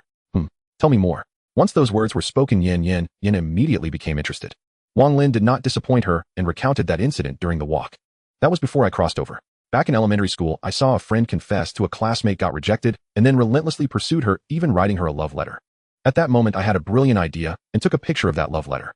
Then on the day of high school graduation, I projected it onto the big screen. As soon as he finished speaking, he met Yin's strange gaze. Before he could ask, she directly retorted, "Are you a devil? Same to you. Wow. Big brother Wang Lin is here. Come quickly over here." Ji Huachan wants big brother Wang Lin's contact information. Makoto. As soon as the door opened, a commotion erupted. It's safe to say kids will be kids. So full of energy. After exchanging contact information with Ji Hua, it was time for regular training. During the process, a small incident occurred where Eri Koshiji had an allergic reaction to the words Yamato and ran away. Wang Lin let the others continue training as they had been, and he chased after her. When he reached Eri, she was crouched down, curled up on the ground, and crying. "Eri, I'm really sorry, big brother Wang Lin, I just ran out on my own." "That's alright, but Eri, do you mind your height?" Wah. Her cry revealed that she clearly did not want to discuss this topic. Seeing this, Wang Lin quietly placed his hand on her head, feeling the warmth and comfort, and soon his fondness for her grew. "It's okay if you don't want to talk, I won't force you. Actually, I'm always called a giant, and compared to others I feel like a freak. I want to play with everyone, but I get isolated." After talking for a few minutes, Wang Lin didn't find it strange. With the pat on the head approach, Eri was already quite willing to share so much with him. As for this kind of thing, it wasn't too surprising. It was like a black pig mixed in with a bunch of white pigs, especially for children. Your unique traits often cannot serve as tools for making friends. Rather, they can become reasons for others to distance themselves from you. After thinking for a moment, Wang Lin kept his hand there and comforted her in his own way. Unlike the originally kind deception of the male protagonist, Wang Lin used a different method.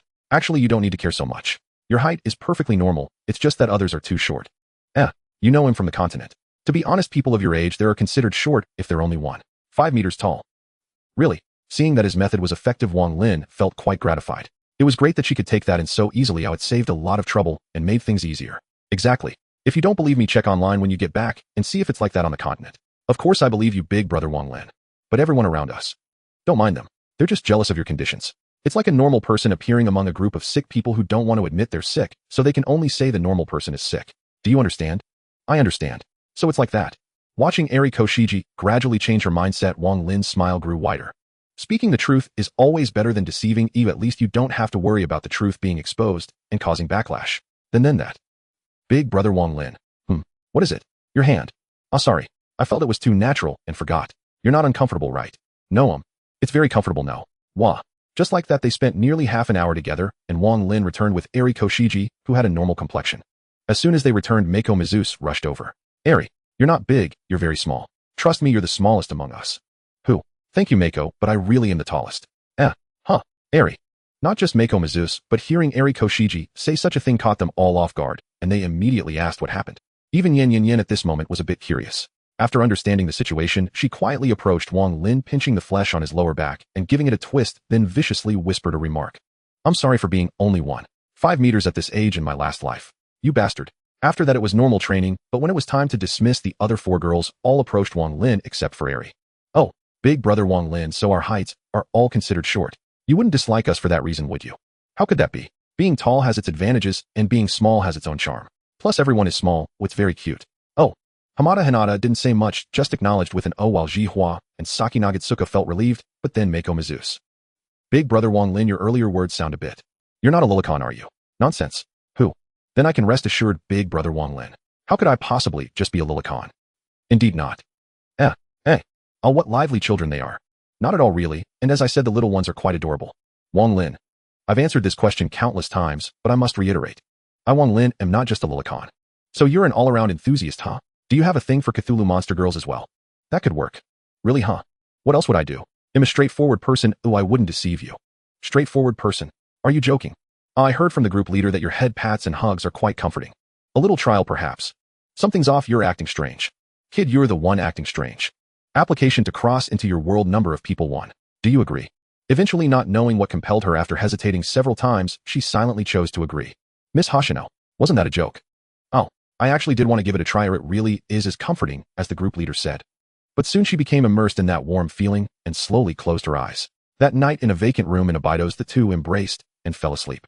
For Hoshino, it was the best sleep she had in over a year. The next morning, the cleaning crew known as Zai Yujiang opened the door to the room. Upon discovering the situation inside, Zai Yujiang shyly retreated and gently closed the door. After explaining the situation to the other crew members, and with it being a rest day, no one came to disturb them. This situation continued until Shizuki and the others arrived. Bang bang. Hoshino-senpai, we brought back some snacks. We even got you your favorite whale pillow. Oh, what's wrong, senpai? Let's go inside. Shoo. Making a shushing gesture, Shizuki entered the room and placed the bags of goodies on the floor. Since Shizuki stepped aside, everyone could see the scene inside. Unlike the quiet and shy others, Kurikame Kyoka directly approached and shook the two. Wang Lin, Hoshino-senpai, what are you two doing? Oh, Kyokakin, stop shaking me or you'll pass out. Kyokakin, aren't you supposed to be working today? It's a rest day, so Master Bai should be quite busy with the new students. Oh, Shirori went over there, so no need to worry. What nonsense. Don't try to change the subject. I caught red-handed. Oh, the topic shift failed Wang Lin. In the end, even after clarifying the situation, Wang Lin still received a punch from Nico. Of course, this punch wasn't due to the current matter, but because Wang Lin instinctively patted Nico's head afterward. Feeling too comfortable for a moment, Kurikame Kyoka closed her eyes, instinctively nuzzling until the hand left. Opening her eyes, seeing the playful gazes of everyone, Kurikame Kyoka, flustered and angry, resorted to this tactic. There was not much communication. Hubangru Ozo directly launched an attack, throwing a bomb that was hit by a bullet midair. With a deafening bang, Wang Lin was blown away by the shockwave of the explosion. Hubangru Ozo did not stop there. Instead, she charged forward, the halo above her head aligning with the gun's muzzle. She pulled the trigger, firing a bullet enhanced by the halo imbued with special properties. Wang Lin did not take it heed, and since he could see the trajectory of the bullet, it was better to dodge. Who knew what problems would arise from taking it directly? You've got some skills, huh? Hee, let me enjoy myself with you. Ha ha ha. Another wave of wild laughter echoed, and even though there was a mask between them, Wang Lin could imagine her menacing expression. One chased, the other dodged. They ran through 2 streets like this. During the chase, Wang Lin tried to communicate with Hubangru Ozo, but to no avail. Finally, at a certain moment, Hubangru Ozo closed in on Wang Lin. Just as the girl was about to do something, a peculiar gun suddenly appeared in Wang Lin's unarmed hands. He unleashed a barrage. The sound of gunfire echoed repeatedly, each shot aimed directly at Hubangru Ozo's face. The first 2 shots shattered her mask, while the subsequent shots knocked her unconscious. Should I say, as expected of Rajao. She took the shots up close and only fainted after taking so many. When Wang Lin approached, he initially intended to carry her away, but suddenly seemed to realize something and raised the gun again. He fired the last bullet directly at the girl on the ground. With a bang, Hubangru Ozo tried to dodge, but unfortunately Wang Lin had already predicted her escape route. The slug hit her squarely on the head. This time the halo that had shielded her from the slug slowly dimmed, and then vanished. Hubangru Ozo had truly fainted. After a moment's thought, Wang Lin decided to go to the Millennium next time. Using the perception-blocking magic, he flew up and took the already bound Hubangru Ozo back to Abydos. Hubangru Ozo woke up feeling a throbbing headache. She wanted to rub her head, but found she was tied up and couldn't move at all. She could only pout and look at Wang Lin beside her. Sir, what do you intend to do by capturing me? You. Let go of my hand. Otherwise I'll. Huff huff. The task rewards from the daily world may not enhance one's strength, but they are indeed very useful. Miss Hubangru Ozo, can you tell me why you blew up the tram? Could it be that someone commissioned you to come after me? Huff huff. Miss Rajao. Huff huff. While having such a powerful ability is not necessarily a good thing. Perhaps for a fox maiden who had never been petted before, being stroked on the head might be too stimulating, and it wasn't just an ordinary pat, it had a special effect. Sigh. Seeing Hubangru Ozo like this, Wang Lin felt too shy to do anything to her, so he simply clicked on the system to release her bindings. Perhaps because she had been petted for too long, as soon as she was released, Rajao lunged at Wang Lin, hugging him tightly and refusing to let go. With the head petting buff already active now with the hug, who knew how long it would take for her to recover. However, just at that moment, Hubangru Ozo suddenly jolted awake, recalling everything she had just done. She pushed Wang Lin away with both hands and jumped back 2 steps, putting on a fierce expression. Despite that, the blush on her face was no lie. Don't be like that. You were the one who hugged me first. Although that's true, what is your name? Wang Lin. Alright, I'll remember you. Wait a moment, your mask broke earlier. Let me get you a new one. Whoosh. Hubangru Ozo caught the mask Wang Lin tossed over and said nothing. She silently put on the mask, glanced this way, and then left. The way she left was rather simple and crude. She blew a hole through the wall to escape. Because of this, less than a minute after leaving, a group of students from Abydos arrived. Lord Wang Lin, what happened here? Nothing to worry about. Oh, just go back to your business. Azure Kiryu Hoshino, what happened? Why did the room over there suddenly explode? Jinsokyo Traveler No. 2. Nothing. The tram was blown up by Ruo Zhao on the way to the Millennium, and I just brought her back to ask a few questions. Group Leader Yin, huh? Did Ruo Zhao not fall in love with you at first sight? Jinsokyo Traveler No. 2. Jinsokyo Traveler No. 2. Are you alright? This is a real world after all. Group Leader Yin, alright, so it was just that nothing else happened. Looking at the time, it was already 3 in the afternoon. Wang Lin casually returned to Abido's to wander around and see what Misaki Hayori and the others were up to. Just as it struck 6 in the evening, Wang Lin's phone rang. At first he thought it was Fujimori and Zhu encountering something and messaging him. However, upon opening it, he found it was from Pu and Alula. Pu and Alula. Wang Lin. The tea party discovered that the Arius group has collectively disappeared. Tong Sujinagi sends her condolences and seeks help to investigate the matter. Pu and Alula, can I spill your secrets? Sailor Moon, of course, say what you want. You can also directly give her my number so she can contact me. But why are they looking for you to investigate Arius' disappearance? Pu and Alula. No matter how unpleasant things are between academies, after all, it's the San E branch school. It's normal to have such a reaction. Sailor Moon, that's true. I'm a bit curious about how Tong Sujinagi will handle this matter though. Pu and Alula, you must handle this well, right? It can't be that Abido's just reopened and you are immediately starting a war with the Trinity Academy. After making the assurance, Pu and Alula did not reply again, and it was not until a few minutes later that a stranger's friend request appeared. The chairperson of the Trinity Tea Party requests to add you as a friend. You are already friends, come and chat happily. Sailor Senshi, the chairperson of the Tea Party, I will call you Miss Tong Tung now directly. To be honest, I didn't expect that. Tong Tung Neo, you are joking, right? Arius was once a branch of our Trinity. How could we not care about such matters? Sailor Senshi, no, that's not what I meant. You misunderstood. Sailor Senshi, what I mean is it's quite unexpected that you only realized the issue after such a long time. I thought you would have come looking for me days ago. Tong Tung Neo, the Trinity Tea Party, is also very busy, Mr. Wang Lin, the vice president of the Federation Student Union. Sailor Senshi, since you are so busy, let's keep it brief and skip the pleasantries. What do you think? Tong Tung Neo, that would be better. When are you free? If possible, please come to the tea party and we can talk face to face. Sailor Senshi, indeed, it's much more convenient to talk face to face than chatting on the phone, so how about the day after tomorrow morning? Tong Tung Neo, that works, I will make time for it. Sailor Senshi, then see you the morning after tomorrow. As soon as he hung up the phone, the message alert rang again, but Wang Lin did not check it. If nothing unexpected happened, it should be Tong Tung now, sending a message about the meeting the day after tomorrow. Leaving the room, Wang Lin headed directly to the music room of Abido's, which had just been restored, preparing to record a song and share it under his online name. Taking advantage of the popularity of the game Dead Cells, he aimed to elevate the influence from Abido's. After saying hello to the nearby girls, they happily vacated the music room and eagerly watched. After purchasing music and singing-related items in the chat group, Wang Lin sat in a chair and began recording, layering each instrument separately before mixing them together. Perhaps as long as one understands the trick of numbness, there will be no worries. Embark on this journey filled with hope and light. Soon a song was recorded, and Wang Lin combined several sounds using his computer. As for the two girls watching nearby, they were now entranced, seemingly lost in the melody, without any reaction. Wang Lin was quite confident about this song. It was one of his favorites from before his reincarnation. The band Yubi Xingguang, lead singer Stroa, the end of my unique supremacy. It wasn't until Wang Lin finished uploading the song that the girls finally reacted. The two blonde, twin-tailed little girls now looked at Wang Lin with eyes filled not just with the admiration of a savior. Now they looked at him with a lot of adoration and some indescribable special feelings. After spending over 10 minutes dealing with the two girls who had latched onto him, Wang Lin awkwardly escaped the music room. In the hallway, Wang Lin opened his phone to check.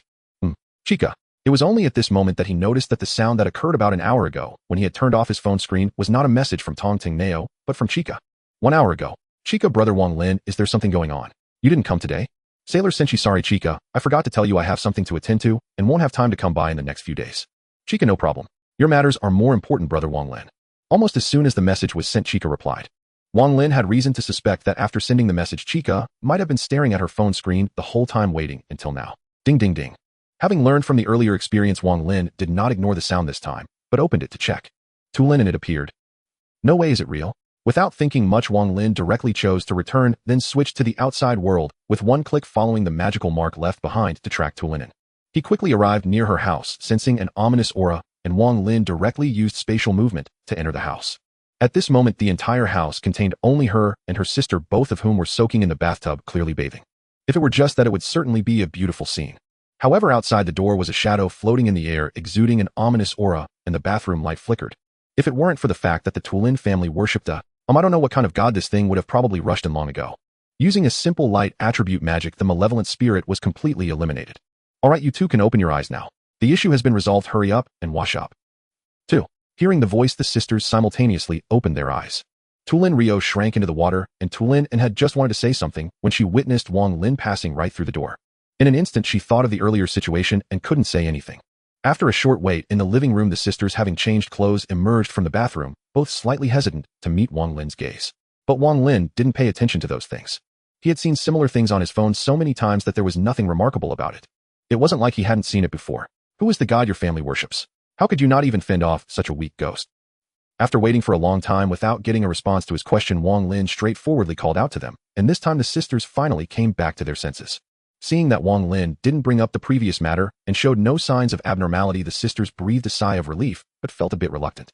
But now was not the time for that. They prioritized answering Wang Lin's question. It is Amaterasu. Amaterasu seems to be the god of Takamagara here, right? How could it be so weak? With such a lack of strength, you might as well just place a statue of Guangong at the door. The next day in the Azure world on the Kawoto's forum, a song was rapidly going viral. This song was the one uploaded by Wang Lin, titled The End of My Soul Supremacy. Not everyone enjoys listening to it, but that is quite normal. Nothing can satisfy everyone at the same time. At least most of the feedback was positive. Black Angel, although I don't play games, this song sounds amazing, recommended to me by a friend from the Justice Realization Department. Disciplinary Committee member, who is this beautiful warrior? The game is fun, and the song is delightful. Yuzi Queen, the game made by the beautiful warrior, has impressive operational demands, and now it sounds wonderful too. Have you all noticed? Yuzi Queen, all the creators of the song, including the lyricist, composer, performer, and vocalist, were done entirely by the beautiful warrior alone. I love food that's too exaggerated. Could it be that someone else made it and just changed it to his name? Super genius, sick hacker. I have checked, and it was indeed all done by him alone. Yuzi Queen, I don't think someone who can make such a game would do such a thing alone. Yokai ninja, so impressive. This game actually includes weapons related to ninjas. I really want to meet this beautiful warrior. Desert Minister, such a song is in itself a form of romance. Messenger of Justice, is it really that good? I feel like I can't grasp the game and the song is hard to understand. Yuzu. Come and see. The beautiful warrior has released new content again. This time it's a song. Xiao Tao, calm down. I've already listened to it. It's indeed a very nice song. It's such a pity that the beautiful teacher promised to guide us yesterday, but the train suddenly broke down. In the Millennium, the game development department, the three were gathered around the computer discussing something. Not long after, the club's door was suddenly knocked on, and Kai Tao ran to open the door with some confusion. Who is it? At this time, sir, who are you looking for? I'm looking for Yuzu Queen. Oh, I mean Yuzi Queen. Yuzu. Someone is looking for you.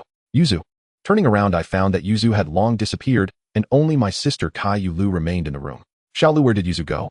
Sister. Yuzu just hid in the closet. Who are you, sir? I was delayed due to some matters yesterday. I am the beautiful warrior invited by Yuzi Queen. You are the beautiful warrior teacher.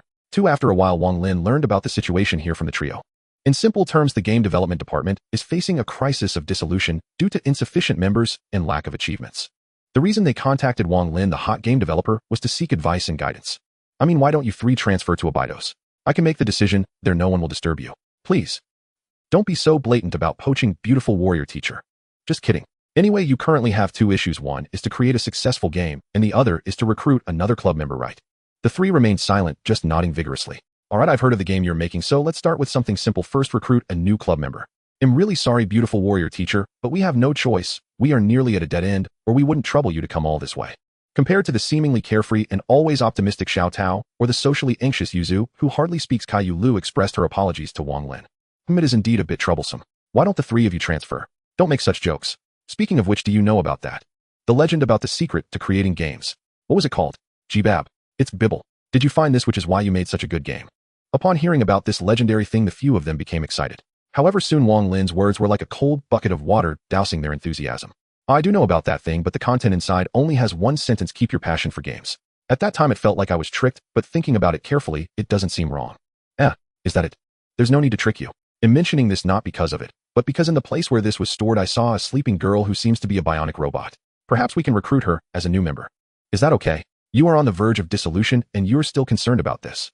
Either go all out or simply come to Abydos. Seeing how adorable you three are, I would be very welcoming. Perhaps due to habit this time the three did not refute Wang Lin again. After a brief discussion about the plan, Wang Lin took the Caillou sisters to the ruins, while the socially anxious Yuzu stayed behind to continue being the cabinet. Buzz. Just after leaving Millennium Academy, Wang Lin suddenly felt a buzzing in his head. Caught off guard, his expression clearly changed. Beautiful warrior teacher, what's wrong?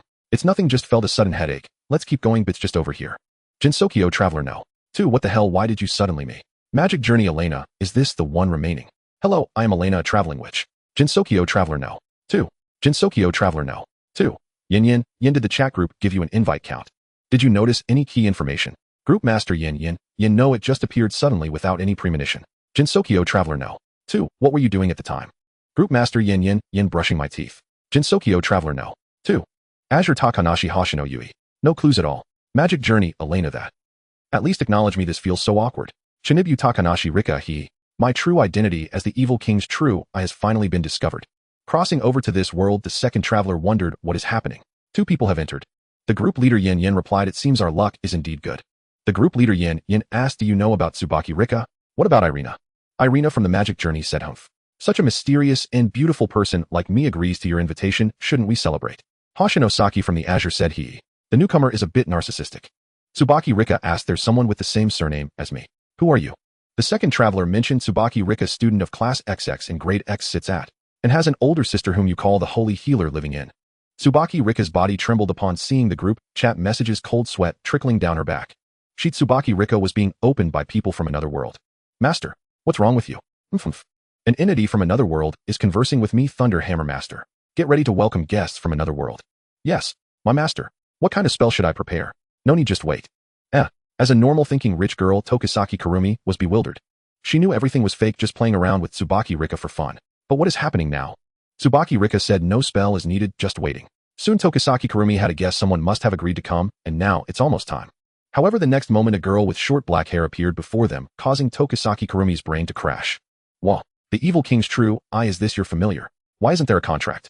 Seeing her appear in front of her, Tsubaki Rika was also stunned, only then beginning to ponder why the chat group appeared in her mind. But she quickly regained her composure and introduced herself in a very Chinibu manner, while Tokisaki Kurumi remained dumbfounded. Alright, I was just playing with you, and you're real. The group leader Yin shared a picture too. Interesting, Tokisaki Kurumi is really fun. Hoshino Saki from the Azure said he. Group leader sister, you've become more mischievous. The second traveler asked Irina, how's it going? Did you find the badge? Irina from the Magic Journey replied, found it. I really didn't expect it. Looking at such an obedient child. Irina, however, I have sensed something these past 2 days. The second traveler said, no more talking, you guys chat, I have something else to do. Irina, thanks, this time if you need help, just let me know, I am a witch. The second traveler replied, your witch over there. Let's forget about it. Irina asked, what do you mean? Are you looking down on witches? The second traveler replied, not exactly looking down, just feel a bit weak. It seems like a group of people flying around on brooms. Without their wands they become useless. Irina exclaimed, hey, calling us useless is too much. As long as we have wands, witches are very strong. A group member second traveler uploaded the video 3D Eastern Subterranean Stars to the group files. The second traveler said you can watch it yourself, I'll log off. Now make sure to see how a magician plays the game.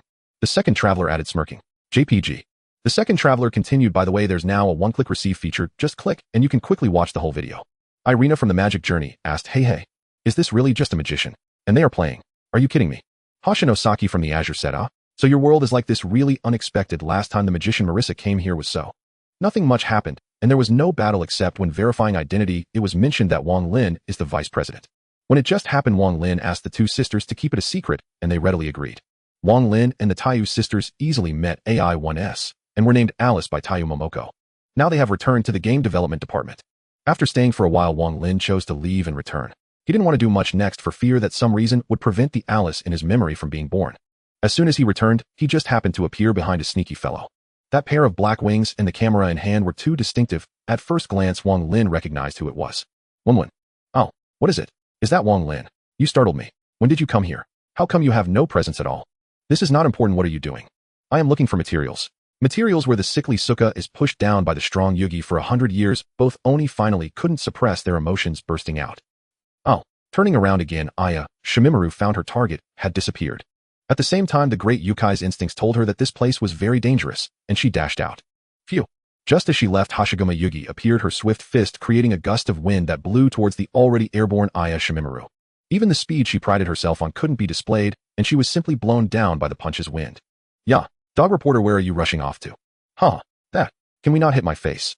To this demand, Xing Xiong naturally agreed with pleasure, but while his mouth promised, his hands showed no mercy. Not only was he beaten, but the photos were also deleted. Yo, Wang Lin, it's been a while, when can we have a drink together again? Next time for sure. Ignoring the already unconscious Shi Mingwan, when beside him, Wang Lin chatted with the two kings of the Ghost Clan for a while, and soon they parted ways. As he was leaving feeling a bit guilty, Wang Lin picked up one when preparing to take her back to the Monster Mountain. The journey was relatively smooth until he reached the Monster Mountain, where he was stopped by a white-haired girl. Who goes there? Stop. Wait. Don't move. When was knocked out, him taking her back. Oh, it's Wang Lin. When did you two become so close? You even called her by her name. If you want I can call you that too, Xiao Huan. Upon hearing these words, Inazukaku Huan trembled slightly, awkwardly rubbing her arms. Hiss, don't call me that, it sounds so weird. You go up this way, the second wooden house is her home, just throw her down the chimney. Huh, I must have misheard. Throw her down the chimney. What do you mean, huh? You can't enter her house, just throw her down the chimney. Is that really okay? It's fine, I do this every time. Alright, hurry up, don't disturb my patrol. Wait, are you really going to throw her? Continuing to carry Shi Ming Wan when Wang Lin moved towards the direction indicated by Inazuka Huan. Upon seeing the second wooden house, Wang Lin did not fly directly to the chimney, but first looked around for a way to enter. He found that the entire wooden house was wrapped in a layer of demonic energy, making it impossible to enter. The only thing exposed was the chimney. Standing at the chimney, looking at the narrow opening, Wang Lin hesitated.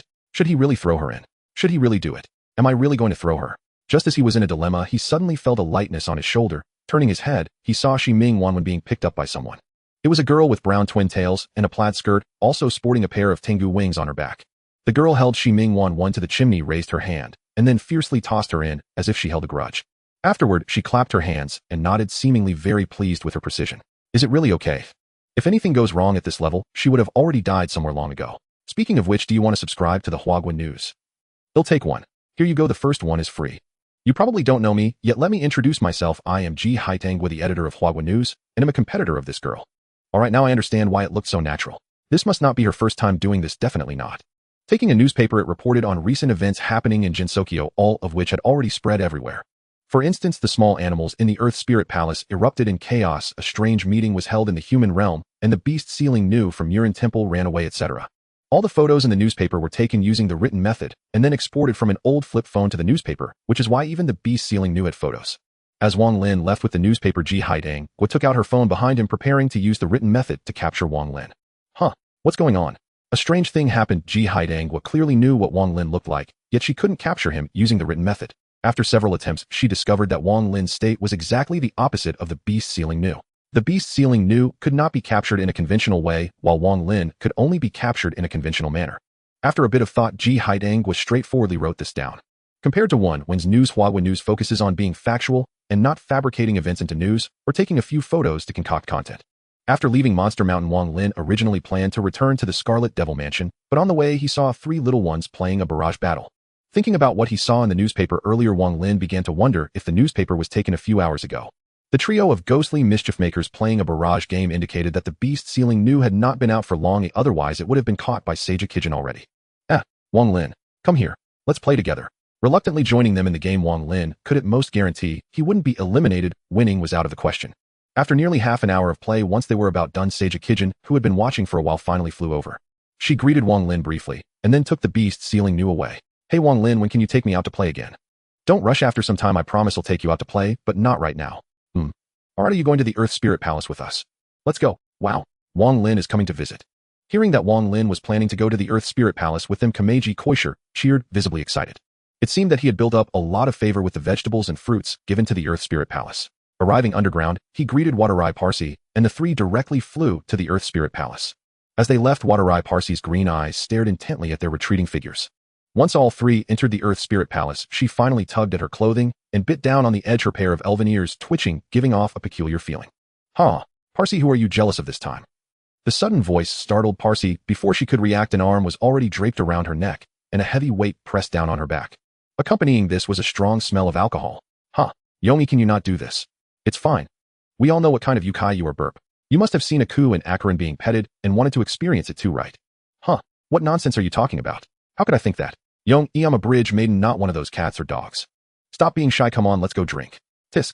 Watarai Parsi truly had no such thoughts, she just didn't want to explain anything to a drunkard. However, her silent demeanor was taken by Xing Xiong Yong-i as a form of tacit agreement.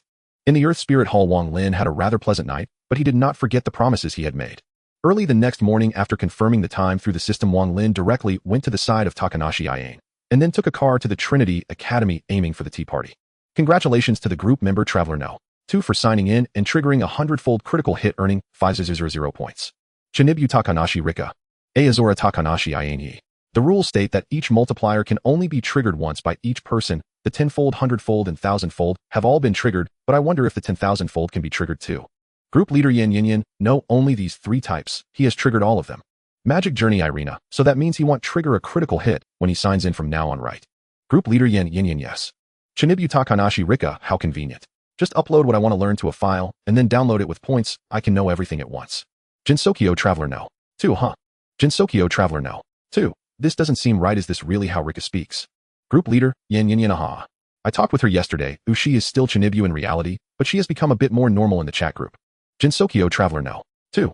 Jinsokyo Traveler No. 2 wow. Everyone else is socially anxious in reality and outgoing online, but this girl is the opposite. Magic Journey Irina, oh no, this unfortunate child seems to be a little bit. Jinsokyo Traveler No. 2. You just realized. Didn't I tell you that yesterday? Magic Journey Irina, I thought it was just ordinary admiration. Who knew it was this kind of? Group leader Yan Yin Yin 6. Jinsokyo Traveler No. 2. Why don't you just accept her? You don't seem to have much aversion. Oh, could it be that you are also? Magic Journey Irina, I am not. How rude of you. Jinsokyo Traveler No. 2. You startled me. Group leader Yin Yin Yin, I was startled too. I thought someone was going to become a Yuyao Meijio in our group. Jinsokyo Traveler No. 2. You watch Date A Live too. Group leader Yin Yin Yin, please, if someone from Date A Live comes and let the protagonist be Itsuka Shido, I still want to stick with the girls. Jinsokyo Traveler No. 2. 6. So it turns out you are the same as the others in the group. Group leader Yin Yin nonsense. My orientation is normal. Azura Takanashi, I ain't seeing a little sister constantly swearing feels so strange, so please don't teach bad habits to Shirako and the others, okay? Jinsokyo Traveler No. 2. I suddenly thought of a question. People say that humanity has been evolving all along. Jinsokyo Traveler No. 2. Humanity started by strengthening themselves, but now they have shifted to enhancing external objects, and in turn they have become incredibly weak. Jinsokyo Traveler No. 2. Is this truly evolution or devolution? Group leader Yin Yin Yin, if you must ask like that, it's like allocating points in a game. Intelligence and physique can only be chosen one. Magic Journey Irina, huh? Are you joking? Incredibly weak. Jinsokyo Traveler No. 2. Isn't a magic wand an external object? Magic Journey Irina. Group leader Yan Yin Yin, the development direction of each world should be different. Now that we have crossed over and can even summon anime characters, it suggests that those worlds are real. Group leader Yan Yin Yin, some worlds develop external objects while others focus on self-development. It seems quite normal, nothing strange about it, as it is all still evolution. Group leader Yin Yin Yin, after all, isn't there a saying about how there are many paths leading to the same destination? Chinibyu Takanashi Rika, I see there's an arena feature in the group, but why is it locked? Group leader Yin Yin Yin, that requires the number of participants to reach 8 before it opens. It is currently in an unopened state. Group leader Yin Yin Yin, rather than that, let's look forward to the trial field. It will open as soon as one more person arrives, and there will be tasks and such. Jinsokyo Traveler No. 2. Haha, who knows when you'll get your next chance? Oh, let's talk about it after you come out. Ladies and gentlemen, we are approaching our final stop, Trinity Comprehensive Academy. Thank you for riding this public train. See you next time. As time passed, while chatting upon hearing such an announcement, Wang Lin also closed the chat interface and got off the train with a group of miscellaneous students from Trinity along with some robots. It was peak school hours with groups of students climbing the stairs and walking through the large square. In this crowd, Wang Lin, who stood out slightly, felt completely out of place, occasionally overhearing discussions around him all about himself. There were curious voices, doubtful voices, and even bold speculations. It was a mix of everything. This situation continued until the white-clad miscellaneous student arrived to pick him up for the tea party. Mr. Wang Lin, please come this way. A lady to do has been waiting for you for a long time.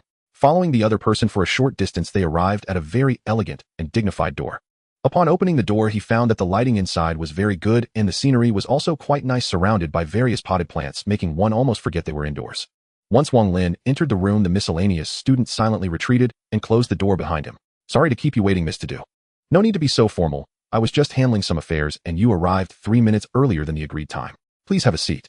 It was a rather long table with Lady To-Do sitting on one side and Wang Lin directly across from her. Only at this moment did he notice that there were several documents awaiting approval in front of the girl, and she was currently frowning as she reviewed them. I'm sorry, could you please wait a moment? I'll be done shortly. Don't mind me. You can continue your work. Aren't the other two at the tea party here? I remember seeing in the materials that one is shown Miko and the other is Yuri and Seiya. Miss Miko should still be asleep and Miss Seiya is feeling a bit unwell and is currently recuperating, so it's inconvenient for her to come here. Please forgive her. Having learned this, Wang Lin did not continue to say anything and took out his phone to check while waiting for Lady To-Do to finish her tasks. Good luck, may good fortune come to you. I'm sorry, I need to take a call. With an unknown number, Wang Lin had no intention of avoiding it, answering right in front of Lady To-Do and even putting it on speaker. Hello, who is this? Mr. Wang Lin, you who control the unknown and mysterious existence, may I request a moment of your time to meet with me? A somewhat somber voice sounded and Tong Tengzhu, who was reviewing the documents, paused for a moment before glancing over at Wang Lin. However, the action was subtle and went unnoticed. The Numerology Society. You truly know of our existence. I find you even more intriguing now. Sure, but I have something to attend to today. Let's add each other on Taoxian and we can reschedule our meeting. How does that sound? As you wish, Mr. Wang Lin, I am the black pickled egg of the Numerology Society. I will send you a friend request on Taoxian shortly and look forward to the day we meet. Oh, the call ended abruptly here. Wang Lin opened Taoxian, accepted a friend request from a mysterious person, and changed the note to Black Suit before falling into a whirlwind of thoughts. What's going on? Isn't it Black Suit? Why does he call himself Black Pickled Egg? Could it be that Black Suit is also related to the travelers? Sorry to keep you waiting. Please enjoy some tea. Thank you. Watching Tong Tingzhu personally brew tea for him, Wang Lin couldn't help but marvel at his current identity. Without the title of vice president, he presumed the treatment would be quite different. Once preparations were complete, Tong Tingzhu pressed a button. Soon the door opened, and a lackey walked in to take the documents out, then closed the door again. It seems that the vice president of the Federation Student Council is also encountering some troubles. It's normal, throughout history, either a person seeks trouble or trouble seeks a person. Indeed, today's weather is quite pleasant with blue skies and white clouds along with a perfectly warm sun. I hope the topics we discuss next can be as delightful as this weather. In that case, why don't we have Miss Tong Tingzhu start? Which aspect would you like to discuss? Wang Lin's decision to hand over the initiative surprised Tong Tingzhu, although her astonishment didn't last long.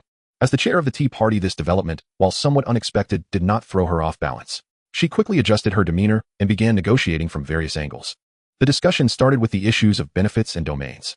Tong Tingzhu stated that Aririus had once been a part of the Holy Trinity, and such a large-scale relocation had occurred without any notification. That seems somewhat inappropriate. However, Wang Lin seized upon the flaw in her argument, specifically the word once. He stated that since Aririus had already become independent and was no longer under restraint as long as the matters did not involve the Holy Trinity, it was of no concern. Using this back-and-forth method, the two continued the negotiation without pause until the door was opened once more. It's so noisy. What are you doing, Zhu-chan? Miss Mihua, shut up. This situation requires focus. Before she could finish her sentence, Tong Tingzhu interrupted her sharply and continued the negotiation. Having just woken up in the morning and come to the tea party intending to greet the day cheerfully, she was immediately yelled at upon entering. This abrupt change left Saint Garden Mihua frozen in place, staring blankly at the two negotiating. Upon hearing that the two were discussing the topic of Aririus, Saint Garden Mihua noticeably stiffened, though she did not let them see. Zhu-chan, what about Aririus?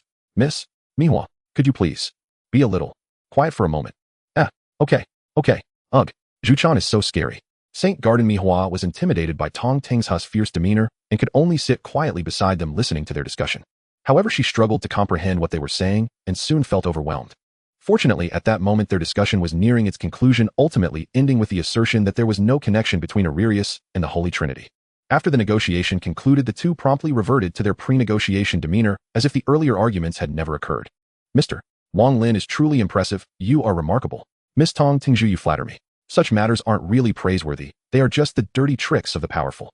What do you mean by that? You may not have noticed, but there were several flaws in what I just said, namely. A few minutes later, after a brief silence, Tong Tingzhu lifted her head again, smiling at Wang Lin. Aren't you afraid that I might suddenly change my mind and reopen negotiations if you tell me all this? Then why not simulate it now? If you were to use these flaws to refute me, what would happen next? The two began again, causing Saint Garden Mihua, who had barely endured up to this point, to slowly lose her smile. Fortunately, this round didn't last long, just a discussion of the flaws. After Tong Tingzhu addressed each flaw, she fell into a new verbal trap, and after several attempts she gave up.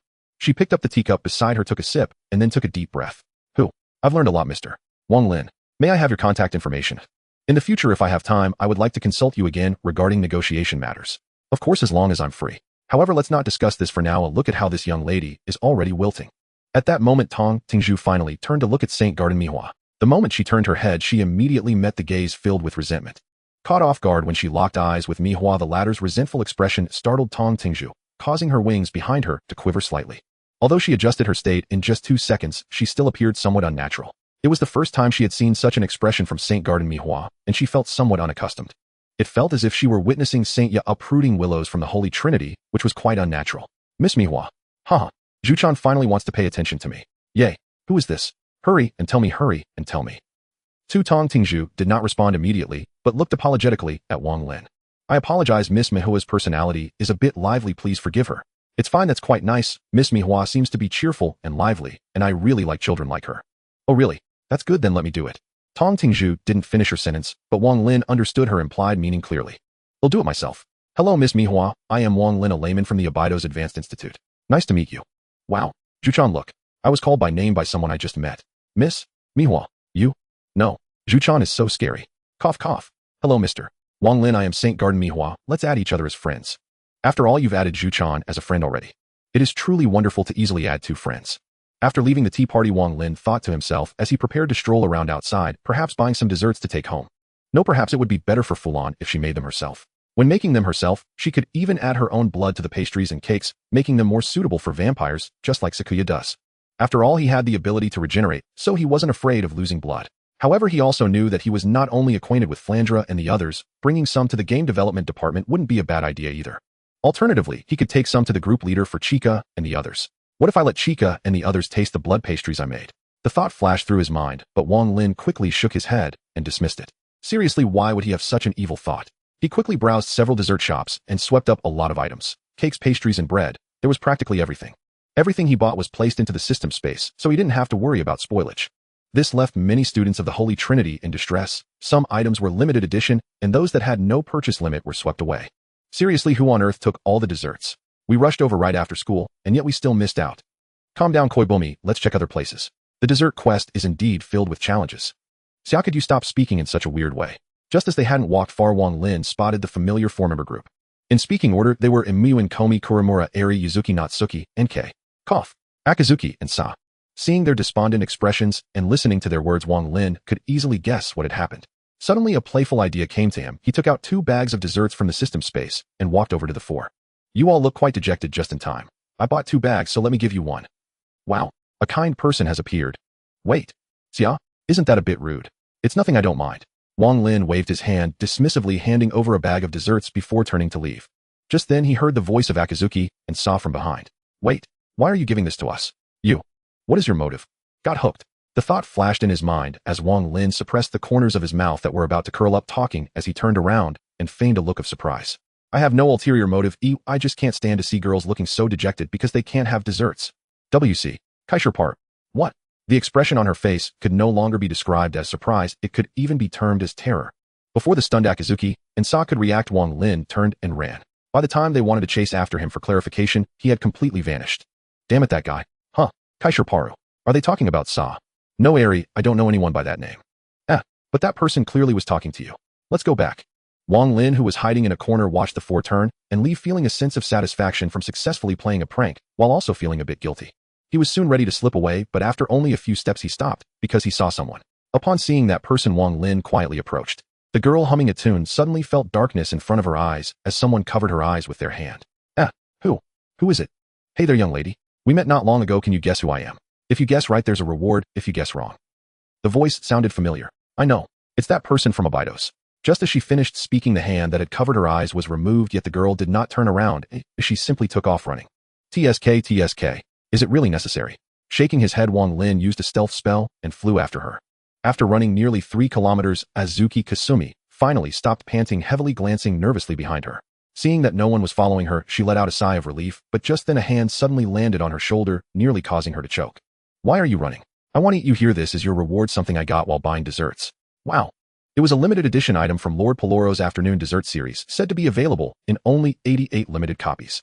Is it really okay to give me such a valuable item? Compared to just now, she seemed like a completely different person. Upon seeing the limited Peloro doll, Azuki Kasumi's eyes lit up. So why did you run? Though you are very cute and beautiful, making one want to do some other things, I'm not the type to force anyone. Saying that makes it even more dangerous. Despite her mind being filled with complaints, Azuki Kasumi ultimately did not voice them. After all, the person had just given her the limited doll she liked. Alright, I've given you the item, so I'm off. Bye-bye. Is that it? What do you actually hope for me to do something else? No, that's not it. Then I'll be leaving first. Bye-bye. Jinsokyo Traveler No.2 image. JPG image. JPG image. JPG. Jinsokyo Traveler No.2. The flustered Faust is so cute. Azure Kawaii Hoshino, huh? Didn't you go to the Holy Trinity for negotiations? Jinsokyo Traveler No.2. The negotiations ended long ago. It didn't take much time. Group Leader Yin, so. Group Leader Yin, did you go play after the negotiations ended? Jinsokyo Traveler No.2. Who said that? This was just a side trip. I came here to buy some desserts to gift to some people. Through the chat group, Wang Lin quickly arrived at Abydos, discussing strategies with the committee. No, it should be called the Student Council now. In short, he brought snacks for everyone, and then went to find the 5 members of the Shiraishi team, distributing some to them as well. Before she could refuse, Wang Lin had already left, leaving them with no choice but to accept the cake, which was something that could easily spoil and needed to be tasted right away. Traveler number 2 sent a red envelope.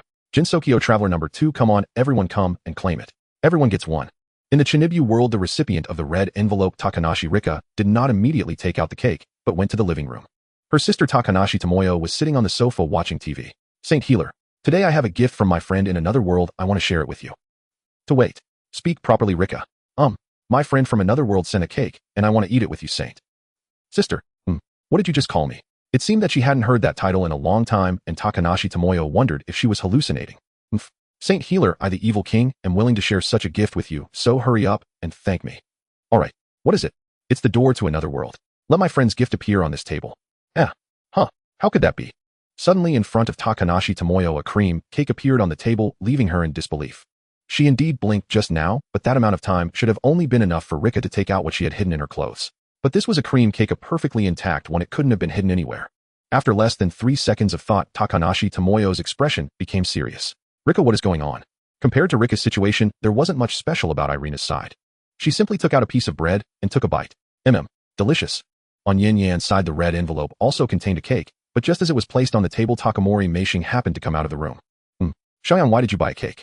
Isn't it still a long way from your birthday? Well. Cough. Of course it's to celebrate your recovery, Meishing. Come on, let's eat together. Xiaoyan. Takamori Meishing was indeed touched. Her eyes were already misty with tears. But, where did you get the money to buy the cake? Well, Wang Lin gave it to me. Why did he give you money? Wait, Xiaoyan. You aren't doing anything inappropriate, are you? You're still young. That Wang Lin, I definitely won't let him off next time I see him. No. Meishing, you misunderstood. I told him I wanted to celebrate your recovery, and that's why he gave me the money. Meanwhile, in Jinsokyo, Wang Lin suddenly shivered, as if sensing a strong malice. But the feeling came quickly and left just as fast. There was no prompt from the system, so he didn't think much of it. Sakuya, Wang Lin, is there something you need? This is for you. I brought delicious food for everyone from another world. No need. Does everyone have some? Then I'll accept it, thank you. After distributing gifts to everyone, Wang Lin clicked a switch and arrived at the Furukawa family's bakery. Dingling. Welcome. Oh God. Don't be so excited every time you see me. Didn't I tell you before? I'm just an ordinary person. No God. Thank you for your advice. Last time my husband and I told Nagisa about that matter. Although she was sad for a long time, she accepted everything soon under our combined comfort. Well, some things are really not that complicated. Here you go. Knowing the reason, Wang Lin didn't bother to correct his title, as that would be too troublesome. What is this? I bought a lot of things from other worlds and brought some for acquaintances as gifts. Just accept it or wait until your family is all here to enjoy it together. This? I couldn't possibly accept this. That's too precious.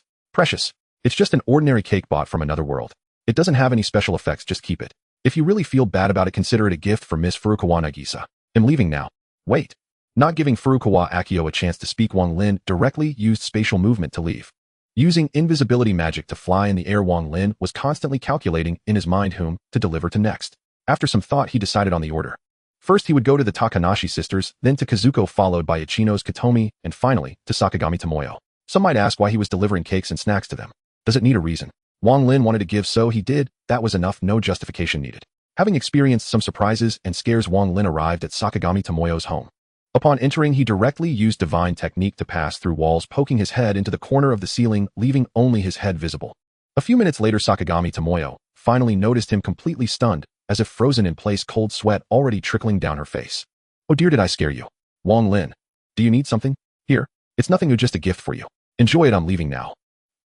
Jinsokyo Traveler No. 2, that's how it is, it's really interesting. Group Leader Yin No.2, do you eat scallion pancakes? Jinsokyo Traveler No. 2, yes, I especially like scallion pancakes. Group Leader Yin 6. Azure Takanashi Hoshino, this seems not too good, right? Magic Traveler Irina, oh, I can understand, after all, scaring people is quite interesting. Seeing the sudden change in others' expressions feels very amusing. Shinibu Takanashi Rika, I was interrogated by my sister. I've never seen her like this, it's a bit scary. Jinsokyo Traveler No. 2, what happened? What was going on? Shinibu Takanashi Rika, I just shared the cake I got with my sister, taking it out right in front of her. Azure Takanashi Hoshino. Jinsokyo Traveler No. 6. Group Leader Yin you this. Being interrogated is quite normal, right? As dawn broke, Wang Lin opened his eyes in the room he had prepared in the Red Magic Mansion. The moment he opened his eyes, he noticed someone in his arms. Looking down, he saw that Flandre Scarlet had somehow come over, likely during the night. Instinctively, he reached out to touch her head. Flandre, still in a deep slumber, nuzzled against Wang Lin's hand. This scene was truly heartwarming. Wang Lin would not take the opportunity to do anything inappropriate. Not only was he not that kind of person, but even if he were, he would choose to act when he was fully awake, not in this situation. To be unconscious is to lack any meaning, which is no different from using sorrow and hunting. Almost half an hour passed like this before Flandre slowly opened her eyes. Good morning, Wang Lin. Good morning. Despite their exchange, Flandre showed no intention of getting up. The two remained entwined together, and soon it was noon. Wang Lin realized his own lethargy and thought he could not continue like this. The afternoon came, and they had not gotten up, staying in bed the whole time. It was not until Yin Yin called him in the group chat that Wang Lin reluctantly got up with Flandre following along. However, she did not leave Wang Lin's back clinging to him. Flandre, I'm going to other worlds now. Let's go. I want to go too. Don't worry, I'll control myself. Now he had to be more cautious. If anyone upset Flandre, a gentle squeeze would turn them into a mess. However, as long as it wasn't someone he knew or cared about, if they blew up, so be it. After all, they were the ones who upset Flandre. In the next life, just be more careful and don't provoke those who shouldn't be provoked. Laugh. After saying goodbye to Ramilia, he had a slightly worried look and brought Hong Miling along. So, brother Wang Lin, who is this? She is Flandre Scarlet, a friend of mine from abroad. You two just focus on your training. She's just here to observe. As it turned out, basketball was indeed a bit too boring for Flandre. After watching for a while, she lost interest and told Hong Miling she wanted to explore other parts of this world. Thus, the two left unnoticed, and it wasn't until training ended that anyone realized they were gone. After bidding farewell to everyone, Wang Lin stepped outside to use tracking magic, following the traces of magical energy. After searching for over 10 minutes, he noticed the magical trail, entering a small alley, and without hesitation he walked in. What if she comes? The second miss. After all, Wang Lin is still a human. Seeing you like this might frighten him. But they are really annoying. As he turned a corner, Wang Lin heard the voices of Hong Miling and Flandre ahead, and without a second thought, he walked toward them. Just as he turned the corner, the scene before him left him momentarily stunned. Everywhere was red and black, the ground and walls were smeared with blood, and there were scattered chunks of flesh all over the ground. There were also some round objects, some whole, and some broken, scattered nearby. Counting them, there were about 20 human heads. What is this? Wang Lin. Wait, let me explain. The second miss. Just. No need to explain, Miling. I'm sorry, Wang Lin. I promise to keep an eye on the second miss. I hope you don't dislike her. As Wang Lin approached, his expression darkening, Hong Miling grew increasingly anxious, while Flandre was quite the opposite. Hey Wang Lin, these guys are really annoying. I can't stand it anymore, and it looks so fun. Just a gentle squeeze, and they go boom. Ha. Second miss. The moment Hong Miling heard Flandre say this, she immediately sensed danger and looked at Wang Lin with growing concern. However, the course of events often diverges from expectations. When Wang Lin reached her, he picked up Flandre as usual, completely unfazed by the blood on her. Don't be so nervous, Miling. As long as Flandre is happy, those dead people are irrelevant.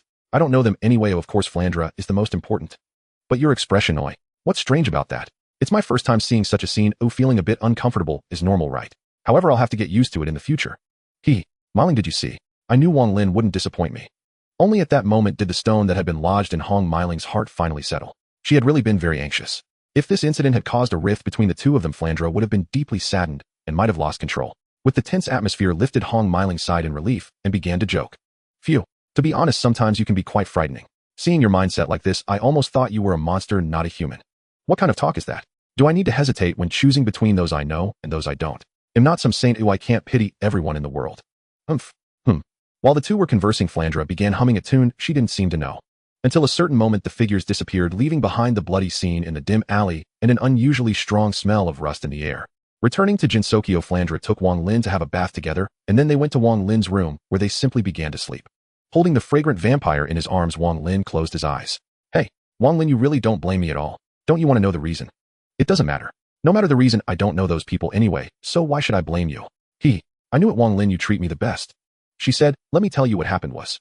Even though Wang Lin did not ask, Flandre still recounted the reason behind the incident. After hearing it, Wang Lin felt even more confident in his decision. The incident began when they were out shopping. Flandre saw someone waving a doll at her and ran over.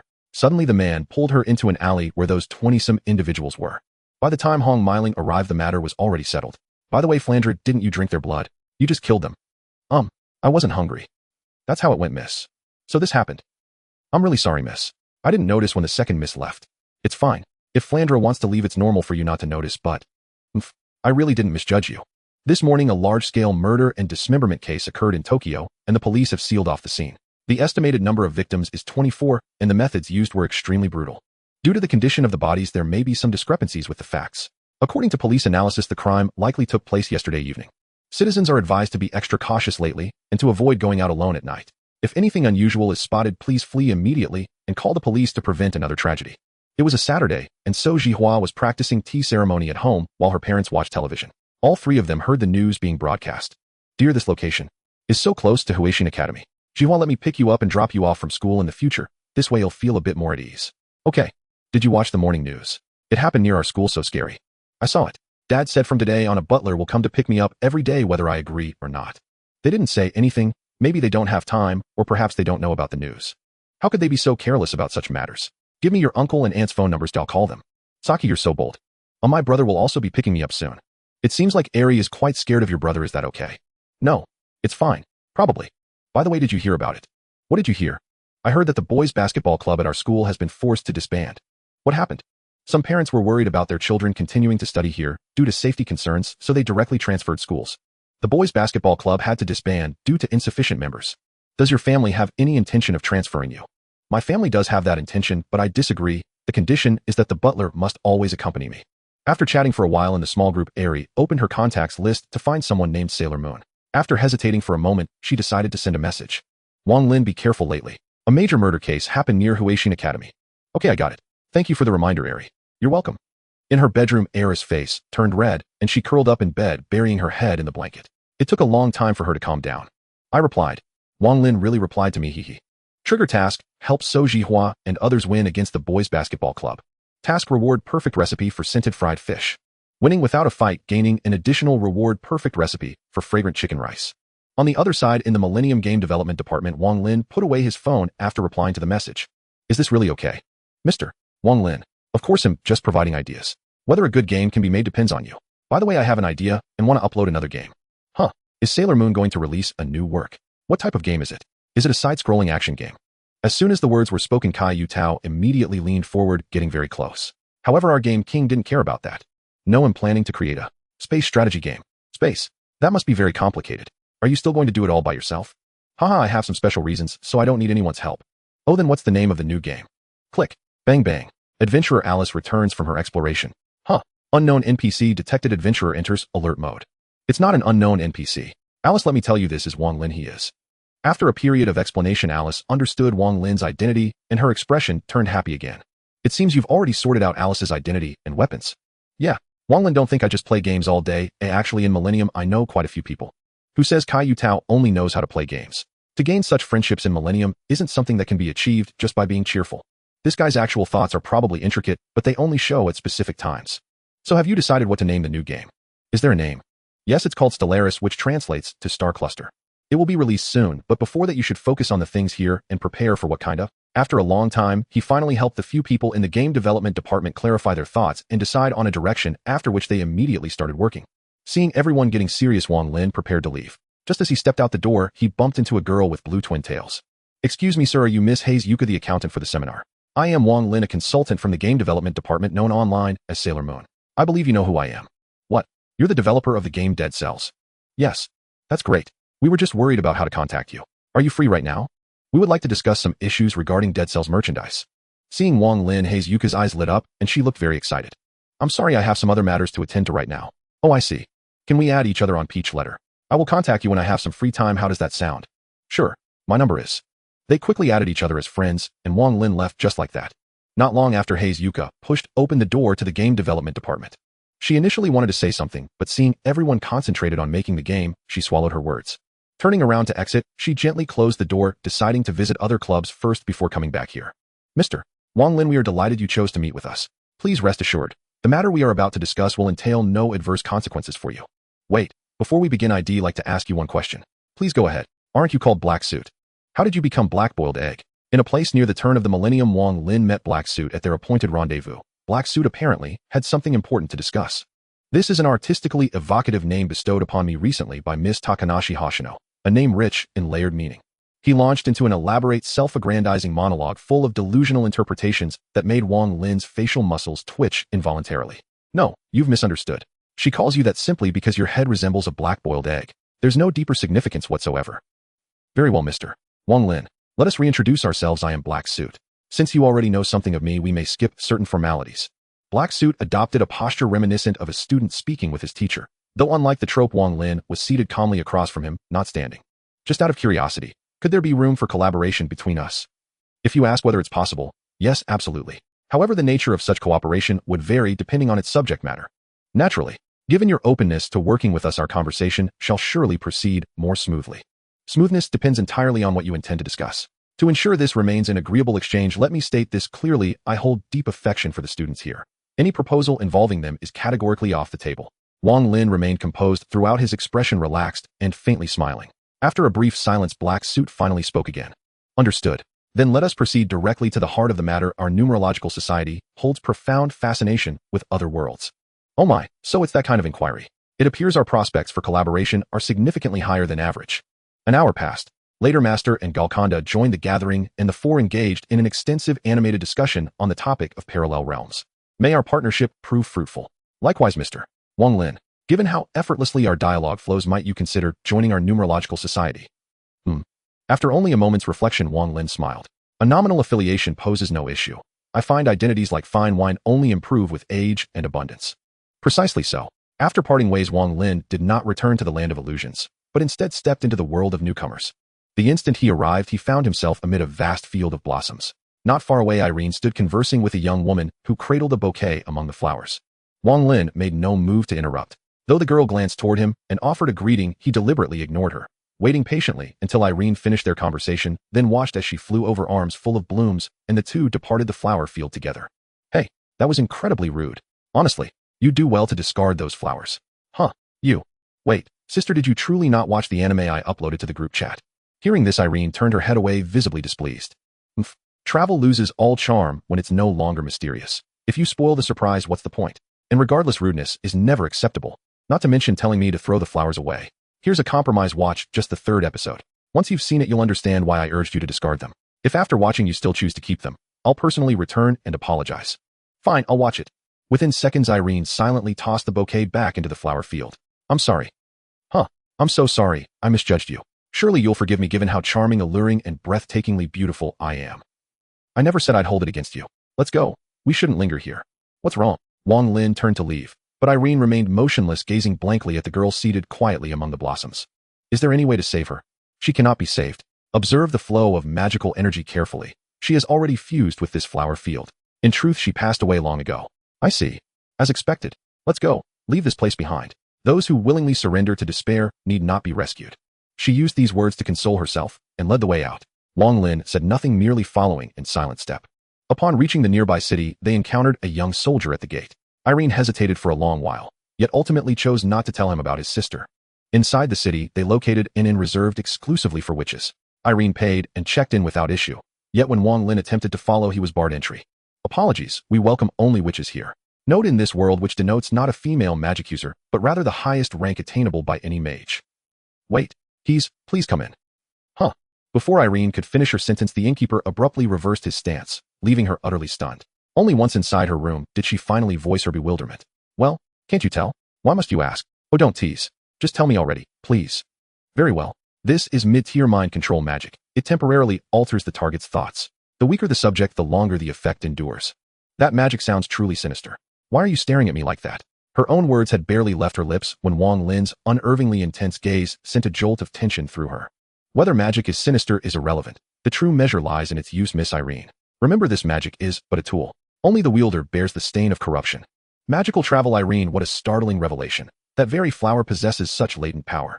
Group admin Yin, exactly. I told you to watch it first. It may not be perfectly accurate, but it certainly helps avoid countless pitfalls. Azure Takanashi Hoshino we. So, little Irene, still refusing to watch.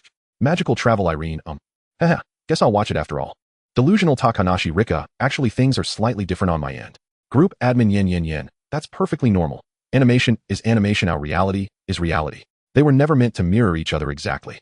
Delusional Takanashi Rika, but this person, I know, isn't Fujikawa Yuta. She's Fujikami Risetsu, and she's an elder sister. Group admin Yin, Wait, what do you mean you two? A single sentence from Kirika Tano left Yin in a state of confusion. What the hell? Where's Yuta? How did he turn into a Rakshasa? Rich guarding Rakshasa. Fantasy World Traveler No.2. What's going on? How come the protagonist of this world has also turned feminine? Fantasy World Traveler No.2. Yin, the group leader, is this you're doing? Group leader Yin, I'm being wronged. I truly don't know what's happening. Fantasy World Traveler No.2. Kirika Tano Yuta. I mean, does your Rakshasa sister have a boyfriend? Shinibu Kirika Tano. Yes, the Rakshasa sister is dating Arise Masato. Azura Kirika Hoshino. Fantasy World Traveler No.2. Fantasy World Traveler No.2. This is getting weirder. Group leader, are you sure you don't know anything? Fantasy World Traveler No.2. You over there yourself, and here in the fantasy world, Okazaki Tsukika and Harahara Yohei. Now, it's Rich guarding Rakshasa and Arise Masato, and you know nothing. Group leader Yin, I really don't know. Group leader Yin, stop wronging me. Really, didn't I say it before? As the group leader, I merely hold a title. I basically have no authority. Shinibu Kirika Tano. Fantasy World Traveler No.2. It shouldn't matter. Anyone who joins the chat group has technically watched the anime, but personal experiences differ from those in the anime, so just use it as a reference. Fantasy World Traveler 2. Who knows, maybe these people were originally female, only turned male in the anime. Group leader Yin, what about this? Magic Journey Irina, I just finished watching the anime, these things are indeed. Fantasy World Traveler No. 2. So how do you feel now that you know your mom is your master's master? Magic Journey Irina, don't say that, my head feels so jumbled right now. Magic Journey Irina Traveler No. 2. How about this, since we already know all about the original stuff, why not embark on a different journey? I'll go to other worlds and record the events. Fantasy World Traveler No. 2. Why are you specifically tagging me? Are you coming to my place? Magic Journey Irina, yes. Fantasy World Traveler No. 2. Fine, since after the transition, you get one chance to revive each day, then come on over. Magic Journey Irina, don't assume I'll die before I even get there. Azura Karika Hoshino Wu. Group leader Yin, haha. Shinibu Karika Tano. Group leader, my sister wants to meet you, Yin. Group leader Yin, huh. Group leader Yin, right now? Shinibu Karika Tano, yes. Group leader Yin, I might not be able to right now, there's been a murder nearby, and Mu Star is keeping a close eye on me. Group leader Yin, it's frightening to think about over 20 people just disappeared like that. What if one day they come looking for us? Fantasy World Traveler No. 2. You needn't worry about that, I know what's going on. Azura Karika Hoshino. Group leader Yin, what's going on, did you do this? Fantasy World Traveler No. 2. No, what do you mean I did it? Am I that kind of person? Group leader Yin, you don't seem like it, but who knows? Fantasy World Traveler No. 2. It was Flan, you guys needn't think too much about it, just a group of human traffickers, they just happened to run into tough opponents. Azura Karika Hoshino. That should be handled by. Forget it, I can't really say anything, I didn't expect that adorable little sister could do such a thing. Group leader Yin, who? Why didn't you say this earlier? You made me worry for so long. Magic Journey, Irina, well. This is 20 lives, don't you all have any thoughts about it? Shinibu Karika Tano. Irina, you are still too naive. We who tread the line between order and evil exist in chaos. If we do not burn the evil apostles to ashes, we will only allow them to harm more people. Fantasy World Traveler No. 2. The most accurate episode of Shinibu. Magic Journey Irina, but that's. Azura Karika Hoshino Wu. Irina, don't be anxious, you'll understand once you grow up a bit more. Group leader Yin, I never expected you Karika to not be afraid, but instead to say something like this, it's incredible. Shinibu Karika Tano. No, I am afraid, but fear and analysis are two different things. Shinibu Karika Tano. Group leader, when can you come over? Group leader Yin, not today. Fantasy World Traveler No. 2. Are you really planning to keep the chat group a secret from Takamori Mustar? Group leader Yin, I've never mentioned it before, I just feel that if I say it like this, something might happen. Fantasy World Traveler No. 2. No, why are you also someone who overcomplicates things? Group leader Yin, think about it, on the day of the accident the chat group was bound, will Takamori Mustar blame this on me? The possibility is quite high. Fantasy World Traveler No. 2. The chat group bound you, not you harming anyone, what's there to worry about? Is Takamori Mustar really that unreasonable? Group leader Yin, this. Fantasy World Traveler No. 2. Forget it, if you don't want to talk, then don't, it's up to you. Anyway, it doesn't really affect the other group members, but I think ITLL be discovered sooner or later, better sooner than later. Group leader Yin, let's talk about it later. Shinibu Karika Tano, I can't come over, just tell my sister about it. Fantasy World Traveler No. 2. Wait a minute, how about I come over to help you prove it? I don't mind using my points for that. Azura Karika Hoshino. Wang Lin, have you decided to make a move on the new members? Fantasy World Traveler No. 2. What do you mean by making a move? I'm just being helpful. Magic Journey Irina, am still short by over 10 points. Magic Journey Irina, forget it, wait a couple of days until I have enough points to go anyway, just signing in should be fine. Fantasy World Traveler No. 2. Karika Tano, I'm coming over, okay. So hum. The Holy Healer. I shall begin summoning beings from another world here. It hurts. Knowing that it hurts, you should behave normally, Luhua. In front of her sister's overwhelming presence, Luhua finally calmed down and agreed to Wang Lin's request for a crossing. Luhua, where are you? At home. What about your sister? That is right behind you. What came into view was a girl with long black hair and red eyes, a small tuft on her head, who was looking up at him. The petite Taka Yushika, standing at 1 meter 6 Ditwo, clearly felt the height difference with Wang Lin, who was 1 meter 83. Hello, lady sister, I am Wang Lin, an ordinary member of the chat group. Upon hearing this title, Taka Yushika's eyes narrowed, and a somewhat dangerous aura emanated from her. However, it was only to the extent of an ordinary person, nothing terrifying. The group leader couldn't make it, so I came to assure you that Luhua will not be in danger in the group. Can you guarantee Luhua's safety? If she dies in another world, she can be resurrected in her original world, refreshing once a day, but we haven't experienced this feature yet. That's a straightforward explanation. What about other aspects? For example, during this time Luhua couldn't speak at all, simply watching quietly, then went to the restroom. When she returned, Taka Yushika was already enjoying the snacks Wang Lin had brought out. Seeing this harmonious scene, Taka Luhua was completely dazed. What happened? I just went to the restroom, right? How long has it been? She glanced at the time and found that only 10 minutes had passed, leaving her even more confused. Luhua, come and try this together. Compared to the cake you snatched last time, this is a completely different experience. No, wait. The demon from another world. What means did you use to turn the holy healer from enemy to friend? Bang. With a dull sound, Taka Yushika picked up a spoon and tapped it directly on Luhua's forehead. Wait a minute. Knowing it hurts, behave normally. After all, this is your guest from another world. It would be rude otherwise. It's fine, Miss Shika. Luhua can just be herself as usual, otherwise I might feel a bit uncomfortable. After some light chatting, Wang Lin recommended a job helping at the Scarlet Devil Mansion to Taka Yushika.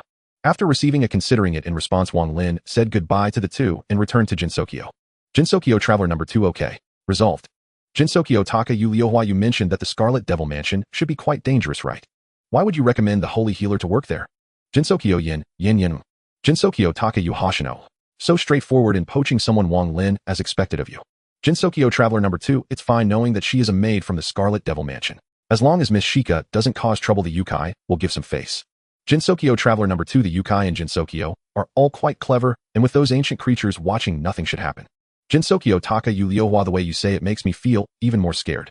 Magic Journey Irina, how long have they lived anyway? Jinsokyo Traveler number 2, the oldest I've seen is Iron Yagakoro, at least 800 million years. Magic Journey Irina, know how much? Is this a deity from somewhere? Jinsokyo Traveler number 2, you guessed right. In folk myths, Iron Yagakoro corresponds to the deity Yagakoro Iron. Magic Journey Irina, phew. You scared me. I was just saying, how could humans live that long? Magic Journey Irina, wait, do you mean you know her? Jinsokyo Traveler number 2, yes, we are only acquaintances, but I have a good relationship with her princess. We seem to have some similar tastes. Jinsokyo Taka Yu Hoshino. Looking at it this way, you know quite a few people. Why, the old man, am somewhat envious. Wang Lin, sitting by the bed and chatting in the group, suddenly heard someone call him. Looking up to see it was Hong Miling, who had just opened the door. Come with me, there are some matters to discuss. Sure. Temporary task, eliminate the holder of the disguise system. Current disguise identity, Hong Miling in progress. Target guidance 2M. Task rewards energy level increases by 1 level. The sudden system prompt left Wang Lin momentarily stunned. However, he quickly reacted, his expression returning to normal as he continued to follow Hong Miling. Not long after they walked, a small gap opened beside him, and Yukari Yakumo shook her head at him. Wang Lin made no reaction, simply nodded, still wearing a smile. Thus the two arrived outside the Scarlet Devil Mansion, and the surroundings became increasingly quiet. At a certain moment, Wang Lin stopped. What's wrong? We're almost there. Hurry up and keep up. It's about time. What? We're almost there. Don't delay. You aren't Miling, are you? The Hong Miling in front of him suddenly stopped, turning around to stare at Wang Lin with a cold gaze. When did you see through it? Being able to see through such a disguise, it seems you are not simple traveler. If I said from the very beginning, would you believe me? Don't lie. If it were truly from the start, would you still follow? Sigh. Wang Lin merely sighed, saying nothing, yet this made the opposite party think he was mocking him. Immediately disregarding the disguise, she revealed her true form, a long red sword appearing in her hand. Pay the price for your arrogance. The moment the scarlet sword appeared, the two had already become completely adversarial. The opponent rushed over swiftly, thrusting a sword towards Wang Lin's neck. Bang! The scene he imagined did not unfold. The blade was blocked by a faint layer of light, causing the time traveler with a disguise system to furrow his brow. System, didn't you say my target was an ordinary person? Error in judgment reassessing. Damn it. The irate time traveler cursed directly and charged towards Wang Lin. After all, there was no turning back now. It was better to swiftly eliminate this guy before the system completed its assessment. He thought this way and acted accordingly, but just 2 seconds later a sudden sensation of weightlessness struck him. He saw his body. He had just barely caught a glimpse, and he was already beheaded. Just when he thought everything was over, the system's voice rang out once again. Assessment complete. Extremely dangerous. This time the system will handle it, actively hunting the opponent. Please enable idle mode host. Enable. At the same time, after beheading his opponent, Wang Lin thought everything had ended. However, when he turned around, he found the opponent's head floating in the air, enveloped by a faint blue light. Soon the body on the ground was also drawn towards it, and the head and body reconnected just like that. Moreover, his aura began to rise steadily, gradually surpassing Wang Lin, even exceeding some formidable monsters. Yukari Yakumo, who had been secretly observing from the sidelines, also came to the scene, her expression grave as she looked at the person in the sky. This aura had completely surpassed her. With a whoosh, an arrow shot from afar, blocked by the layer of blue light. However, cracks appeared on the blue light that had yet to fully rise in power. Immediately afterward, the surrounding space began to violently contract, not waiting for the opponent's slowly rising strength to increase, directly squeezing the person into a pulp, and the surrounding blue light shattered. Then a woman with 3 orbs on her head appeared, reaching into the shattered blue light and grabbing a white light orb, which she directly absorbed into her body. Temporary mission, eliminate the holder of the disguise system. Completed mission, reward energy level increased by 1 tier. Although it wasn't done by his own hands, the system still counted it as completing the mission. It might also be because he had already beheaded the opponent. Was the latter's system involved? Thanks to you this time, Wang Lin. If you hadn't forced him out, I wouldn't have known how long it would take to find him. Haha. Miss Hikasha, you're joking. I would have thought it wouldn't take long for you. Wow. Before she could finish her sentence, Hikasha suddenly appeared beside Wang Lin, wrapping her arms around his neck in a carefree manner. The sudden turn of events caught Wang Lin off guard, making him emit a strange sound. Oh dear. Don't be so formal, Wang Lin. Can't you just treat me like an ordinary friend? They'll try. Acacia, thank you. Mom, that's more like it. Huh. They'll head back to digest and absorb the consciousness from other worlds. It's quite beneficial for me. Other world consciousness. I want to ask what that means, but Acacia had already left, and Wang Lin could only swallow this question. I'm not just iron, even that one has taken a liking to you. Our little weak yokai will have to rely on you from now on. Miss Yukari Yakumo. A weak yokai, compared to those two who just took action, I'm really nothing. I'm just a delicate and fragile beautiful girl. After this, Yukari Yakumo acted pitiful for a while before leaving. Wang Lin did not return to the Scarlet Devil Mansion, but instead headed to the bamboo forest of the lost. After all, Iron Yagakoro had just shot an arrow, it was only right to come and express his gratitude. As a result, after this gratitude, Wang Lin started gaming with Kaguya Horizon, playing until the next morning. Kaguya, are you really okay? How many days have you gone without sleep? Oh dear. Wang Lin, don't worry about me. It feels like it's about time for me to suddenly collapse. Bang. Before she could finish her sentence, Kaguya Horizon toppled to the side, her head hitting the table with a crisp sound. Just a few seconds after collapsing, Kaguya Horizon stood up again, arms raised high. Tada! Kaguya-can fully revived. Your Highness. Iron. Suddenly startled by a voice from behind, Kaguya Horizon shivered all over and turned her head stiffly. Seeing Iron standing behind her with a blank expression, she knew something was wrong and immediately prepared to escape using her abilities. However, she was grabbed back. While it's nice to relax appropriately, Your Highness, overdoing it isn't a good thing. Sorry, Wang Lin, I need to instruct the princess about etiquette. After saying this, the two disappeared without a trace, and it was unclear where they went. Wang Lin didn't linger here either. He greeted Rin Satsuki and then caught the mischievous Inabati before leaving.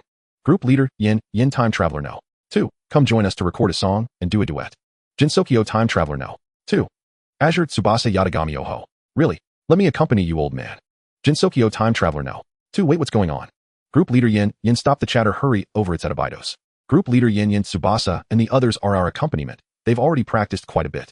Jinsokyo Time Traveler No.2, are you serious about this sudden arrangement? Group leader Yin, oh come on. You will come right. Hurry up. The group held a small concert in Abidos, effectively their first public performance.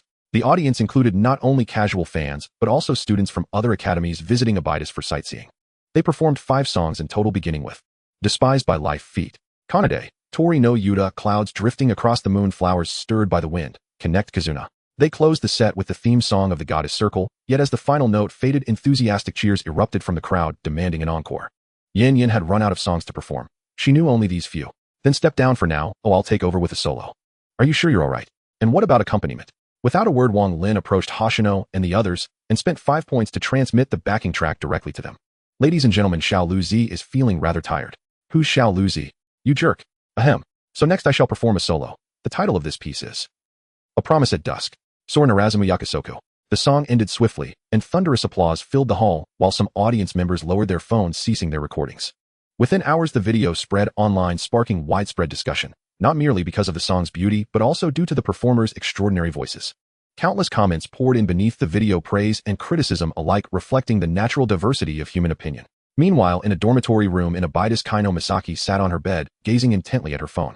She had replayed Despised by Life several times, her expression subtly transformed. Beside her, Tsuchinaga Haiwo watched the same video on her screen, eyes shimmering with starlit admiration. So incredible. To sing like that before such a large crowd. Truly worthy of Master Wang Lin and Miss Hasegawa Yin. Huh, why would they do something like that? Indeed, why? Wang Lin himself harbored the very same question. He advanced slowly toward the group leader, who averted her gaze, his piercing stare, silently demanding an answer. Well, don't you think singing like that feels exhilarating? Haha, you really are incorrigible, aren't you?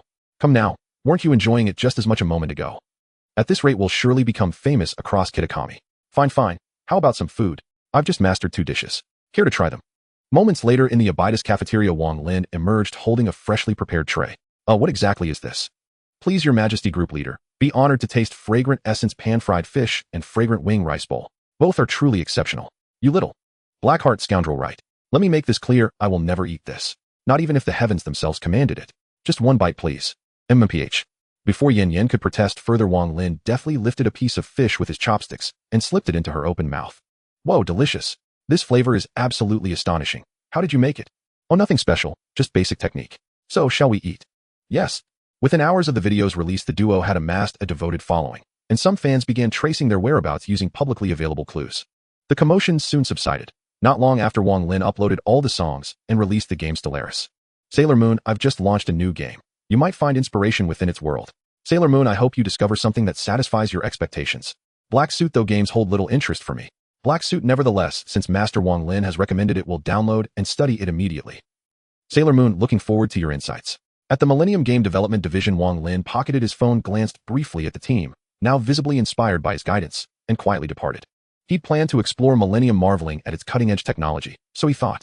But before long someone recognized him, and suddenly a cry rang out. Students swarmed in from all directions, surrounding him tightly, refusing to disperse until he signed autographs. Only when Hayes Yuka happened upon the scene was Wang Lin finally rescued. Later in the Millennium Seminar Room. Thank you, Miss Yuka. I'm saved at last. Sigh. Fame isn't all it's cracked up to be. Now I truly understand why celebrities wear masks just to step outside. Hehe. Master Wang Lin is now something of a public figure. Do you have time now? Shall we discuss what we spoke of last time? All right. There were complications here too. They proceeded to discuss merchandise matters, and Yuka also inquired about the new game. Her initial impression seemed favorable, until Wang Lin unveiled portions of the design documents. Her brow furrowed instantly. Master Wang Lin, do you have detailed technical schematics for these components? May I review them? Oh, these touch upon proprietary industry secrets, Miss Yuka. Are you certain you wish to see them? Well, name your terms. We'll meet them without hesitation. In that spacious room, seated face-to-face, Wang Lin's demeanor bore an uncanny resemblance to the Black Suit during their earlier meeting. Yet this time Yuka's thoughts had already been gently steered, entirely by him. It's hardly a difficult condition. I simply hope Millennium and Abitus maintain a friendly cooperative relationship. How does that sound? Huh. Of course, that's no problem at all. The atmosphere had been solemn moments before, but with this disarmingly simple, almost playful condition, something oddly lighthearted and faintly absurd settled over the room. Yuka had mentally braced herself for major concessions. After glancing briefly at the schematics, she'd already deduced their operational logic was both sound and viable. Honestly, Miss Yuka, you're far too tense. Abitus is still in its infancy. I merely ask for Millennium's gentle support, not some extravagant demand. Wang Lin wasted no time. He transmitted the complete dataset directly to Yuka's computer. A single glance was enough for her to grasp its immense value. Master Wang Lin, exchanging such priceless assets for so modest a condition leaves me deeply unsettled. If it truly weighs on you, consider it the beginning of a friendship. Surely Miss Yuka wouldn't disdain my company. How could I? Wang Lin and Hayes Yuka reached a pleasant cooperation, bringing joy to both parties. In fact, from Hayes Yuka's perspective, Wang Lin was at a significant disadvantage. But is that really the case? For Wang Lin, what constitutes a gain cannot be viewed solely from a monetary or material standpoint, as these things hold little value for him. Perhaps for Hayes Yuka, Wang Lin is at a great loss, but in reality Wang Lin feels he has profited. Such high-tech blueprints are indeed crucial for a technological academy like Millennium. His actions would certainly alter how a few people at the seminar viewed him. Acquiring something for 100 points while gaining favor at the seminar, how is that not a profit? He has already gained immensely. This round is a true win-win situation. While not the kind of win-win where both parties win twice. Missed beep beep beep. Not long after leaving the seminar, Wang Lin's phone buzzed several times. He opened it to check, and as usual replied to a few messages. Sailor Moon, don't be nervous, take your time. Sandwolf, Baizi Sandwolf Baizi Sandwolf Baizi Wang Lin, I found something strange while cycling that I've never seen before. Can you take a look and see if you recognize it? Sandwolf, Baizi image. JPG received the coordinates. Wang Lin glanced at them and realized Baizi was not in Abitus. She was currently in Gehenna. Without further thought, Wang Lin directly used the concealment magic and flew in that direction, accelerating with his magical energy. After taking off for just a few seconds, he was already faster than sound. Jinsokyo Traveler No. 2 image. JPG. Jinsokyo Traveler No. 2. Takanashi Hoshino Yin Baizi has discovered this thing in Gehenna's territory. Blue Takanashi Hoshino He. Does Baizi not tell me anything anymore? Group Leader Yin huh? Group Leader Yin, is that an iron golem? How could a Kawatos appear here? Jinsokyo Traveler No. 2. I don't know, but I plan to go see it. Group Leader Yin, let me know when you arrive. I want to see it too. A few minutes later, three figures appeared beside Sandwolf Baizi. Wang Lin flew directly over Yin no longer needed points to travel, and Takanashi Hoshino also didn't need them, as she was moving quickly in the same world. When the three arrived, Sandwolf Baizi was staring at the other party, and both sides stood still. As they observed the large figure scrutinizing them, they began to converse. It really is an iron golem. Just by looking at its blocky appearance, it feels completely out of place here. Group Leader Wang Lin, what is an iron golem? Oh, it's a creature from a game called Minecraft made from 4 1-cubitter iron blocks and 1 1-cubitter pumpkin. Wait, are you saying this giant roughly 3 meters tall weighs 32 tons? Yes. Trigger quest, help the traveler in front of you integrate into this world. Quest details: the iron golem in front of you was previously a stray dog that was hit by a car on the street before arriving here. Please help it integrate. Quest reward: divine power, water absorption, and release. Huh. Oh right, anyone who travels to another world is called a traveler, not just humans. But this. You all wait here for a moment, I'll go take a look. Be careful. Don't worry, Hoshino, after all, if I accidentally die I can revive, so there's no need to worry. Wang Lin stepped closer to the iron golem, which seemed to be a bit frightened, and stepped back slightly. as it retained the instincts of a stray dog. As he continued to approach, the iron golem retreated until it suddenly stopped and emitted a threatening growl at Wang Lin. But that was all. When Wang Lin reached it, he saw it do nothing. Slowly he extended his hand towards the iron golem and patted its head. To his surprise, it rolled over, exposing its belly like a real puppy, and Wang Lin gently patted it. However, this is still the body of an iron golem. His head-petting ability only seemed effective on the head. He soon realized that apart from its head, he felt nothing else. The iron golem flipped back over and lightly nudged Wang Lin with its head rubbing against him. If it were a puppy, this wouldn't be an issue, but this creature is an iron golem. It's akin to a large iron block nudging you, then scraping against you a bit, which feels somewhat uncomfortable. Trying to explain to this creature, Wang Lin felt a bit fanciful, but unexpectedly, it actually seemed to understand. It stopped its usual affectionate actions and obediently allowed Wang Lin to pet its head. Assessment complete. Iron golem currently possesses intelligence equivalent to that of a 7-year-old child. Well, that explains it. As the three figures approached, the iron golem emitted a threatening growl. All right, don't be nervous. They are my friends and won't harm you. The iron golem's emotions calmed down, and it sat obediently like a puppy. What's going on? Seeing the incredible scene before her, Yin became even more puzzled, and the other two were equally bewildered. However, since Yin had already asked, the others remained silent. This creature is a traveler. It was a stray dog before crossing over, and has become an iron golem since arriving here, seemingly not long after coming to this world. I thought so. If its movements looked so much like a dog. Can I pet it too? Give it a try. It probably won't work. After all, I have a passive ability enhancing it. Yin tried a couple of times, and found it indeed ineffective, then gave up. Just as they were preparing to discuss how to deal with the creature, the sound of a gunshot rang out, and the nearby stone was shattered. What are you all doing here? Don't move. Raise your hands. Otherwise I'll shoot. Haven't you already fired? Slowly raising their hands, the group turned around to see a black-skinned elf with silver twin ponytails. She was wearing Gehenna's uniform, and there was an armband of the disciplinary committee on her arm. You all. Huh. Tap, tap, tap. Thud. Roar. Perhaps threatened by the recent shot, the iron puppet instinctively took 2 steps back. But soon it stopped, its gaze shifting to Wang Lin, the person who had just touched its head, making it feel warmth once more. Thus, relying on instinct, it overcame the fear from its days as a stray dog and pounced directly towards the shooter. Startled by this sudden turn of events, Silver Mirror Iori showed no fear and raised her gun to shoot. Bang. When? What a... She fired and the bullet hit, but it leaped. In a moment of urgency, she rolled to the side, avoiding the iron puppet's charge. The 32-ton Iron Man crashed to the ground with a loud bang. Once it got up, Silver Mirror Iori hesitated not a moment, quickly raising her gun to shoot, while the halo above her head enhanced her weapon. However, the enhanced bullets only left a few dents on the iron puppet, proving to be of little actual use. As she prepared to dodge once more, Silver Mirror Iori was suddenly startled. Her leg was caught in midair, and then she was brutally slammed to the ground. Enough, stop. Seeing the iron puppet ready to deliver a final blow to the fainted girl, Wang Lin hurriedly called for a halt. Allowing this massive iron hunk to strike while Iori was unconscious would truly lead to disaster. Originally planning to intervene, the defensive magic had already enveloped Iori, but unexpectedly the iron puppet really did come to a stop. System. Does your language module allow animals to understand me now?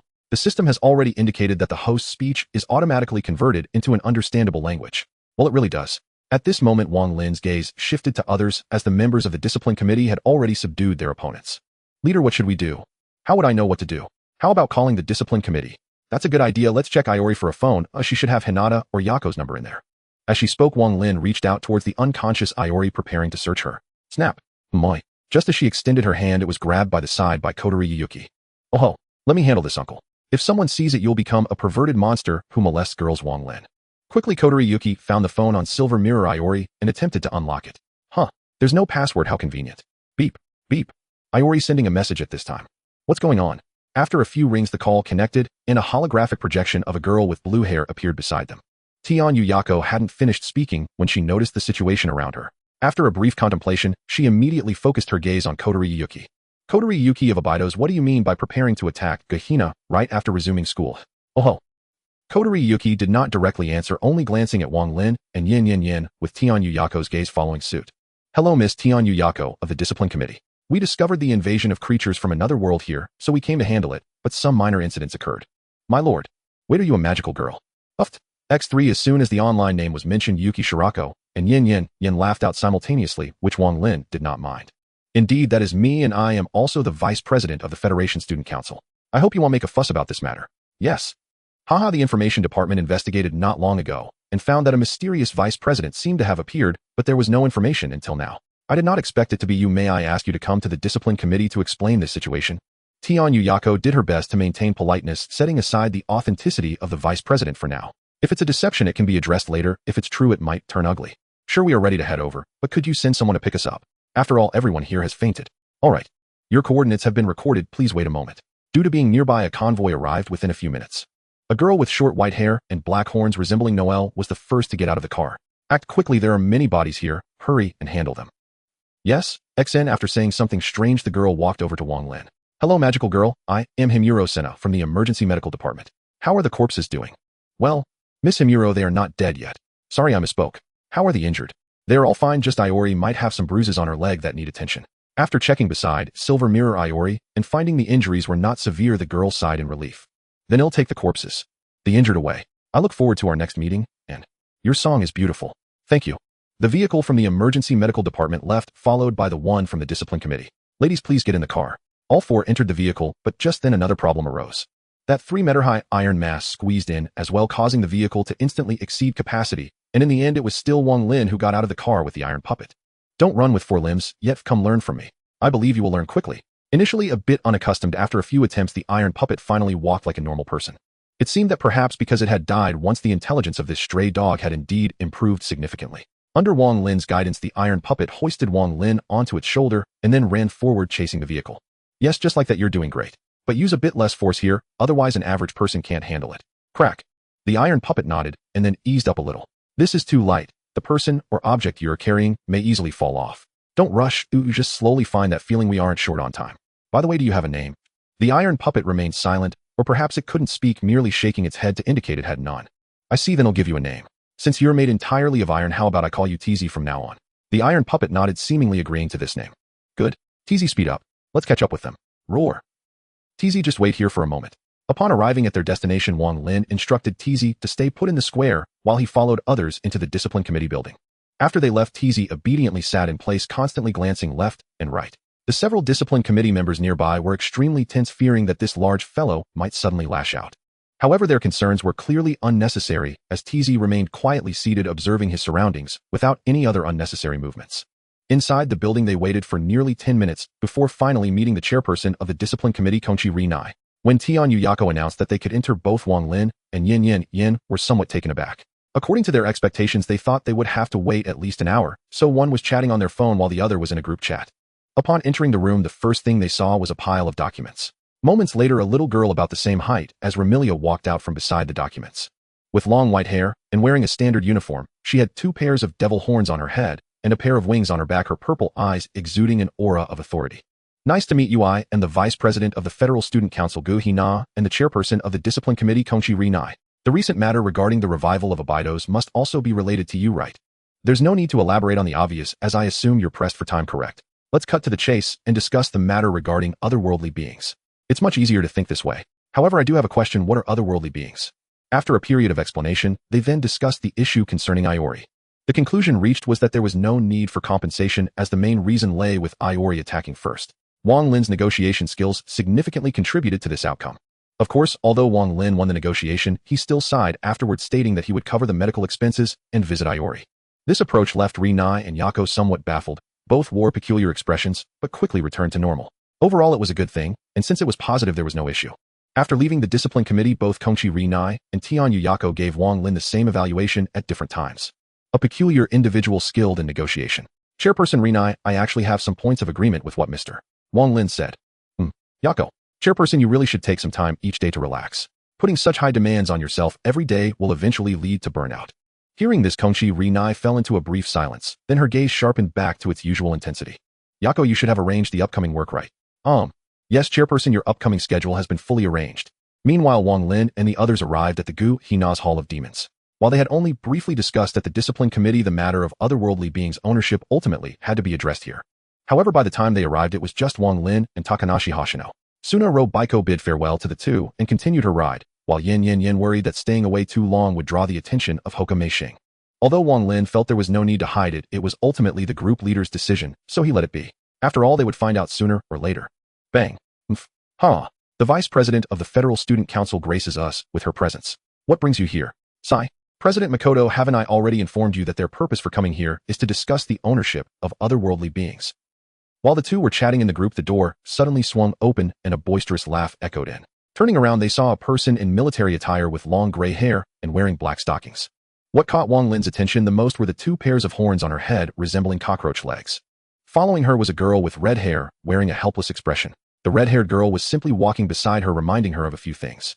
This was President Yunuma Makoto of the Hall of Demons and the tank commander Zeo Iroha. Huh. You just don't understand, Iroha. Does the vice president of the Federal Student Council specifically coming to see me, Lady Makoto, really only concern the trivial matter of otherworldly beings? You? Sigh. It was clear that Zeo Iroha was left speechless by Yunuma Makoto and simply decided to stop talking. Oh, what does President Makoto think my main purpose for coming here is? Wang Lin once again struck a pose similar to that of the black-clad figure, and seeing this, Yunuma Makoto became even more certain of her thoughts. After half a day's banter, Zeo Iroha was almost asleep from listening on the side, gradually leaning towards the equally drowsy Takanashi Hoshino. You've known the vice president for quite a while. Has he always been like this? Oh, I don't know, old man. Tank commander miss. Sigh. Ever since that incident, you've really changed a lot, Takanashi Hoshino. By the time the two of them had talked enough, the two sitting nearby had already leaned against each other. In terms of outcome, it was quite good. Regarding the handling of the iron puppet, Yunuma Makoto didn't seem to care much. According to her, compared to these trivial matters, there were far more important issues waiting for Lady Makoto to discuss. Wang Lin did not disappoint her expectations, engaging in conversation with her as if playing with a child. The reason the two nearby fell asleep was primarily due to this. From the start, their conversation was about nothing significant, resembling friends joking around rather than anything vital. Uncertain of what the two discussed, Wang Lin called Takanashi Hoshino awake, just as Zeo Iroha finally stirred. Iroha, let's go. I need to handle some official business. From today onward, leave a bit of the work to the discipline committee. Yes.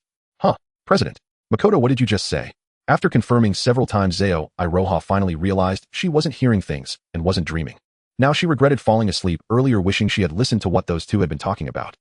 Meanwhile, within the Millennium School District. Hero, on your adventurous journey, you need a pet to accompany you. Come and receive your pet puppy. Hero, Alice has received it. Is this really a puppy? So comfortable. I wish I could stay like this forever. Ninhoma Manor. Inside Wang Lin's room, the two lay entwined on the bed, basking in the warmth radiating from each other's bodies. Having just returned from Kavoto's, Remilia suddenly lunged and leapt onto Wang Lin's back, after which the two clung together without parting. As always, they slept soundly until noon the next day, refusing to rise, until Sakuya entered the room to rouse them. Sakuya, what is it? And Miss Remilia invites you both to the grand balcony on the second floor for lunch. And, ugh, how troublesome. Sister's so annoying. Hey, let's go, Wang Lin. And though she grumbled about her sister's annoyance, Remilia rose without hesitation. In truth, the two sisters held each other in the deepest regard, yet rarely voiced it aloud. How then might one describe their way of expressing love? Perhaps uniquely so. In ascending to the balcony, they found Remilia already awaiting them, everything prepared. A small, intimate luncheon began. The four of them gathered together. Such a gathering was exceedingly rare, indeed nearly unimaginable. This time Sakuya even took a seat at the table, dining alongside the others. And Mr. Wang Lin, Miss Remilia, is my presence here truly so odd?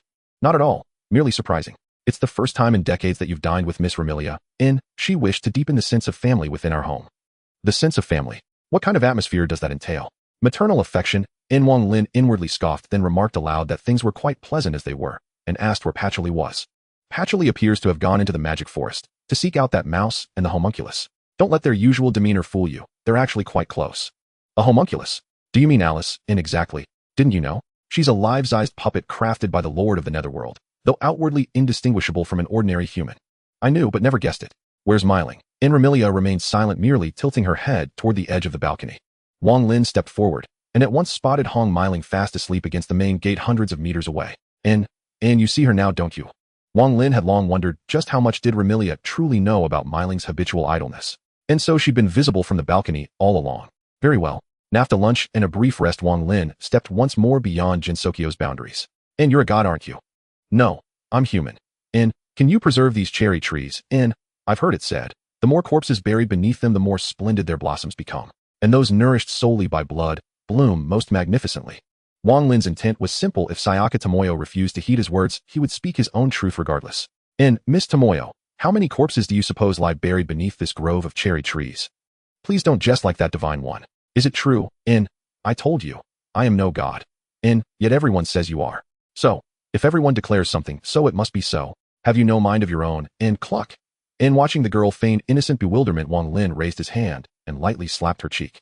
If you do that again, I'll take you to play statues with Chin Xian. First to smile loses. You'll only be released once you win. Will I win? You will. Then I'd like to try. Divine one. No, Wang Lin. Will you grant me this request? Wait. You're actually serious. In her earnestness startled Wang Lin. He'd spoken offhand, and yet she truly intended to try. Very well, I'm intrigued now. Then let's go. Before she could react, Wang Lin seized her hand, and instantly the world shifted. They stood before the Torii gate of Hakuryai Shrine. Stay close. Don't wander off and get devoured by yokai. Nodding, Sayaka instinctively tightened her grip on his hand.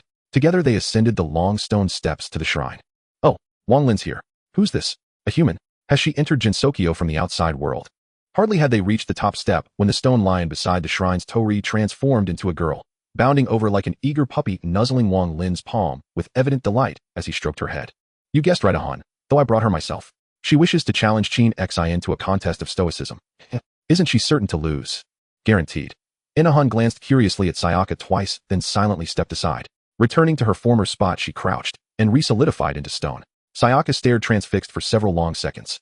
Only when Wang Lin tugged her forward did she blink back to awareness. Was that a yokai? In a manner of speaking, a stone lion granted sentience by some being or other. No need to dwell on it. Chin Xin. Midway through sweeping the shrine grounds beside Raimu, the pink-haired girl turned, then broke into a sprint upon recognizing him. Wang Lin. What is it? She wishes to test who can hold a straight face longer. So I brought her to you. Very well. Here's the wager. The victor may ask me one reasonable favor. Will you accept? Yes. Chin Xin paused only briefly to study Sayaka's expression before agreeing. Soon under Raimu Hakuryai's watchful gaze the staring contest began. No preparations were needed. Only two figures standing motionless, eyes locked, unwavering. Nearby, Raimu Hakuryai sat slumped over a table on a chair, whispering quietly to Wang Lin. Wang Lin, are you not bullying that child by pitting her against Chin Xin in such a contest? She asked for it. So let her try. TCH. Fine. Yukari visited Homam Manor looking for you. Did you meet her? No. Minute by minute the contest wore on. 10 minutes, 20, 30, 60. Neither blinked nor flinched. Even Yukari, whose name had been mentioned earlier, had since returned. What on earth are they doing? Exactly as you see. Competing to see whose expression breaks first. Huh. You're making her compete with Chin Xin at that. How utterly cruel you are, Wang Lin. After 3 hours of confrontation, Sakashiro Tomoyo finally couldn't hold on any longer. It wasn't just her expression, her legs were sore from standing, and she ultimately had to concede. Yay, we won. After reaching Wang Lin's side, 3 words were drawn out in a flat tone from Chin Xin. Only those who understood the situation could grasp that Chin Xin was genuinely happy. I was actually thinking of making a wish to let you preserve that cherry blossom forest after winning. Hey, this means you completely don't believe in me, right? I've already said I'm just a human. Sakashiro Tomoyo didn't say anything, merely staring blankly at Wang Lin. Even without speaking, her expression was quite clear. Do you see me believing you? Setting her own matters aside, Wang Lin turned his gaze to the expectant Chin Xin. Xin, what do you want me to do? I want to see you pet Lingming's head. Huh, what does your wager with her have to do with me? Lingming, who was just watching, was thus pulled into this, making her feel a bit displeased. But despite her annoyance, she ultimately succumbed to the gaze of Chin Xin, which was fixated on her. Fine, it's just a head pat, come on. Some things only happen once or countless times, just like now. Lingming, being petted on the head, felt utterly indulged, lying on the table with her eyes closed. The warm sunlight and pleasant atmosphere combined with Wang Lin's gentle touch made her appear extremely lazy. Before long, she actually fell asleep. After waiting a while, Wang Lin stood up directly, lifting Lingming and walking towards the shrine. Soon after, a green-haired maid appeared before him. Miss Li Qin, which room is Lingming's? Go straight, the second room on your left. After settling Lingming, Wang Lin came out, chatted briefly, and sent Sakashiro Tomoyo back. Seeing that the time was about right, he initially wanted to rest a bit, but then the group leader suddenly tagged him, asking him to continue teaching basketball. Jinsokyo Traveler No. 2. I'm so tired, I just want to sleep like this. Azora Tsubasa Yuyuki, don't copy my catchphrase, old man. Group leader Yin Yinran, what? You're still so distracted while teaching them basketball. Jinsokyo Traveler No. 2, what's the big deal? Watching the chat group while observing them isn't hard at all. Magic Journey Elena, oh dear. My points finally reached 50, where should I travel? Jinsokyo Traveler No. 2, you decide. Jinsokyo Traveler No. 2, by the way, I'll give you some references. Jinsokyo Traveler No. 2. The worlds of the group leader and Rika are quite similar, both ordinary worlds, you can choose either of them to visit. Jinsokyo Traveler No. 2, as for the place of Yuyuki, it's a bit special. I wouldn't advise you to go there since your physical body is weak, but as long as you can resurrect, it's fine. Jinsokyo Traveler No. 2. As for Jinsokyo, it's a paradise of gods and yokai, highly dangerous, but also relatively safe to a degree. Group leader Yin Yinran, your summary is quite insightful. Magic Journey Elena, this. Jinsokyo Traveler No. 2. By the way, considering your personality, I wouldn't recommend you go to Rika. First, Oeazora and Jinsokyo are fine, and the group leader has your back here. Jinsokyo Traveler No. 2. When you get there without credentials flying around on a broom, you might not be there for long before a bunch of people come to catch you. Azora Tsubasa Yukiwi. Bang bang. Not bad, good shot. It seems Hinata has been working hard on practice. Oh, Coach, please watch me closely. Several girls practiced according to Wang Lin's methods, and everything was progressing steadily. Watching the rapid progress of the girls, Wang Lin nodded in satisfaction and then walked over to the little boy who had been watching. Natsuharu-kun, are you watching here because you want to join them? Who? Who wants to play basketball with a bunch of girls? Hearing Wang Lin's words, Taichi Natsuharu's face immediately flushed. It seemed he wanted to join in, but was too shy to say so. Now that the boys' basketball club has disbanded, are you happy? Kid, that's not funny. You're here to teach them, isn't it, to win over us and take this basketball court? Well, that's not important to me. I'm just teaching them basketball. It doesn't matter whether I'm here or not. Rather you disbanded and let them miss out on a chance to compete, which I find a bit regrettable. Taichi Natsuharu snorted, crossing his arms and preparing to leave. Wait a minute, Natsuharu, let's play together. Since playing ball with girls makes you feel shy, how about joining me? All you have to do is steal the ball from me. Find him coming, who's afraid? Wait, who's shy? I'm not shy at all. Yes, you're not shy, so come on then. The sound of dribbling started nearby, gradually attracting the attention of several people. Upon seeing Wang Lin and Taichi Natsuharu, they suddenly became interested. They stopped practicing with the ball and ran over to watch the two. Compared to other movements, Wang Lin was just dribbling the ball, and it was the same spot. Yet this single repetitive action without any defense or change of hands made it so that Taichi Natsuharu couldn't steal the ball for a long time. The reason was that he couldn't see the trajectory of the ball at all. Even if he reached out to catch it, he only realized the ball was in Wang Lin's hand after completing his action. Haha, Natsuharu, you're really pathetic. You haven't been able to steal the ball for ages. Xiao Zhenfan, don't mock him. Do you believe that even if all 7 of you went together, you still couldn't steal the ball? What? Brother Wang Lin, are you underestimating us? I'm just speaking the truth. If you don't believe it, give it a try. Minutes later, a pair of identical twins arrived. Brother, you're so slow. What are you doing? Upon entering, they witnessed a remarkable scene. Taichi Natsuharu, the 5 members of the women's basketball club, and a big sister were all panting heavily, surrounding Wang Lin in a circle. Hizuki Tsubaki, you two, wait a moment. After speaking to his 2 younger sisters, Taichi Natsuharu knew it was time to leave, so he took this opportunity to ask some questions. How did you do it? I saw the ball was about to come down. Why couldn't I reach it? The method is actually quite simple, but it's a bit difficult for beginners. When you dribble the ball, lift it slightly upwards, the falling speed will slow down, and if you apply force, it will speed up, easily misleading your opponent to misjudge their timing for attacking. Zhong Xiaoyang, so how did you manage to throw the paper directly into the wall last time? Sailor Moon, would you like to learn? I can teach you. Zhong Xiaoyang, really? Sailor Moon, sure, bring a deck of cards tomorrow. Let's start with something simple, like playing cards. Sailor Moon, if you want to do it like me, you need inner strength. Don't think about it for now. Zhong Xiaoyang, oh. Zhong Xiaoyang, tomorrow. I understand. It turns out that this kind of thing has a huge attraction for boys. Jihua. Sailor Moon, what's wrong, Jihua? Jihua. Jihua, I'm sorry, brother Wang Lin, I'm a bit nervous. Sailor Moon, it's okay, just relax, let's talk once your emotions settle. Jihua, tomorrow. Sailor Moon, Jihua, can I stay overnight at brother Wang Lin's place tomorrow? Jihua, I sent it out. Sailor Moon, huh? Jihua, will it be very troubling? Sailor Moon, it's not that, it's just I don't have a place rented here. I usually stay at hotels or at Yinjiang's place. Jihua, Yinjiang. Sailor Moon, sorry, I mistyped, it's Yinjiang. Jihua, tomorrow, is that okay? Sailor Moon, I'm also staying at someone else's place. I can't make decisions. You can message her and ask, you should be friends, right? Jihua, yes. Sailor Moon, by the way, why did you suddenly want to stay overnight at my house? Jihua, it's nothing, I'm really nothing, brother Wang Lin, please don't overthink it.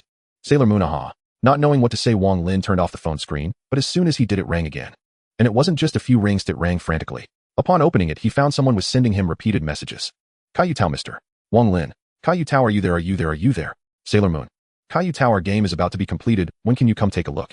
Sailor Moon, let's go check it out in the next few days. By the way, you guys probably haven't played the new game I sent, right? Caillou Tao, well, I originally wanted to play, but was pulled back by Xiao Lu saying to finish the current research before playing games. Sailor Moon, that's true. When inspiration hits, you have to seize it, or ITLL slip away.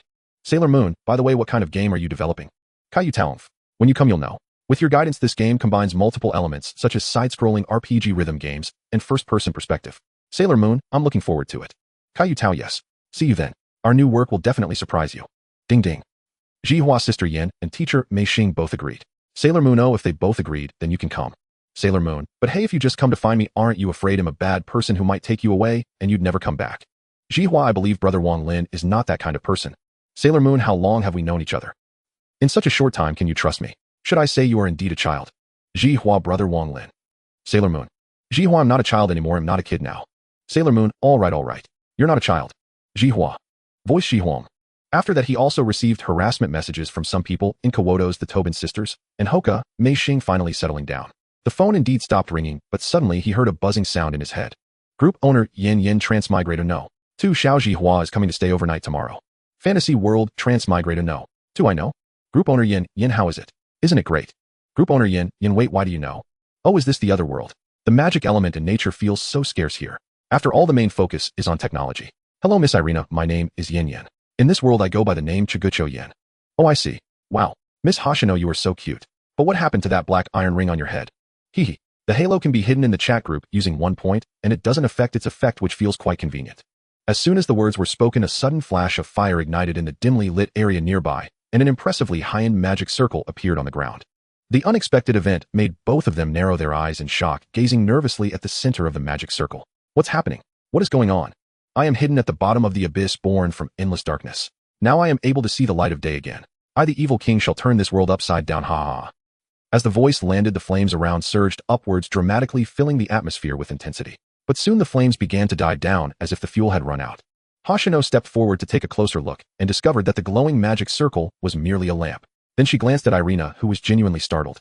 Hehe, little sister Irina, are you really a witch? Such powerful strength that I can only sense weak magic from you. The world of the group leader is so terrifying. Noam, have you ever considered the possibility that she really only has weak magic? That lamp on the ground is just a lamp, and the flames around are effects made with chemical fuel. After some explanation, Irina finally relaxed her tensed heart, her expression turning very speechless. Kagami Rika arrived a few hours earlier and had been preparing since then. It was only about 10 minutes ago that everything was ready, just to show off for less than a minute. The others couldn't understand this approach, but they cast sympathetic glances at Rika, retracting their gaze when she looked over. I really am getting old. I can't keep up with the thoughts of the young ones. By the way, leader, it's quite hot here, but summer just ending. Yes, that's right. The new semester just started not long ago. The temperature should drop in a few days. Where's Wang Lin? I don't know which hotel he went to book a room. Boo-hoo. He took away half of my pocket money. Everyone fell silent. Just as Yin Yin was about to say something, she was suddenly picked up from behind. The sudden feeling of weightlessness made her scream out. Wow, I just stepped out for a moment, and you're already slandering me. I'm sorry, I was wrong. You admit your mistake so quickly. You must have foreseen this scenario, right? Yes. Oh, wow. As if hugging a large piece of wood, Wang Lin directly lifted Yin Yin and tossed her onto the sofa. Yin Yin showed no signs of anger and quickly got up with a smile. Don't be misled by her. It's just talk in the group. Ooh, I don't need to spend money. I only need to suggest something psychologically to those people. Saying that makes me feel even worse. Huh. You used magic in such a way. If magic knew, it would cry. Don't limit yourself to those things, Miss Irina. Magic is essentially just a form of energy and means, as long as it's convenient, why impose so many restrictions on yourself? Irina's face twitched, and she decided not to say anything. She felt that her values were likely different from those of the people from the other world. Until Wang Lin took out desserts from Trinity, a small group gathering unfolded at the group leader's home, with all 5 members present in the dimensional chat group. The gathering continued until the afternoon. Wang Lin went to school again to teach them basketball, and also taught Takamura Natsuharu about wrist strength similar to Energy Kun's method. Come on, Chika. Oh. After the club activities ended, everyone went home, and Chika got into Hogumi's car. Yin Yin sat in the passenger seat, while Chika and Wang Lin sat in the back, both showing signs of nervousness. They arrived at Chika's house, entered the door, and saw the other 3. Xiaoyan, you have a guest. Who is this little child? So cute. Is she your sister? As soon as Hogumi spoke, Irina pounced and hugged her repeatedly, making motions as if she were eating her. It's incredible. Ooh, Irina, who looks so delicate, suddenly unleashed an extremely powerful strength, and Hogumi couldn't break free for a long time. Irina, this is my aunt. After about 2 minutes of commotion under Yin Yan's strong persuasion, Irina finally released Hogumi. As soon as she was released, Hogumi immediately hid behind Yin Yin, warily watching the white-haired girl in front of her. Xiaoyan, where is your friend from? What language is that? I've never heard of it. It's a language from a small area, not widely circulated. Do you think I would believe that? Have you forgotten what I do? There's no language in the world that I don't know. Oh no. How did I forget that she's a teacher? Group leader Yin Yin, what should I do? Traveler No. 2, think of a way. Fantasyland Traveler No. 2. You might as well not hide it. After all, they'll find out sooner or later. Group leader Yin Yin, but I'm not sure. Fine, if you don't want to say, then don't. I'm going to cook you all, just play. Perhaps noticing something, Hogumi pretended to be indifferent and left for the kitchen. After thinking for a while, Wang Lin decided to help, leaving a few girls in the living room to chatter. Wang Lin, what are you doing here? Go wait over there. I'm here to lend a hand. I won't say much, but I can cook. With so many people today, you don't know how long it will take you alone. Besides, I might as well talk about some things. No need. Well then, come on. The two began the preparation work, washing vegetables and getting the rice ready, then sitting together to snap green beans. Actually, Xiao Yin has always been afraid. She doesn't dare to tell you because she fears that after you know the truth, you would blame her for her parents' deaths. So this is what happened. TCH, Xiao Yin is really foolish. How could I blame her for this? The ones involved are often confused. Now that everything is settled, let's start cooking. Unbeknownst to Yin Yin, Wang Lin had already discussed many things with Huang Meishing in the kitchen. Naturally, there were no surprises. Huang Meishing did not blame Yin Yin for the incident, only feeling that her niece was truly naive. Soon the two of them brought several bowls out in turns along with a pot of porridge. They then had dinner together, and Huang Meishing did not show any signs of abnormality. Among the group, Zhou Jihua appeared somewhat introverted, hardly speaking throughout, and when she did her voice was very soft. After finishing dinner, as the others went to take a shower, Zhou Jihua looked at Wang Lin, who was changing shoes at the door, and began to feel perplexed. Brother Wang Lin, where are you going so late? Oh, Yankin's friends are coming over tonight, and since they're all girls it's a bit inconvenient for me here, so I'm going back to the hotel tonight. Why is that? I want to go too. I came today just to... Mid-sentence, Zhou Jihua suddenly fell silent, as what she wanted to say next seemed difficult to articulate. Wang Lin could naturally guess what she wanted to say. You want to stay with me? I don't mind, but do you want to tell Mixing Sensei first? No need. Let's just go. Where is Xiao Jihua going? Just as she finished speaking, Huang Meishing appeared behind them, startling Zhou Jihua so much that she shivered all over her hair, standing on end. Mixing Sensei, what is it? If you have something to do, just go quickly and come back soon, it's not safe at night. Huang Meishing had already turned away, seemingly preparing to take a shower. Watching her back, Zhou Jihua hesitated for several seconds before finally summoning the courage to say, Mixing Sensei, tonight I want to stay with Brother Wang Lin. Oh, I see. What did you say? After nearly 10 minutes of intense discussion, faced with Zhou Zihua's firm attitude, Huang Meishing reconsidered Wang Lin's special circumstances. In the end, Huang Meishing relented. All right, but you better not do anything wrong. If I find out something is amiss when Jihua comes back, I won't let you off. You can rest assured about that. Although I'm a bit strange, I'm not that reckless. You better not be. Go on. But will the hotel allow a child to enter? The mountain man has his own clever plans. The two left, and Huang Meishing waited until she entered the bathroom to ask Yin Yin. Xiao Yin, what does the mountain man has his own clever plans mean? The recluse knows the mysteries. What does that mean? Hurry and tell me. I don't know. Even you don't know, so how could I know? TCH. If you don't want to say it, then don't. Welcome back, sir. Would you like us to help you take your luggage upstairs? No, thank you. At a certain hotel, Wang Lin pulled a large suitcase and entered the elevator, arriving at the 7th floor and entering the reserved room. At that moment, he turned on the TV and a scene was just playing. Has the goods arrived? It's right here. This girl is really easy to deceive. We've only known each other for a short time, yet she dares to come out with me. And this is top quality merchandise, sure to fetch a good price. Don't worry, once this is done, the benefits will definitely be yours. Then let's check the goods. Just as this line was spoken on TV, Wang Lin started to unzip his suitcase. Upon opening it, he saw Zhou Jihua curled up inside, already scared to tears. No, Jihua, what's wrong? Is it really too uncomfortable in this small suitcase? After all, being in a dark environment for a long time can instinctively frighten a person. Hearing this, Zhou Jihua slowly opened her eyes, seeing that she was now in a relatively luxurious room with only Wang Lin beside her. Her mood in turmoil, she immediately rushed towards Wang Lin, feeling her little heart still pounding. I thought I was going to be sold. Oh, you mean the sound earlier? That was from the TV, don't be afraid. Actually, it wasn't necessary to use this method, a psychological suggestion would have sufficed. However, Wang Lin wanted to see how scared Jihua would be crying, otherwise he wouldn't have scheduled the TV show for this segment. Well, I want to use the bathroom. Go ahead, the bathroom is over there, and you can take a shower while you're at it. After they finished, the two lay on the same bed under the same blanket, and Wang Lin finally asked the question that had been on his mind. Why did Jihua want to spend the night with me? Because my basketball skills have been declining recently, and I can't focus. Everyone said I need some stimulation and wanted to help me with something, and then suggested that you spend the night with me. That's too ridiculous. I must have a good talk with them when I see them tomorrow. Well, Brother Wang Lin, tomorrow school is off. Zhou Jihua didn't give any further response, just buried her head under the blanket. Forget it, let's just sleep like this. Brother Wang Lin. Can I hold you? Oh, no, it's nothing. Nothing at all. As she peeked out for a moment, Zhou Jihua quickly covered her head again. Just when she felt extremely shy, she suddenly felt a strong arm wrapping around her, and when she looked up, she found herself already embraced. Wang Lin, it's alright, I know you're still scared. This way you can sleep peacefully, no need to be afraid. I'm not a child anymore. It wasn't long before she fell asleep. With the dual effects of hugging and head patting, Zhou Jihua fell asleep in just a few seconds, and Wang Lin also closed his eyes. Buzz. Group leader Yin, Transmigrator No.2, don't do anything inappropriate, alright? Fantasy World, Transmigrator No.2, what are you talking about? Your mind keeps wandering to that stuff. You must have been a lecher before you transmigrated, right? Group leader Yin, screw you, you are. Fantasy World, Transmigrator No.2, don't worry, I'm at most a bit strange, but I'm not reckless. She's already asleep, so let's leave it at that. Good morning, Xiao Jihua. Good morning. They'll sleep a little longer. Perhaps Wang Lin's embrace was too comfortable. Xiao Jihua didn't even notice the current situation and fell back asleep as soon as she showed signs of waking.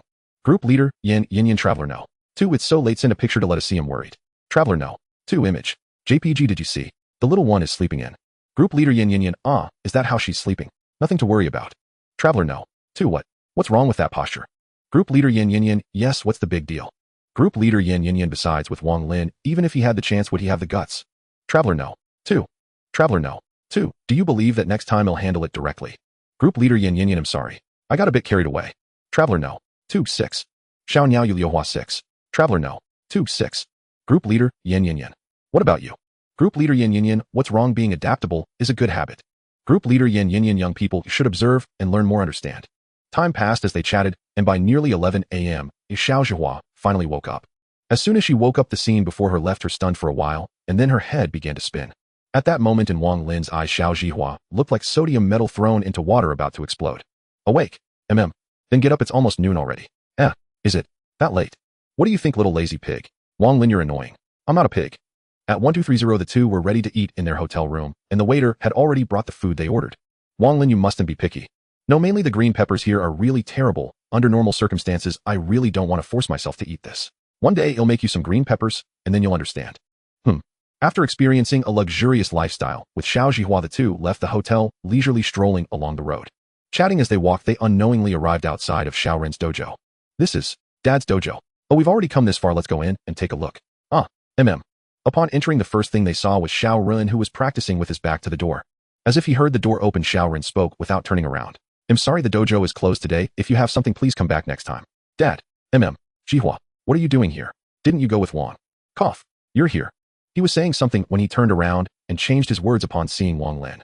Nevertheless, from the words he heard, Wang Lin could guess something. All right, so you know about this matter. What are you planning? Do you think just because your swordsmanship is superb, you can safely entrust your daughter to others? If so, Mr. Dojo Master, I'm here again. Oh, I happen to have free time today to help you check your swordsmanship. Oh, young man, I've been looking forward to your swordsmanship guidance for a long time. Come on. A period of time passed, and Xiao Ren had been knocked down by the wooden sword countless times. When Wang Lin pulled him up, he took the opportunity to say something, and Xiao Ren finally understood. Mr. Dojo Master, your daughter is not a tool or a bargaining chip. Although I don't mind, please pull your thoughts out of the antiquated era. If your mindset remains stagnant, you won't see any improvement in swordsmanship. I understand. Thank you for your guidance this time. Oh, I've learned a lot. Although it was called guidance in Xiao Zihua's eyes, her father was merely being beaten unilaterally. It wasn't until they left the dojo, and some time had passed, that Xiao Zhihua quietly asked Wang Lin, do you know something? Is that why you acted that way towards Dad? Yes, the idea of using your daughter to gain some benefit is truly something I can't stand. No, you misunderstood. Actually, I don't mind it, because it's you, Wang Lin, so it's fine. Young lady, your thoughts are truly dangerous. If it weren't for my strong will, I might not have passed the review. Is this what children are like? Fearlessness. After wandering around the mall for a while, he sent Xiao Zhihua back to her home and went to the Azure world. I've arrived. How's your new project? Sailor Moon teacher. You finally came. Take a look. This game combines various elements. It's an epic innovation in the history of Kawatos. As soon as he entered the game development department, our Wang Xiaodao began to introduce it non-stop, looking very excited. After a brief playthrough, he found it was different from what he had imagined. It seemed to be quite a good game. So Wang Lin stayed in the game development department, playing all night to complete the game. Overall, it was indeed good. The storyline also inspired him deeply, and the ending was very touching. It made one want to send a blade in the mail. Even so, Wang Lin felt like something was still missing. Finally, at a certain moment, an idea suddenly occurred to him.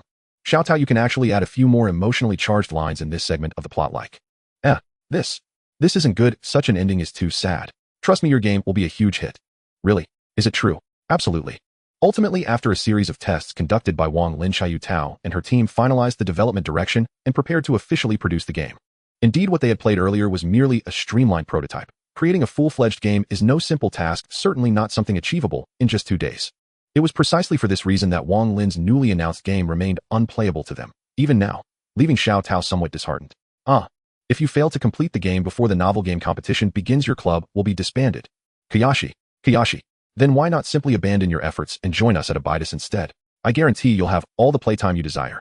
Really. The moment Xiao Tao uttered those words, she drew immediate attention from everyone around her. Sister.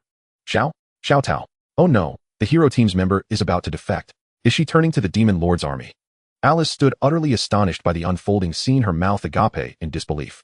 Ignoring the commotion entirely, Xiaoyu Tao abruptly rose to her feet and lunged forward, kneeling at Wang Lin's side and clutching his leg tightly. Mr. Wang Lin, please take me with you. I truly need to play games. I'll die if I don't. I swear I'll literally perish. I don't care about being in the Demon Lord's army. I just want to play games.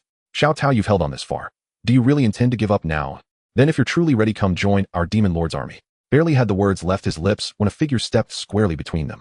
Halt. Alice, the hero will never stand idly by while a comrade strays into darkness. Xiao Tao awakened at once. Alice, you may join them as well. But Alice is clearly the hero. Titles and affiliations matter little. Alice, today, I shall reveal to you a truth about the adult world. What is it? Though Alice's gaze remained resolute, curiosity inevitably flickered within her eyes. Alice, in the adult world, rigid allegiances hold no weight. A demon lord may become a hero to save the world, and a hero may enact destruction like a demon lord. Alice doesn't understand. To adults, identity is nothing more than a label, a mere name. What truly matters is whether your actions serve your own interests. Even enemies may become allies. If the benefit is great enough, even comrades may be betrayed, if the gain outweighs loyalty. Thus, even should you join the Demon Lord's army, you remain free to perform heroic deeds. Your role changes nothing. This stark, unvarnished rhetoric left the 4 junior members of the Game Development Club utterly stunned, speechless for a long, silent moment before finally regaining their senses. The adult world feels unsettling. Can trust still exist among such adults? Of course not. Those few who still trust others are merely the naive, those untouched by life's harsh realities.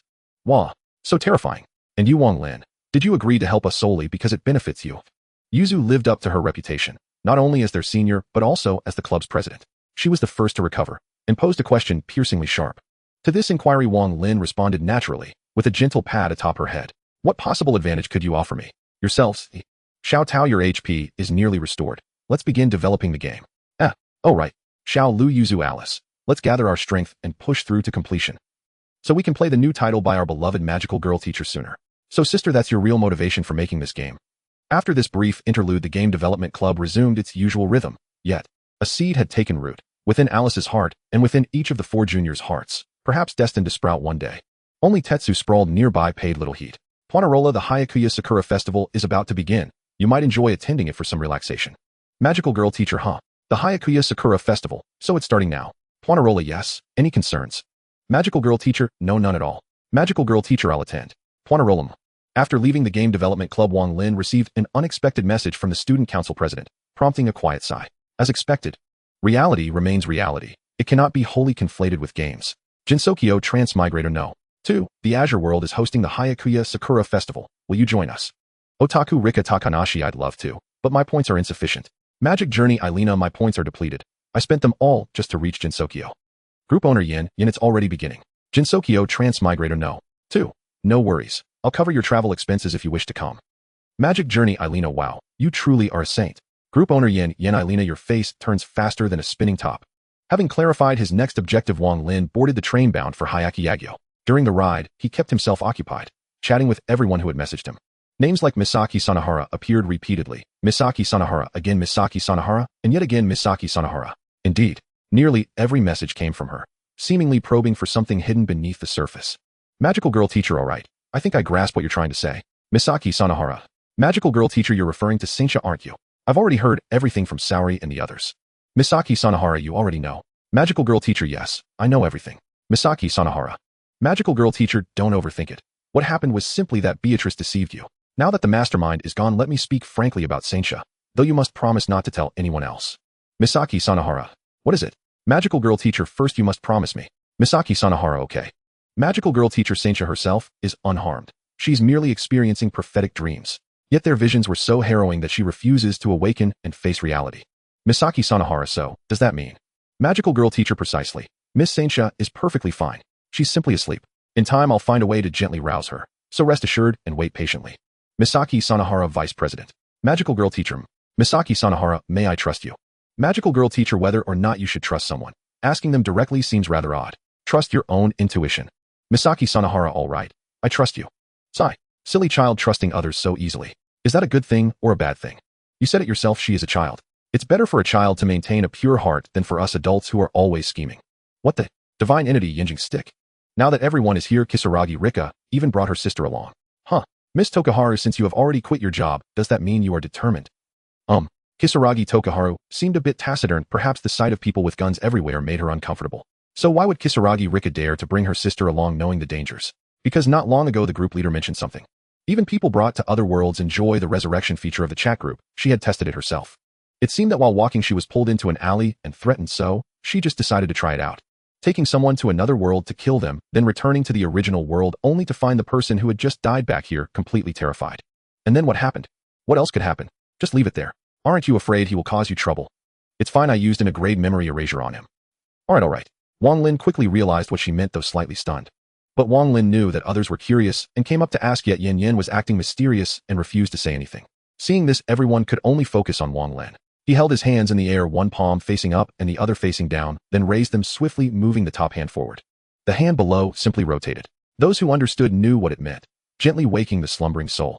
While chatting and strolling, they bought this and that. Elena even bought a submachine gun and a bunch of bullets, all paid for with Wang Lin's money.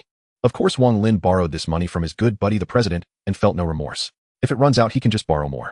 Laughing, they casually wandered until they arrived at a shop called Bay Hall.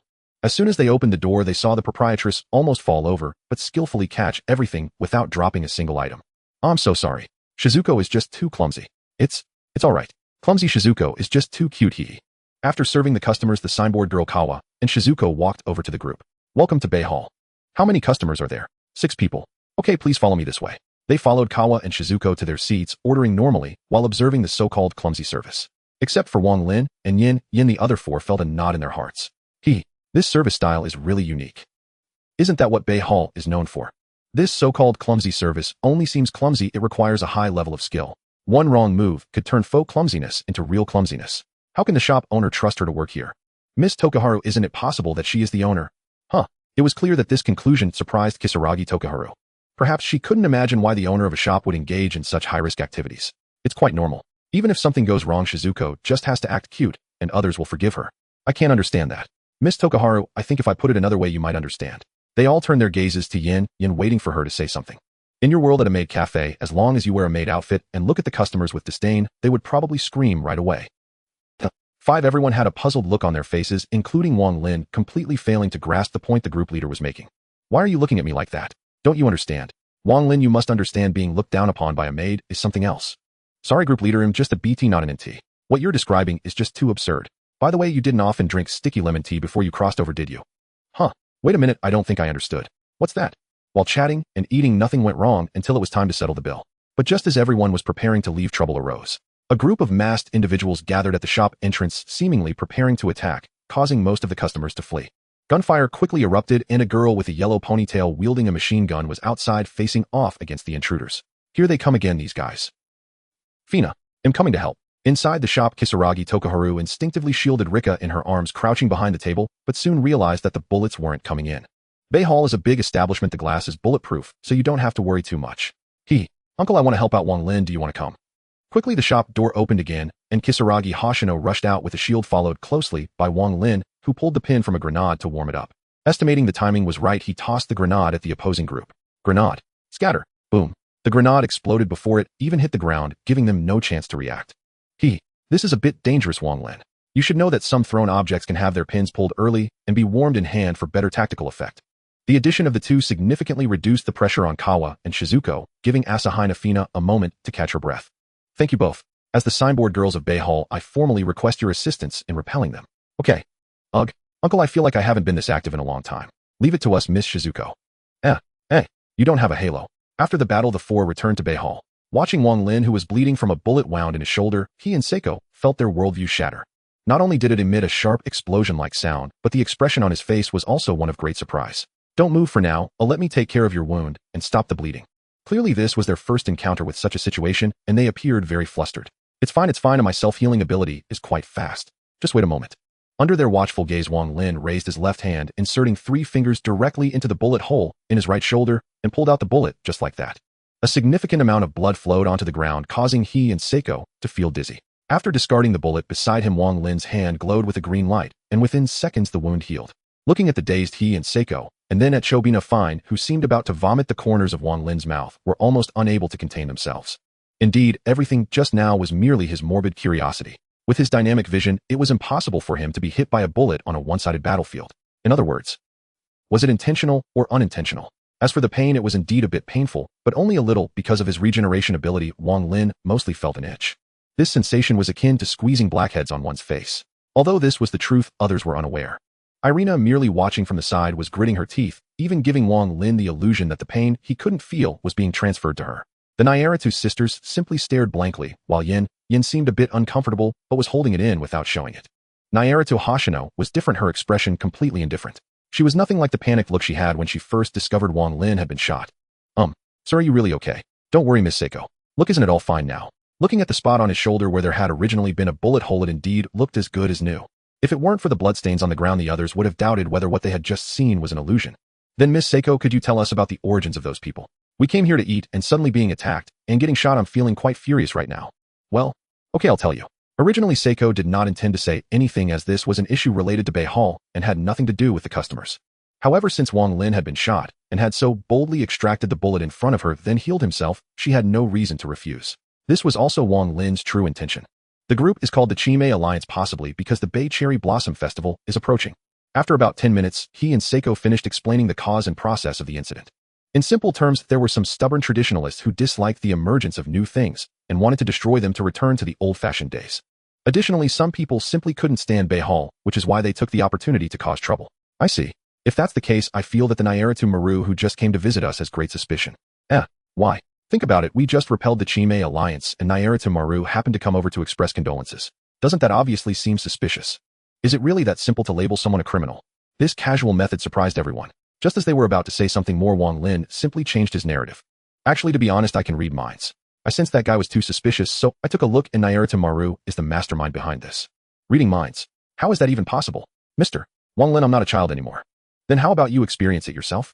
Just look at the person beside you, and I'll cast a mind-reading enhancement spell, and you'll be able to know what she is thinking. Despite her disbelief, he and Seiko complied. However, within 3 seconds, she heard what Fine was thinking. This? How is this possible? This is completely unscientific. He and Seiko's eyes began to spin, and after experiencing such an incredible ability firsthand, her head felt a bit dizzy. So can you believe me now? I believe you. But what should we do? Should we report it directly to the Inyang department? But we don't have direct evidence. Miss Seiko, why don't we take action first and report later? After all, we have already identified the mastermind. Even if something goes wrong in the end, it shouldn't be a big deal with my guarantee. As he said this, Wang Lin took off the mask on his face. You are the developer of Death Cell and stars the magical girl warrior. But that's the Inyang department, not something. I have more than one identity. I'm also the vice president of the Federal Student Council. Come on, trust me, nothing will happen. Although it might be a bit late to say this now, what should we do with this child? Just as they were preparing to leave, Irina suddenly called out to them, pointing at the struggling and bound Izumi Kyuta on the ground. Wang Lin walked over, lifted Kyuta from the ground to the chair, and pulled out the cloth stuffed in her mouth. Little ninja, that shot you just fired almost made me feel pain. Whoa. Oh, I'm sorry, I'm really sorry. I didn't know you didn't have a halo. Magical girl warrior, I'm still your fan. Is that so? Sniff, after all, I'm not popular anywhere, even my fans have to treat me like this. How pitiful I am, boohoo. I'm sorry, I'm really very sorry. Izumi was just following orders, but I really didn't expect you to be here. Perhaps only the foolish Izumi would fall for it. The others nearby were all grimacing. Group owner, Yin Traveler No.2, cut it out. Who did you learn this from? It doesn't even sound like a cunning fox, tell me about it. Fantasy World Traveler No.2. We have a forever 17-year-old magical girl in our fantasy world, learned from her. Azure Nairitu Hoshino Yui. Alright, I forgive you. Next we will head straight to Nairitu Maru's stronghold, and you just quietly be a captive little ninja Izumi. Huh, do you really acknowledge me as a ninja? Of course, why? It's nothing. Amazing. Absolutely incredible. One moment you were there, the next. Here? Is this a ninja technique? No, it's a superpower. Incredible. Is this a ninja technique? No, this is magic. And this one. And this, this is divine art. Along the way, numerous abilities were demonstrated: tracking, flight, instantaneous teleportation, each deployed with effortless mastery. Kudu Izuna, slung over Wang Lin's shoulder, remained in a state of unrelenting exhilaration, never once pausing for breath. High above the earth, Kawahari and Shizuko soared through the sky, guided by Ailina. By now their senses had grown numb, nothing left to astonish them. Unlike Kawahari and Shizuko, who rode with Ailina in quiet resignation, Asahi Nafina was radiant with pure unbridled excitement. They arrived atop the roof of a ruined structure. Wang Lin gently signaled Izuna to stay silent, to observe how the others would perceive them. Before Wang Lin could even descend to test the waters, Nekatemaru erupted in fury. What pathetic nonsense, ninja, just a child. I'd never waste my time playing make-believe with brats if not for his overwhelming strength. Those words alone extinguished the light in Izuna's eyes. She froze, utterly stunned.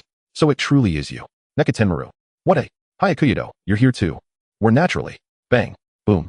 Before the sentence could finish, two colossal spheres, one blinding light, the other searing flame, screamed past them, detonating violently in the ruins below. Neither side had time to react. As the smoke cleared, Nekatemaru and the entire Chimizo faction lay unconscious, bruised, battered, and lightly wounded. Wait, just let me finish speaking. Words are futile here. Action resolves all. Let's settle this now, and contact the Inyang Bureau afterward. I was hoping for a spectacular battle, yet you ended it before it even began. Why prolong what can be resolved instantly? Don't you know the old saying, delay breeds change and danger? Fair enough, but enough. I'm stepping back. Go comfort the little fox right away. Wang Lin landed atop the roof and found Izuna staring blankly into the distance, her eyes utterly devoid of light. At that moment the little fox seemed broken. A sound stirred beside her, but without turning she spoke, voice hollow and distant. What should I do now? Izuna. My lord has abandoned me. He deceived me from the very beginning. So, ninjas truly are. Izuna, no. Ninjas are not what they imagine. They simply lack the eyes to see their worth. And regardless of how others judge you, I recognize you wholly and without reservation. That sentence, paired with a gentle pat upon her head, struck Izuna like a soul-rending blow. She whirled around, flung her arms around Wang Lin, and burst into tears. They remained like that for a long while, until the Inyang Bureau's envoys finally arrived, and only then did Izuna begin to recover. Mr. Wang Lin. Yes, I'm here. Would you become my lord? He looked down, and met her upward gaze. Her pleading dewy eyes whispered wordlessly, say no, and I'll cry again. Of course, I hereby appoint you my personal shinobi. Yes? Nyaha, what a moving scene. Forgive the interruption, but might we first learn what transpired here? Deputy Director Wang Lin. The speaker was a woman with short black hair and a folding fan, her eyes perpetually narrowed in quiet amusement. A pair of crimson oni horns crowned her brow, though the left horn was shattered, leaving only a jagged stump.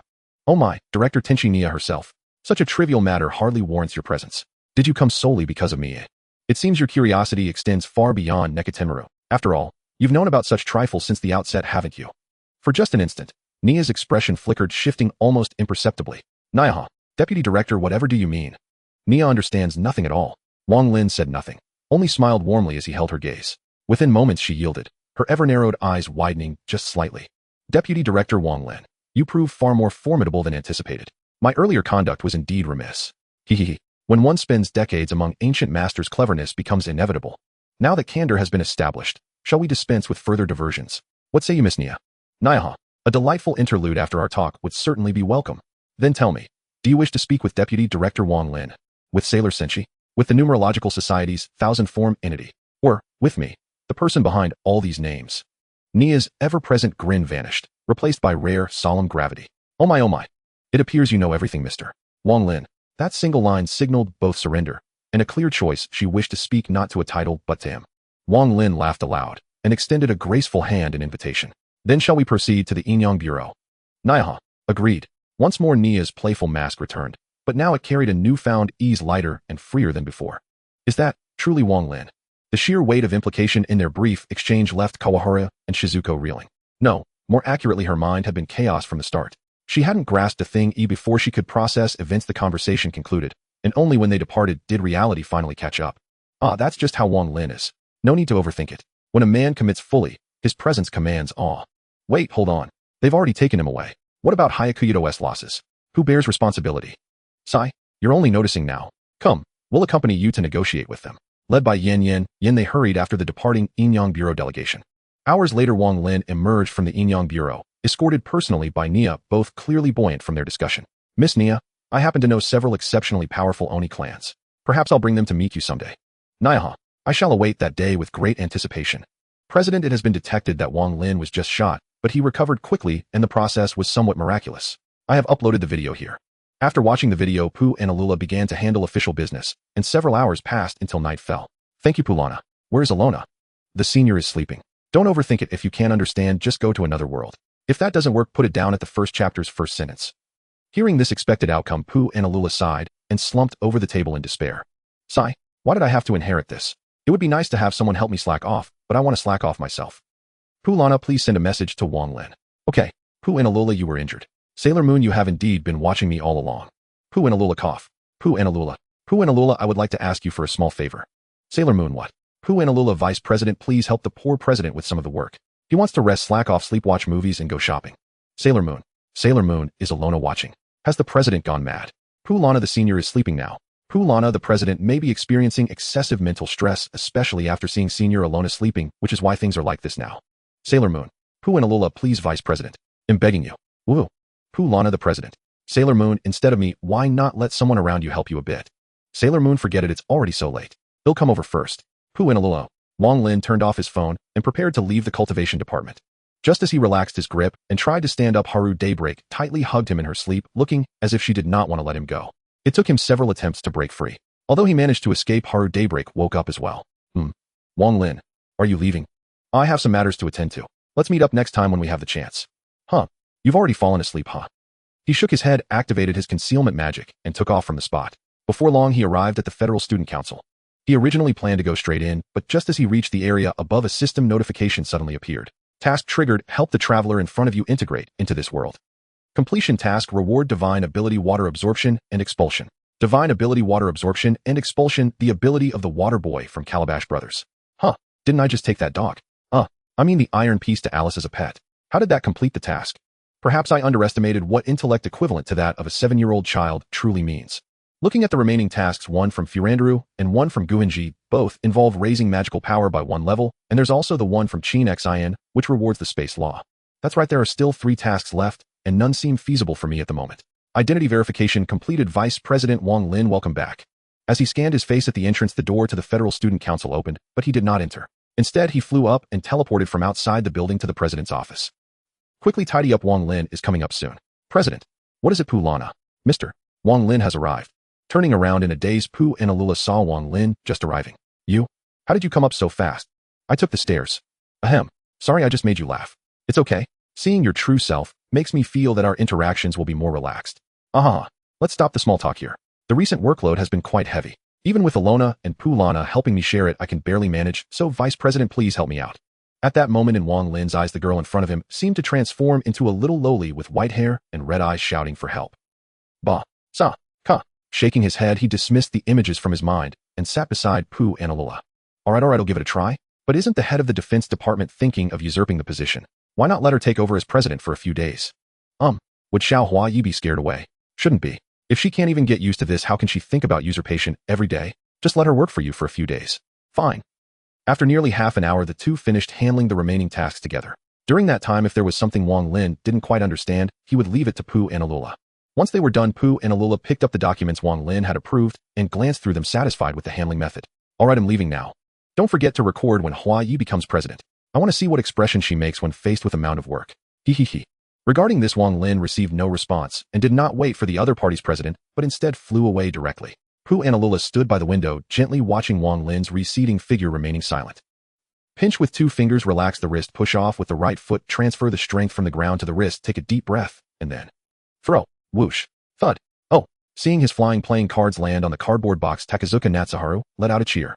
However, due to the sound waves influence, the playing cards that had just stuck to the cardboard box fell off, and only a small corner successfully landed.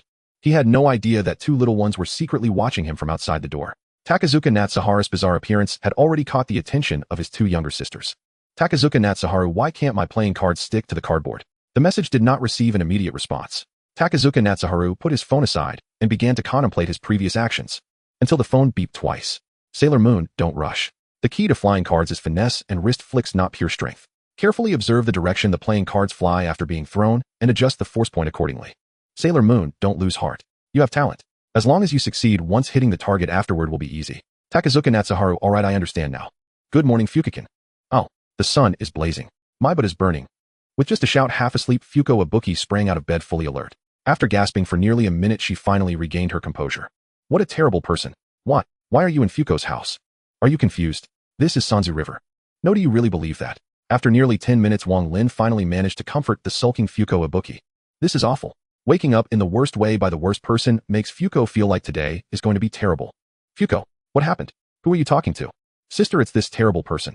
Is this the person who brought you back to your body? But there's nothing there. What? Sister, can't you see? He's right beside you. Knowing that her sister couldn't see Wang Lin, Fuko Ibuki gasped and hurried to her sister's side. With one hand holding her sister and the other holding Wang Lin, she exclaimed, right here? I'm holding the terrible person, sister. Can you really not see him? Even if you say someone is here. Oh, I see him. Thank you for saving Fuko, sir. Fuko happily released her grip, but soon her joy diminished. Wang Lin stood beside Fuko Ibuki, yet she continued to speak to the previous direction. Sister, you're lying. You can't see him. The terrible person is right next to you. Fuko, are you really alright? Sir, there is a hidden, unseen side to this world. Fuko must be able to see that world, observing what we cannot perceive. Just as Fuko's sister finished speaking, Yusuke Hanyuno emerged from the adjacent room, raising his right hand to his forehead and looking up, speaking in a rather dramatic tone. Sighing, Fuko's sister turned her gaze back to her sister. Fuko, since you can see that terrible person, can you help convey his words to us? Fuko did not respond immediately, instead glancing at Wang Lin. After receiving a nod of affirmation, she agreed. The following dialogue is conveyed by Fuko. Hello, Miss Fuko and Mr.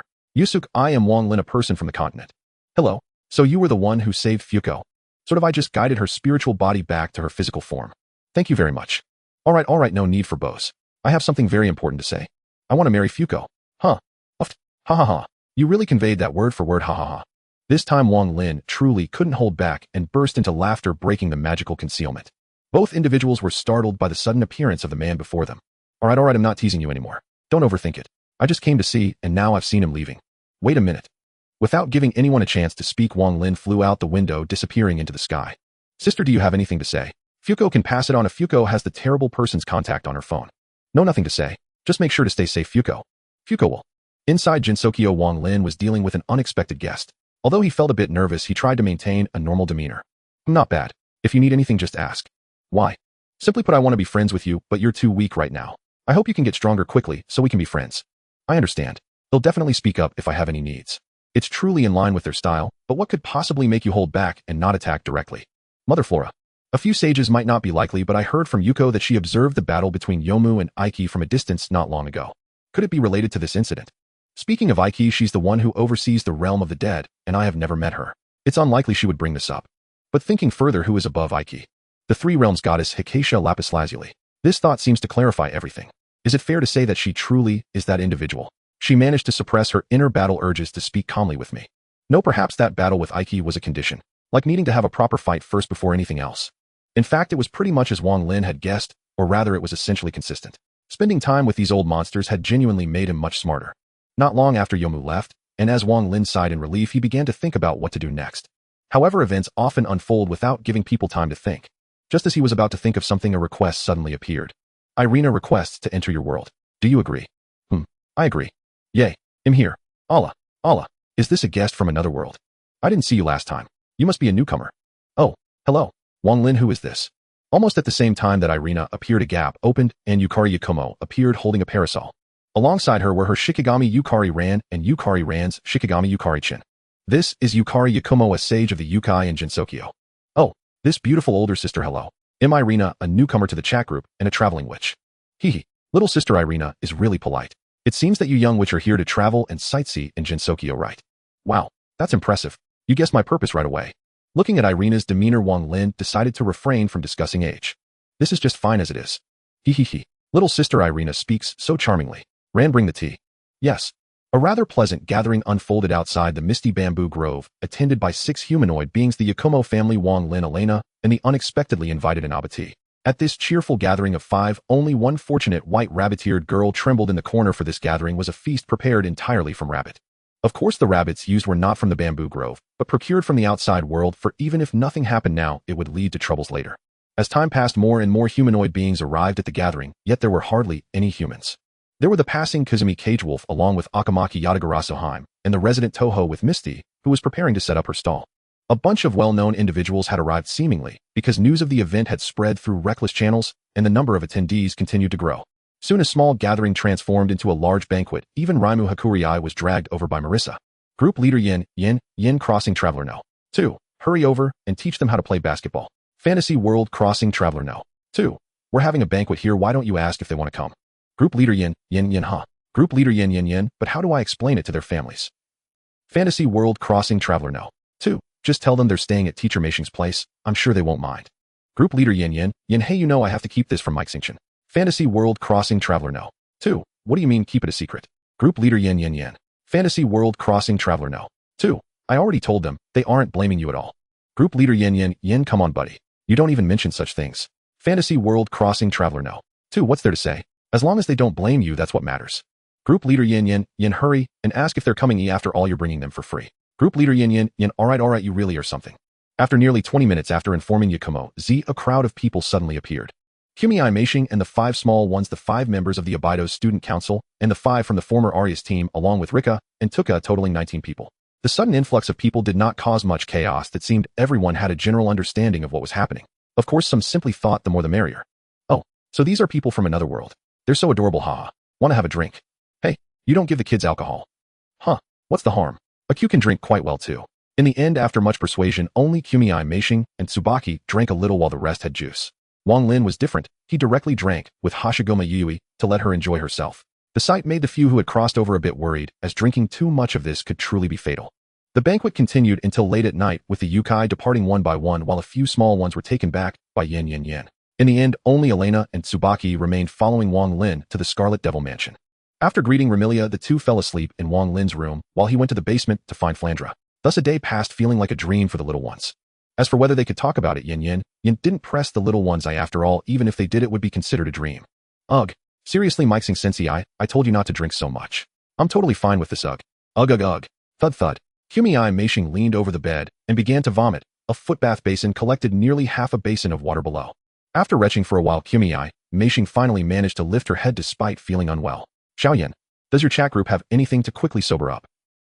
Right? How did I not think of that? Prompted by Kumei Meishing, Yin finally reacted, opening the group store to start searching. A few minutes later, with the uncomfortable feeling completely gone, Kumei Meishing fixed an extremely resentful gaze on Yin, making her feel quite uneasy. Xiaoyan, were you doing this on purpose? Haha, well, I suddenly remembered something, so I'll be leaving for now. Slap. Just as she turned around, she was grabbed by Kumei Meishing, who was standing on the bed by the shoulder. Whoa, where do you think you're going? Sorry, Mike Xingchen, I've been used to keeping things from you. I really didn't think of it. TCH. Forget it, we've lived together for more than 10 years. Keeping such a big secret from me is not okay. It really hurts my feelings that our 10 years of relationship is less than that of an outsider's trust. Aha. Zhu Zhongxiayang, why didn't you come yesterday? Beautiful warrior, I had something yesterday. Let's do it this afternoon. Beautiful warrior, how's your practice going? Have you grasped the essentials? Zhu Zhongxiayang, I can now hit the target consistently from 4 meters away. Beautiful warrior, not bad. I told you have talent. Zhu Zhongxiayang MHM. Zhu Zhongxiayang, by the way. Is learning this really useful? Isn't a firearm better? Beautiful warrior, you're right. Without inner strength, it's indeed not as good as a gun, but can you even wield one? Beautiful warrior, instead of thinking about things you might never touch, you'd be better off honing yourself. You wouldn't want to see your sister being bullied and be powerless, would you? Zhu Zhongxiayang. Zhu Zhongxiayang, I understand now. How can I develop inner strength? What exactly is inner strength? Beautiful warrior, for that you should start with standing meditation. Tomorrow I'll teach you, but it might take a few years. Zhu Zhongxiayang, a few years. Beautiful warrior, that's just you, but might take others a lifetime to achieve. Zhu Zhongxiayang, alright. Closing the phone screen, Wang Lin held Flandre a bit tighter, quietly savoring the moment. Group leader Yin, so you really want to teach that kid martial arts? Fantasy World Crossing Traveler No.2, don't you find it a bit interesting? Shinibu Tsubaki, what? I want to learn too. Time flies quickly, and in the blink of an eye, half a month has passed. During this period, Wang Lin has been like a street urchin exploring here and there, and has gotten to know quite a few people.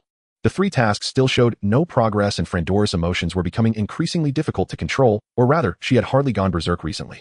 Outside of Jinsokyo, the world was in stark contrast. The weather was gradually warming up, and soon it would be summer. Rumors had emerged in the school that a ghost from the continent was wandering around targeting solitary girls. One could only say that the imaginations of the people from Little Japan were to be expected, as they could only think of matters between men and women as if their minds could hold nothing else. However, none of this bothered Wang Lin. He was currently in the game development department, trying out the new game developed by Xiao Tao and the others.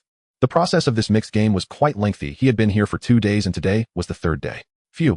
Finally cleared it. You guys are amazing, a game with such a long process, yet it was completed in just over 10 days with such high quality. Beautiful warrior teacher, quickly tell us how it feels. We have added the plot you requested. Very good, the ending is touching, and the foreshadowing at the end is very suspenseful.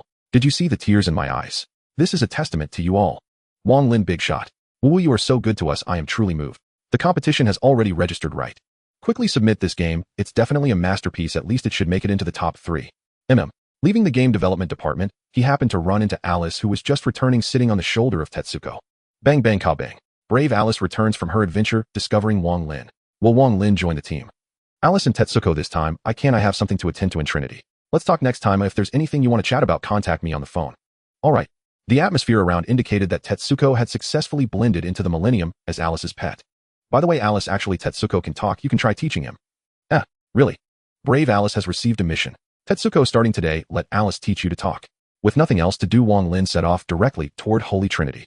In addition to wanting to see those people, he also needed to replenish his dessert stock. Just as he arrived, he ran into an acquaintance. He stepped lightly, sneaking up behind the other person. As he got closer, he suddenly struck, wrapping his arms around their waist and lifting them up. What? Look what I found. It's a taro-flavored kid. Flying away. What? Wang Lin, put me down quickly. This scene attracted the attention of many, but upon realizing who it was, they turned their gazes away. It seemed that this kind of thing had happened several times before, and everyone had grown accustomed to it. Wang Lin, your danger level is on par with Kaisei Palik. Has Susan finally considered me a friend? I'm so happy. What? Put me down first. After a bit of playful chaos, Wang Lin placed Susan on a chair. As soon as he released her, Susan slumped onto the chair, perhaps a bit dizzy from being spun around. So Susan, have you made friends with Hanako? I guess. But it feels like Miss Hanako has always been just accommodating to me. Does she actually not like me? That won't be the case. Hanako dislikes only the scheming of others. She couldn't possibly dislike a straightforward child like you. Perhaps she's just a bit unaccustomed. Oh, she'll be fine after some time. Oh, Susan looked a bit dejected, but it didn't last long. By the way, Susan, how is Kaisei Palik doing lately? It's the same as always. But Summer has welcomed me to the dessert department, and there's more. It was evident that Susan genuinely considered Wang Lin a good friend as she spoke at length. Wang Lin also showed great cooperation, occasionally displaying expressions of surprise or asking questions, making him the perfect listener. At this moment, Susan had completely lowered her guard. Regardless of whether Wang Lin was genuine or pretending or had some ulterior motive, at least she was genuinely happy now. Alright, I'm going to look for others. If you feel you can't stay in Trinity, you're welcome to come to Abydos. Everyone here is really nice. To this statement, Susan only laughed it off and did not respond. On the other side, Wang Lin found Hanako, who was teasing other young ladies while wearing a swimsuit. Oh dear, protesting again. It's the beautiful warrior. What brings you here? Are you here to see my swimsuit? Yes. Huh. Is there something you need, Mr. Wang Lin? It's nothing, I just came to take a look at your swimsuit. Just that one sentence made Hanako feel a bit overwhelmed. Her high offense and low defense could really not withstand such a test. While her face turned slightly red, she instinctively attempted to cover her body. Although it was only for a moment, it was enough to reveal Hanako's current fluster. Don't be so nervous. Aren't we friends? Friends. Perhaps the child you introduced to me before I liked a lot, but she's a bit too lively, which seems to have caused some misunderstanding for that child. I've already explained, the misunderstanding has been cleared. Phew, that's great. Hanako looked relieved, showing that she truly cared a bit about Susan. By the way, Miss Hanako, I heard you were quite disappointed here. Would you like to go to Abydos? Ah, is that your purpose? How could it be? Just mentioning it casually. I know you despise those schemes, so when I talk to you it's all heart to heart. Have I ever lied to you? Indeed you haven't. So I'm a bit curious, why do you have this idea, Mr. Wang Lin? Thinking it over, Hanako let go of her slight vigilance and began to inquire about the reason. As the saying goes, Trinity is all about the mages, Gehenna warriors, Millennium technology, and Abydos rogues. Abydos has fewer calculations. I thought it might suit you better. This? They had only exchanged a few words when Urawa Hanako was taken away again by members of the Justice Realization Club, while a girl in a white school uniform, unremarkable and unassuming, approached them. Mr. Wang Lin, Lady Nagisa requests your presence. Oh, coming. Anything else? After uttering those words, the girl did not depart. Instead, she stared fixedly at Wang Lin, unblinking. A gust of wind parted her golden hair, revealing striking emerald eyes. TT, that is. Mr. Pretty Guardian, may I have your autograph? Of course. Having signed it, the girl suddenly seized Wang Lin's hand, just for an instant, before releasing it immediately. Not only did she let go, she ducked her head and dashed off as though she'd just committed some extraordinary, unforgivable act. While, mid-sprint, overcome with exhilaration, she burst into a shrill, unrestrained cry. A faint twitch crossed Wang Lin's cheek. He silently lamented having encountered a shameless flirt and strode resolutely toward the tea gathering. He arrived at the entrance to the tea gathering's venue, where a quiet, unassuming girl opened the door for him. Please come in. Thank you for your trouble. You're welcome. Once inside, two such girls closed the door behind him. One of them wore an expression brimming with barely contained excitement. What's gotten into you? It was just a single sentence. Why this reaction? Ahem. Don't you know? That was Wang Lin, the pretty guardian who sings so beautifully. What? I don't listen to music. I had no idea. How unfortunate. Well then, I'll share the recording with you afterward. It's absolutely incredible. Inside the venue, Wang Lin took his seat across from Kiryu Nagisa. As always, tea awaited them. Is Mahana absent? Miss Mahana is attending class, but let us set that aside for now. Lifting her teacup, Nagisa sipped quietly, then fixed her gaze upon Wang Lin, her voice calm but deliberate as she voiced the true purpose of this meeting. Mr. Wang Lin, I've heard you've been aggressively recruiting students across St. Trinity Comprehensive Academy. Is this true? That's rather exaggerated. I merely mentioned it in passing, twice to only 2 people. How on earth did that become aggressive recruitment? Is that so? Then I've misunderstood you entirely. I sincerely apologize. No matter. Sitting where you do, it's only natural and wise to consider such things. His words brought Nagisa profound relief, and quietly a flicker of genuine warmth. Holding this position was exhausting. Nothing felt more affirming than being truly understood. Since I'm already here, let's speak of something else, Miss Nagisa. Idle conversation is perfectly fine. I happen to be free at the moment. Good. You're acquainted with Hifumi, aren't you? Yes. Hifumi is indeed a dear friend of mine. Is something amiss? Watching Nagisa's inquisitive gaze, Wang Lin's lips curved upward, unbidden, rekindling that familiar mischievous spark within him. So that's how you see it. Yet Miss Hifumi sees herself quite differently. What do you mean? She believes herself utterly ordinary, a plain, unexceptional girl, while someone like you, Miss Nagisa, stands at the very heart of St. Trinity. Why would such a figure ever wish to befriend her? This? She meant to object, yet recalling Hifumi's demeanor around her, Nagisa realized at least 80% of those words rang true. Perhaps in your presence, she perceives herself not as a friend, but as a disposable pawn. Might that be possible, Miss Nagisa? Mr. Wang Lin, might I ask why is this so? Nagisa looked genuinely shaken. To learn that a friend she cherished sincerely held such doubts about her intentions was deeply disheartening. Yet as leader of Saint Trinity, she betrayed none of it upon her face. It's simple, precisely as I said earlier. In other institutions, disparities in status might cause little friction. But here, in Saint Trinity, the very nature of the place changes everything. You understand what Saint Trinity truly is, Miss Nagisa, don't you? Factions flourish everywhere. Isolation and exclusion are commonplace. Clubs exchange cheerful banter outwardly, while scheming against one another in secret. Set aside the name Saint Trinity for a moment. If you were simply an ordinary girl, wouldn't you question the motives of its leader approaching you as a friend? Nagisa's composure wavered visibly, her expression slipping, her poise fraying. She spent nearly 5 minutes steadying herself, drawing breath and recentering her thoughts. You're right. Were I in her place, I'd doubt. Not just suspect, but inevitably doubt. Exactly. Raising this now spares future discord. Human connection thrives on mutual understanding. Just a little more of it could make the world gentler, kinder, more harmonious. You speak of mutual understanding. Do you intend to speak with Hifumi as well? Yes, and she's remarkably open-minded. I believe she'll be delighted once she understands. Najisikan, I'm here. Oh, Wang Lin too. What were you two discussing? Tell me. At that moment the door crashed open, its force unmistakable. Even without turning, Wang Lin knew from that exuberant voice alone that Insei had arrived. Or rather, Mikado Mahana. As if struck by sudden realization, Wang Lin rose and stepped aside. Sure enough, the next instant Mikado Mahana barreled forward and flung herself full force into his arms. Fortunately, his physique was robust enough to withstand it. Otherwise, he'd have buckled instantly. The sensation was akin to being struck head-on by a car traveling at 180 kilometers per hour, then clamped in the hydraulic shovel of an excavator. Truth be told, Mikado Mahana's embrace rivaled even the crushing grip of industrial vices. All right, let go now? If you hold on much longer, I'll truly suffocate. What a bother. Here, let me show you firsthand. Etch. Bewildered, Mikado Mahana blinked, momentarily baffled by his meaning. Then, golden light briefly shimmered over Wang Lin's form, and in the next breath he enveloped her in a tight, unyielding embrace. How dreadful. Feeling, rather short of breath. Now you understand. That was exactly how I felt moments ago. May I have one more? It feels so wonderful. Miss Mikado, might I ask you to observe decorum? I am still present. Nonajisikan. Mr. Wang Lin, what was that just now? Nothing much, just a minor enchantment of reinforcement. Ignoring the person next to him, who had a Swiss roll stuffed into their mouth, Tongting Zhu asked directly about what had happened. If I heard correctly, did you just say magic? Yes. I know some magics related to healing the body, entering dreams, awakening sleepers, and the like. If you ever want to experience them, you can contact me. All right. They chatted idly for a long while. After the tea gathering, Wang Lin left to sweep up pastries around the venue. After he left, Tongting Zhu fell into thought. Suddenly, she remembered something and shivered. She took out her phone, opened a chat with the magical girl, and began to type. Just as she was about to send the message, she hesitated, then deleted it a moment later. Better tomorrow. As before, having swept through San E's desserts, Wang Lin encountered the four from the dessert club once more. They barely met when Xingshan Hesha darted forward, seized Wang Lin, and bolted away. Swiss roll forgotten. Cough, cough. What's going on? Hesha, why are you dragging that person off like that? So beautiful. Don't get excited. Let's follow them and see. This is the rush of love itself, isn't it? How romantic. Xiao, what nonsense are you spouting now? Hurry and follow. See what happens. Their fierce enthusiasm suggested something dramatic was afoot, but when they caught up, the scene was nothing like they'd imagined. Xingshan Hesha was obediently crouched by the wall, eyes closed, Wang Lin's right hand resting on her head, stroking continuously. Hesha looked utterly content, showing no trace of resistance. Seeing this, Yonyao Xia flipped her pink hair and exuded an aura of mastery. To seize someone as if they were an enemy, mislead onlookers, and then unveil a reversal in a quiet corner. This is love itself. So beautiful. I think Xia is right this time. Eri, don't let yourself be misled. We still don't know what's happening. With that, Yamuyu and Haume stepped forward. Hesha, what are you doing?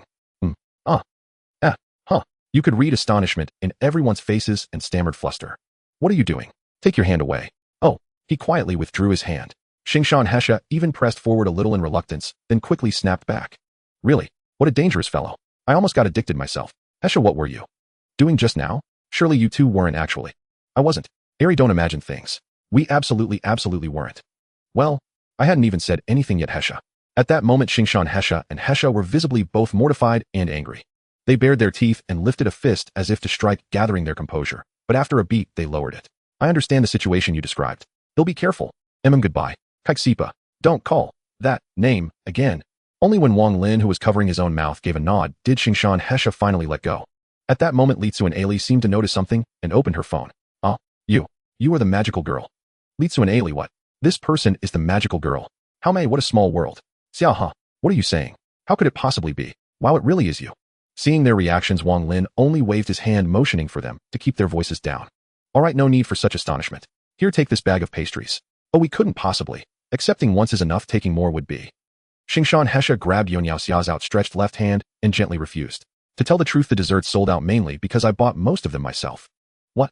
So the person sweeping up all those sweets was you. But where did you put so many pastries? Wang Lin said nothing. The pastries in his hand vanished, then reappeared. They multiplied into 3 bags, then returned to 1. Millennial technology, spatial storage. What? Has millennial technology progressed to this extent? A spatial artifact. So you see, I have plenty of sweets. Just take them. If you still feel awkward, how about each of you let me pat your heads? Huh. No. No problem. Xia. Before Hesha could finish protesting, Yonyaoxia lunged forward, took a bag of pastries, and stood with closed eyes waiting to be patted. Wang Lin, naturally pleased, extended his hand without hesitation. Ah, Xia is soft and fragrant and small. How wonderful it would be to hold her close and bury my face. Of course, such perverse thoughts remained only in his mind. Wang Lin kept his expression composed lest he spoil everything.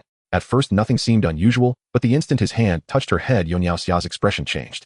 In less than 3 seconds, she shifted from indifference, eager to eat the sweets, to sinking into enjoyment, forgetting everything else. When Wang Lin withdrew his hand, she like Hesha leaned forward almost instinctively.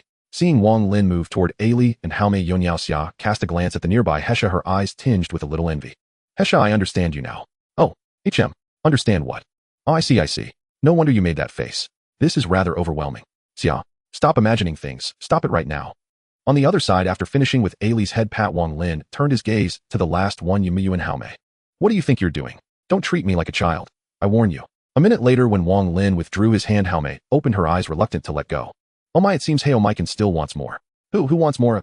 This time. They'll let you off, but don't you dare do it again. The blonde, twin-tailed girl flushed as she spoke begrudgingly. To Wang Lin, she now resembled a certain defeated golden-haired dog. Haha, until next time. I really don't want to see you again.